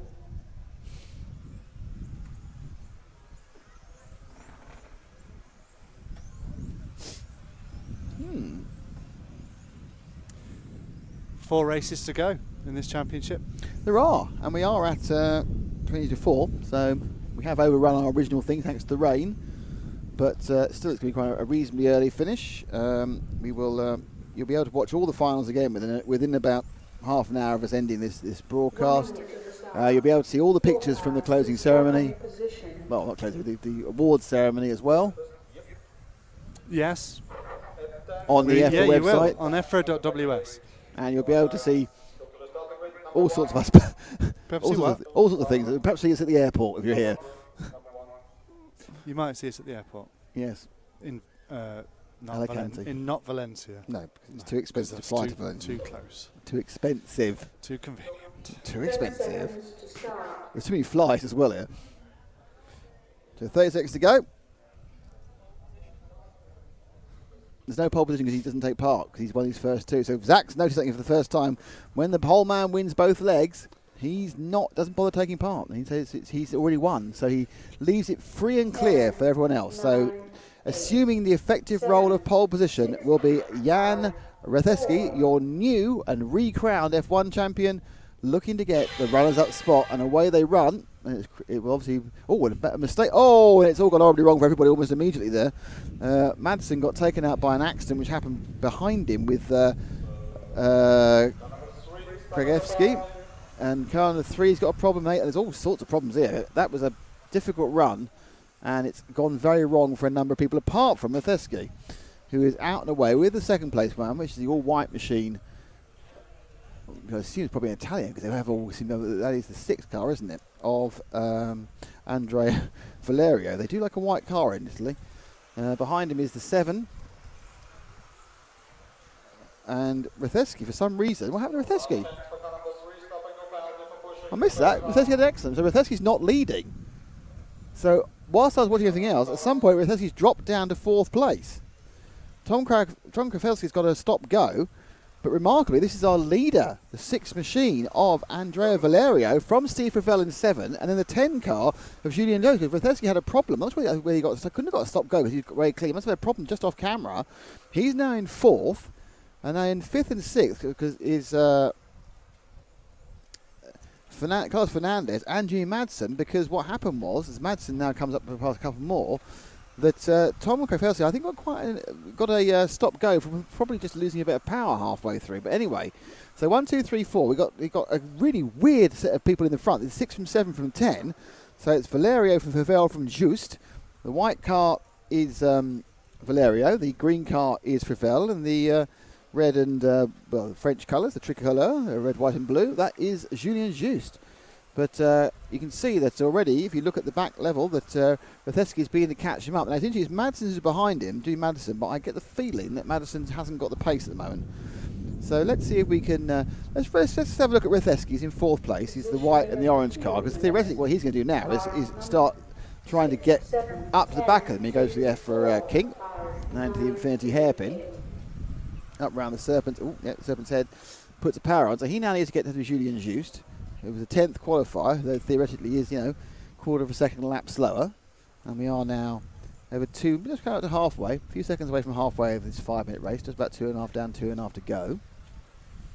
Here in Spain for the European Championships. This is the final spec round, as Matheski's a little bit greedy there, takes a bit too much curb and ends up between a wheel on the grass. And he's not gaining hand over fist. I think there's been a bit of a leveller for a couple of drivers, this change of conditions, the cleaning of the track, the wet weather. And certainly I think Matheski, whilst he massively enjoyed the situation in F1, it's not suited his spec car or anything like as much. Now he's now getting up right with his shoes. Now he now has, obviously this is not a lapping, he has to get past him on the track in a fair manner. Just comes up the inside there, thinking about it, looking to get some power. He's got a little bit of extra run there, and you see him darting left and right to think if he could get past Just takes a lot of curb. The chance they come round onto the Monte, then up the inside. Nice. Oh, that was almost bound to happen, wasn't it, really? They both got going again, but that was almost bound to happen. Let's see that one happen bounding in.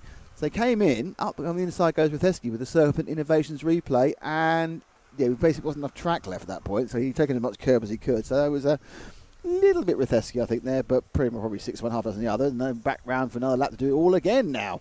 As Just holds him back, and Matheski gets through on that inside corner. So he did it the second time round. Now he has to try and catch up a bigger gap to second place Steve Ravel, the French teenagers. And then he is, of course, chasing down Andrea Valerio, and there was 1 minute and 15 to go. The fact is that this will guarantee second place for Matheski, because he has a second and a third, and no one else can beat that, I don't think, on the combination of times. 1 minute to drive. But with 1 minute to go, I think pretty certainly like to try and get another third, because he can. Favel and certainly, actually, Andrea Valerio with a first might be able to do it. I've checked. Valerio could actually get the second place.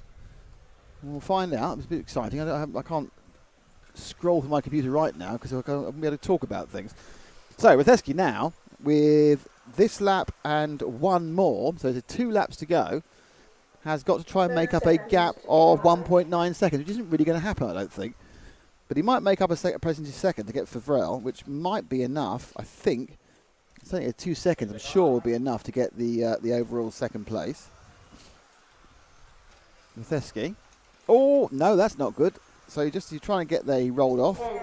They're on the last leg. Let's pick up the white car, our leader. It's Andrea Valerio of Italy, who looks like he's going to pick up a win. No, can't think he's going to finish low and third with a win, but we'll have to wait and see what the previous results. And he gets through in Fravel, and Valerio wins it to the cheers of his Italian teammates. Stephen Fravel second, Jan Rathesky's third, Julian Juicy's fourth, Madsen's fifth after a poor start again. And then we have, yes, he's not happy about this.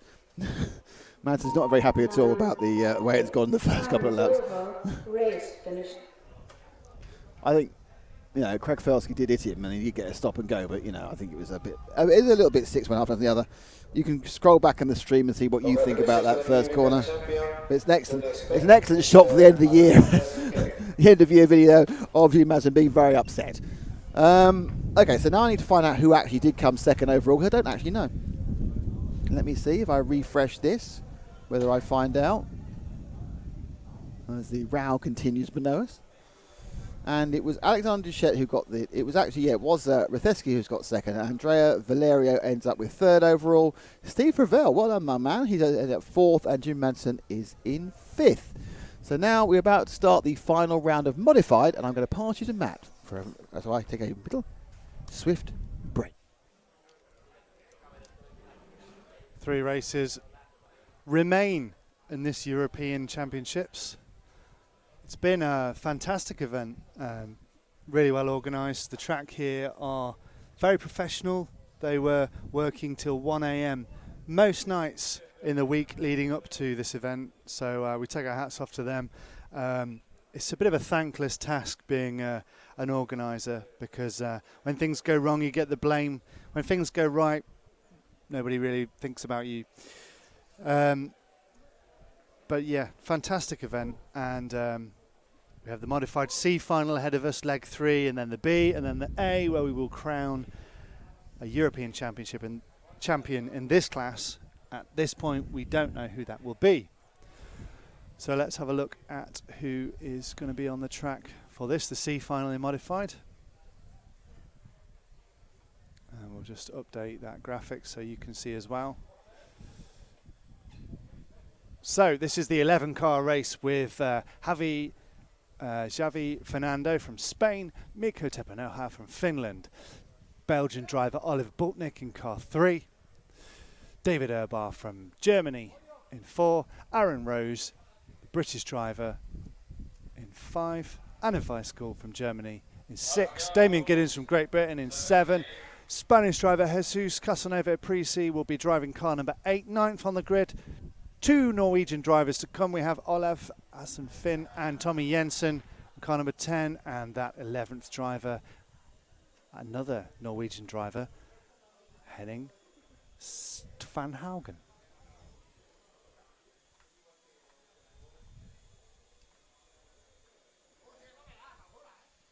So we don't have a winner of this yet.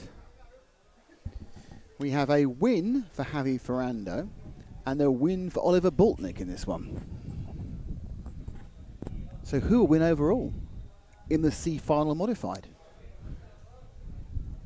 What's the ranking so far?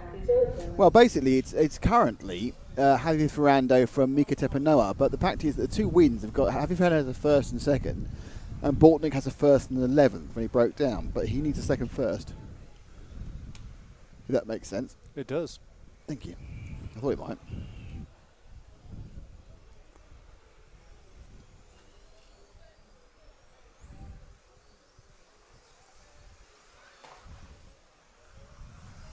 One minute to the start. All cars to the starting position.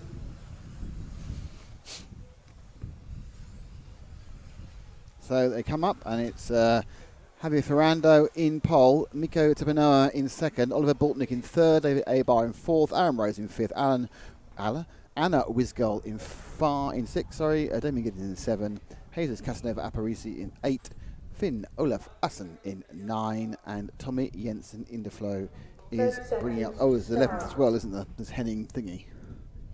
Staven. Brilliant. Stanhagen. Brilliant. It's not really in front of me. What am I supposed to do?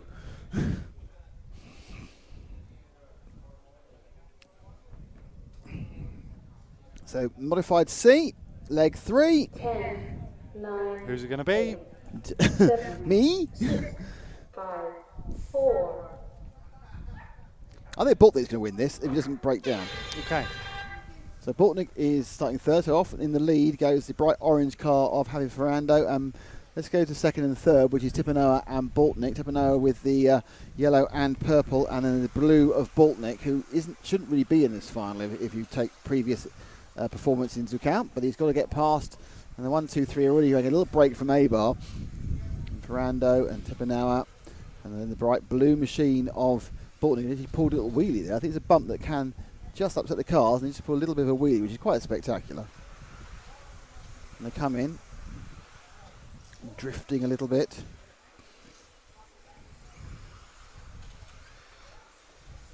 Oh, and he just darts about. And looking up the inside of Ferrando, 1, 2, and 3, right, nailed together. Ferrando in yellow, Fernando in orange, Tippanoa in yellow and red, and the blue car of Boltnick. Now Boltnick is trying to get through two at once, but also Tippanoa is not letting Ferrando to get away. Now Javi Ferrando just gapped it slightly there, but it's amazing. Certainly Tippanoa has got some sort of motor there, winds the thing up, and he has to brake so hard for the first corner, and he's looking to go around the outside. Now is Boltnick going to come his inside? No, the 1, 3 there all together. And we are minute and 15 down, and there's traffic all over the way already, and they get out of the way, but luckily no harm, no foul, and there's 3 cars here. I've been going for a minute and 3 cars overtaken me, not good. So Ferrando, Tippanoa, and Boltnick all having a reasonably good time here. Boltnick looking quite aggressive now on, and he's not going to be allowed to do that. That's going to be a stop and go. The referee was watching. They're letting away with that. Oh dear, that's very generous. So let's look at that again, because that was quite. As he comes in, he gets the inside, but basically just bounce him off. I know I'm surprised that didn't get called, but I'm not sitting there. But now we are with Boltnick, the light blue 3 machine, who has to try and catch up Ferrando, and I get the impression he will crawl back up to him. And the gap, which has come down about a 1/10 of a second that time round. Boltnick quite aggressive on the curbs. Ferrando knows he's in the lead. And certainly, I'm just wondering if Ferrando is a little bit of a softer motor, because he doesn't seem to be piling into that top corner like the others are. He's a modified motor, it's completely free choice. Unlike the modified in 12th, which went down to a stock 6.5 blinking. Whatever you like. You can have much time. You can knock yourself out really, as long as it's of the motor can dimensions that are allowed. And Ferrando doing well here. He's not being unsettled by Boltnick being so close to him. In fact, in many ways, he's pulling away. So Ferrando that time round has done a 20.7. Yeah, he put half a second on Boltnick that time. So Boltnick, in the attempt to try and catch up, is being a little bit flamboyant. He's got 2 minutes to go to do it, but he's not working at the moment. In third, it's Anna Wisgol, Mikko Tippanoa, after being, in my opinion, a little bit harshly treated by Boltnick, is down into 4th. So more lapping goes ahead as they go past the 11 car for the second time. Boltnick kind of his lunge and so almost frightens the Norwegian driver off the track there. And he's not really gaining. And you have to say that Javi Ferrando is doing an excellent job out front. There is a very big difference in the speeds of the fast and the slowest in this heat. In many normal events this would have been 2 finals, but they decided to combine it as 1. And I would say Ferrando is doing an absolutely brilliant job. He's actually having no problem. Let's pick up our leader, the bright orange car, a couple of cars ahead of where we are. And there he is. He's just trying to avoid a problem. He's actually lost some time there. Now he got unsighted. Now Ferrando was completely unsighted when the back markers there, and he lost over half a second. And suddenly they're back together again because the lucky gain he had went because he just was. A couple of cars were kind of meandering around. But I think there's double lapping going on. He was lapping as was somebody else, and his indecision has cost him, and suddenly I think Boltnick's got a bit of an encouragement again, because he was a long way off, and now he's been up 4/10 that time as well. He can certainly see a bit of a chance. Now, will Ferrando start tightening up? This is not what he's done before, and suddenly Boltnick from nowhere, and we all kind of moved on to say, hey, well done to Ferrando. He's got that little tick, and suddenly now, yeah, look at it now, right up this position now. It is a case where Boltnick needs to see if he can have a lap to do that. This lap, oh no, this is the last lap. He's got one lap to do it in. It was 3 corners to do it in. Boltnick now will have a lot of extra speed. He takes on the outside of the corner, looks to the inside, but he gets blocked. Comes down, he comes to the final right-hander. We just throw the car at the line in an attempt to win. It's so close. Oh! And that was an amazing finish. And Javi Ferrando just got it, even though they're both pointing in the wrong direction at some point. Let's see that finish again on the Serpent Innovation replay. But it is a win for Javi Ferrando, and he will win the race as well overall. Look at that. They're facing the wrong way, and he just clipped them through and got back. Very much 6 of one, half dozen the other there. And the net result was that the winner of that and the winner of the C final overall is Javi Ferrando from Spain. And in second place was Oliver Boltnick, and in second place overall, Anna Wigsol. Wigsol, good for her. She's picked up a third, and I think that might promote her up the overall field as well. Let's just see how we are going in this C final.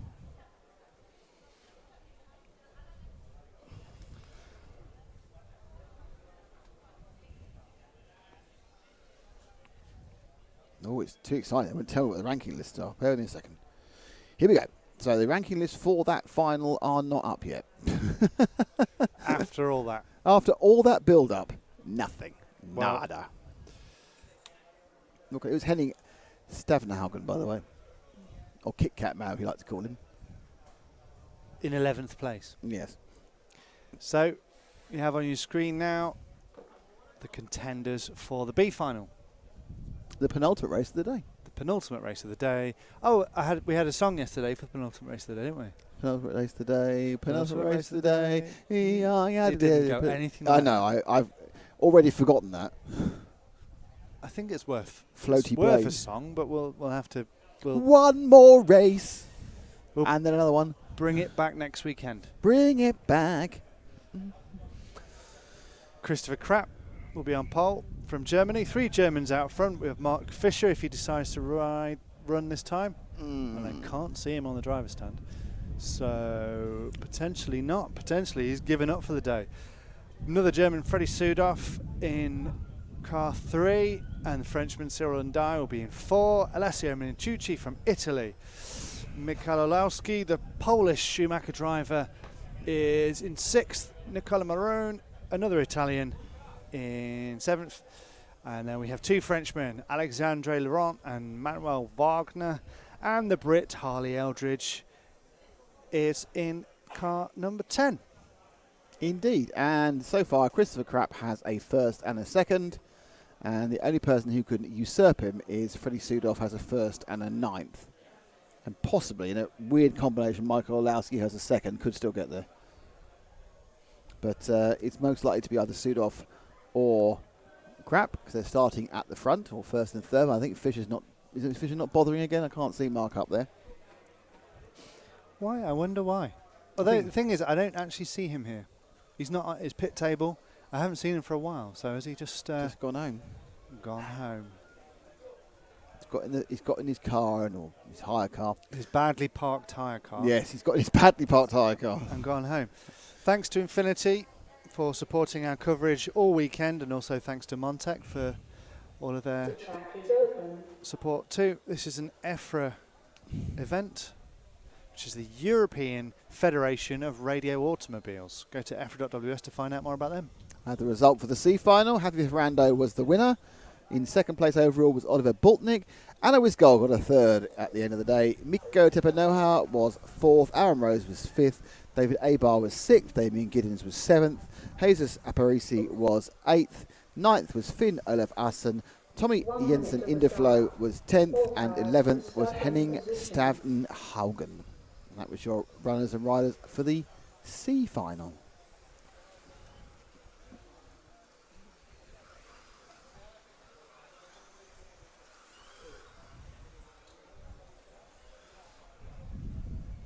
Can you remember 16508.9? No. Okay. That's fine then. Can you? Yes. Oddly, you probably can remember that.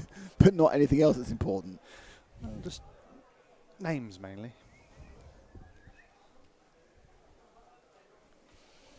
So,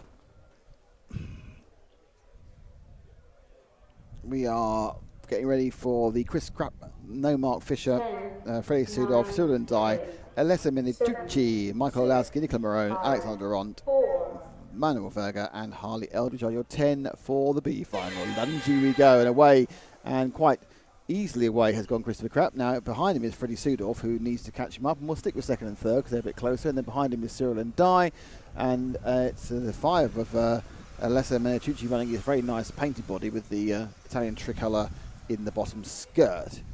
So as they row around, Sudolph leading a train, but he's not gaining on Krapp at the moment, who got a bit of a lead from having no person in second place. He's got a lead of about 9/10 of a second. I think he's got a little bit more than Dye had a problem and struggled, so it's now 1 and 2, so the pressure behind Sudolph has disappeared. As in Dye had a little bit of a drive issue at one of the corners. He's now got to worry about Alessa Minitucci behind him. Gap went up by another 2/10 there, so Christopher Krapp driving quite nicely at the moment, looking to make it a B final European Championship win.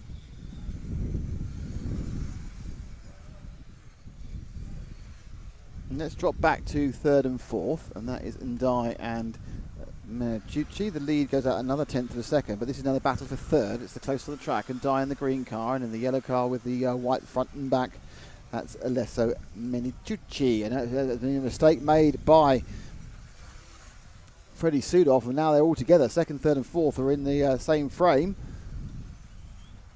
And up the inside goes Cyril Ndai, but doesn't get the drive coming into the EFRA hairpin. EFRA kink, and down to the infinity hairpin through the Serpent's head, and it's an ebb and flow those three, but well away is Christopher Krapp, and suddenly look at the power we saw from Freddie Sudolph as he sprinted down the straight. But Minitucci there was looking to get up the inside of Ndai, had to switch back, and as you can see, Olowski now is coming to join this party as well, as is the number 8 car of Alexander Laurent. So basically everybody now is getting... Oh, and Minitucci has a little bit of a nibble at Ndai and gets past him. So third, fourth, fifth, sixth are together. The leader's a long way away, and the second place Sudolph is a little bit away from these two, but you can probably see Sudolph coming in and out of the frame as the 4 cars who follow for third, which is Minitucci, Ndai, Michael Olowski and Alexander Laurent. Rolling down, just about exactly halfway gone now. 2.5 down, 2.5 to go.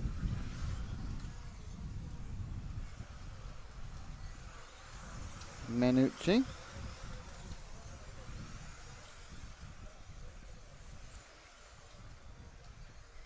Beginning now to bridge that gap, isn't he? He's getting back to Sudolph. So Minitucci now looks like he's got a bit of speed over Sudolph. So the Italian is catching up the German. The orangey into green German being caught up with the white and the yellow of Minitucci.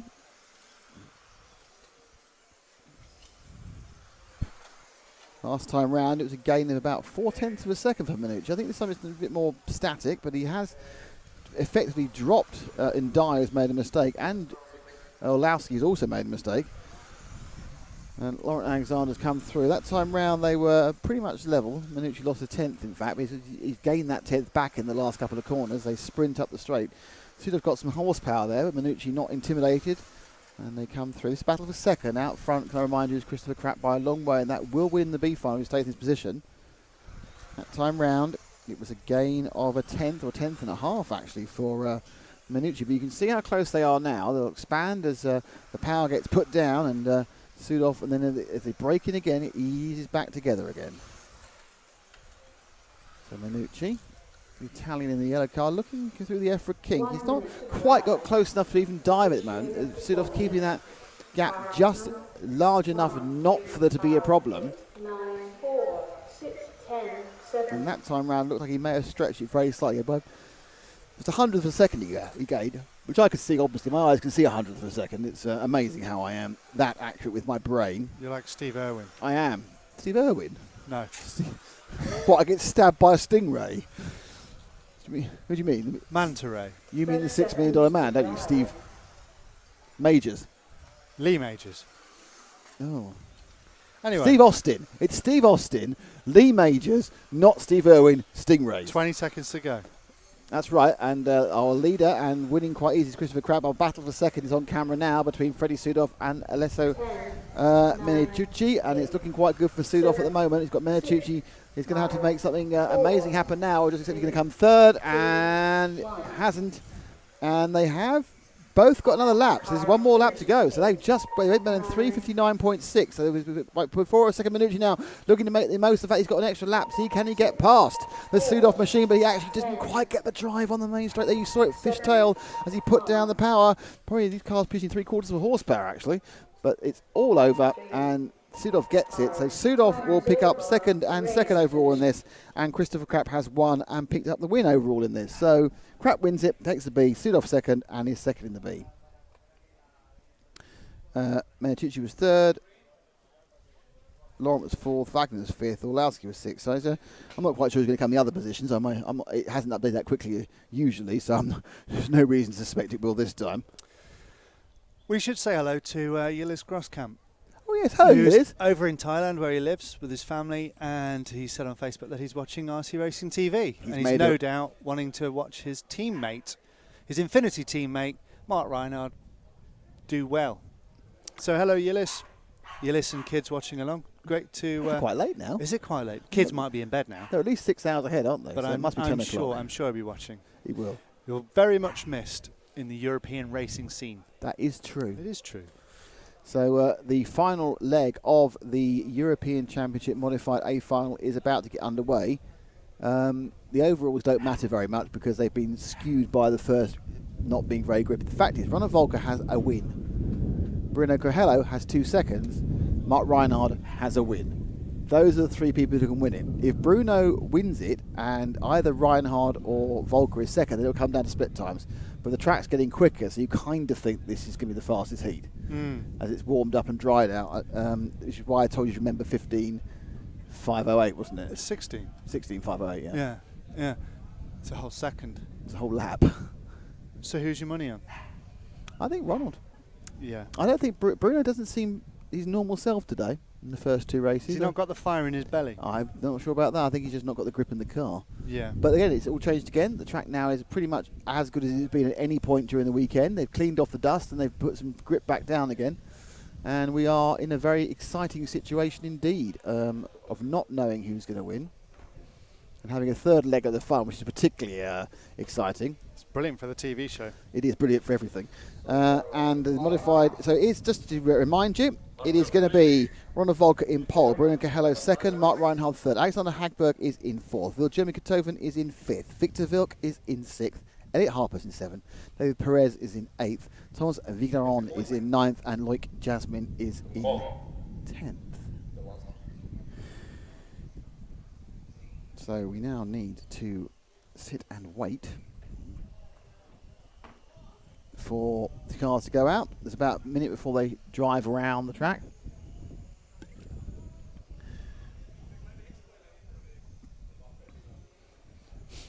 Why do you think Martin Hoodie has got an electric drill turning Alex's rear wheels out? There was a lot of that happening.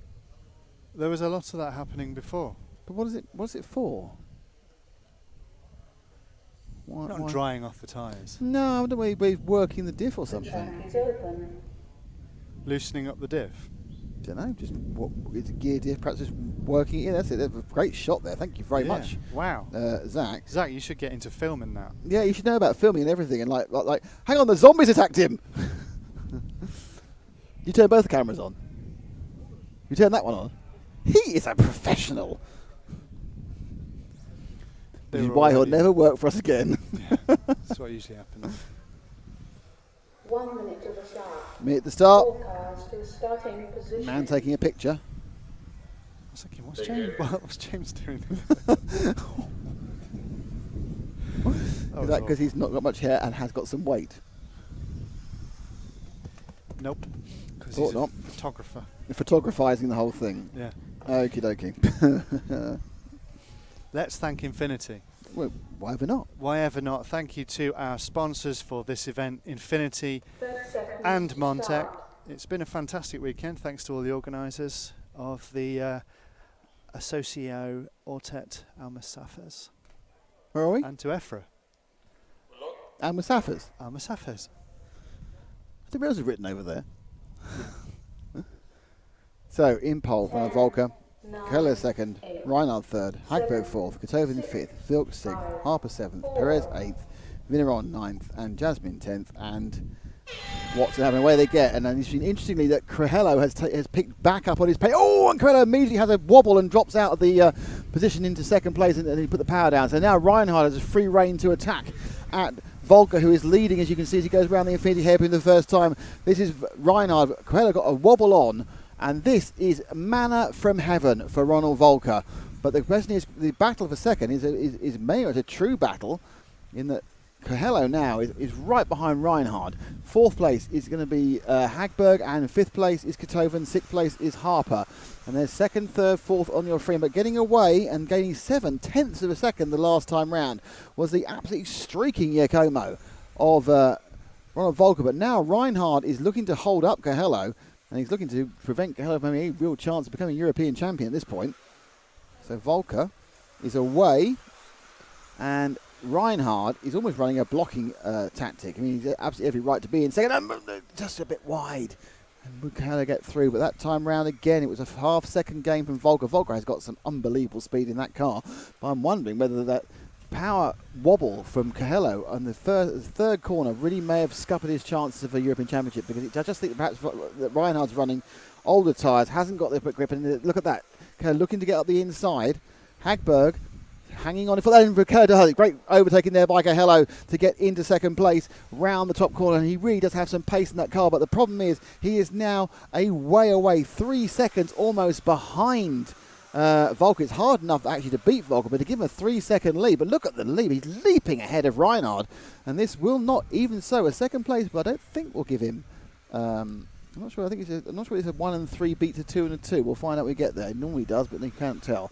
So anyway, Crehello now in second, and that time round he gained 1/10 of a second. The problem is he needs to gain about 3/10 of a second each lap at minimum, with 2 minutes down and 3 to go. So Crehello, the car looking beautiful now. Finally, the aggression is back, but he has a problem that he has to get to Volker.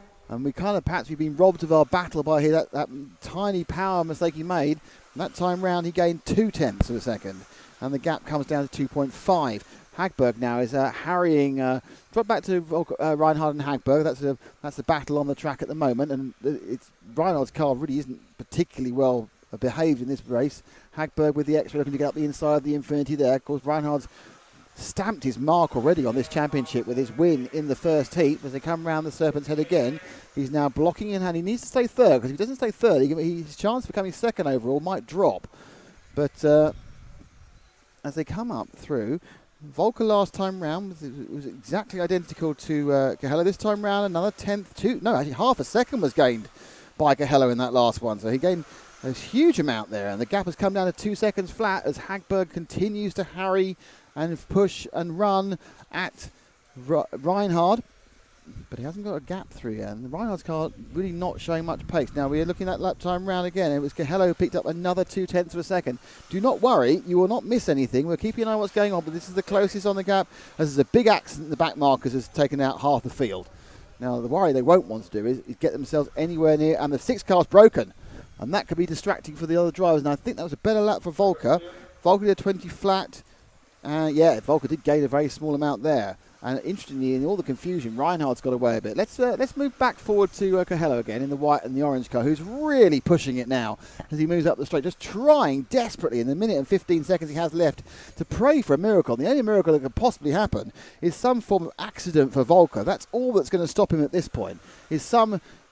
Volker has to make a mistake, and it's been because that little problem in the first lap that Crehello had, which meant that Reinhard would get ahead, and Reinhard's car's not got the pace, and he was blocked. It wasn't blocked. That was absolutely what Reinhard was supposed to do, was stay ahead.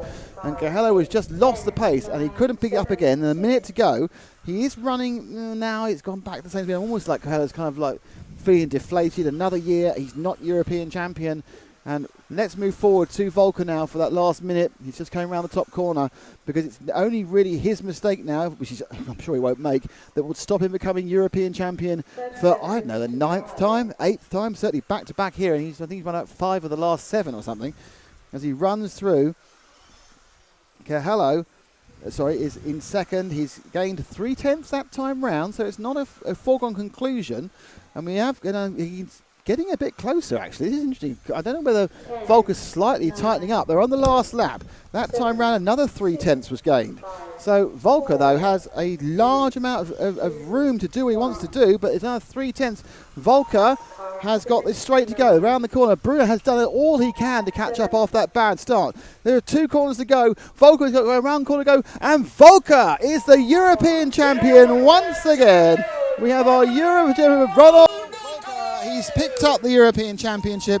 It's a great performance by Ronald. He's done a great job there. Ronald, fantastic stuff. And let's grab him. A marvellous performance.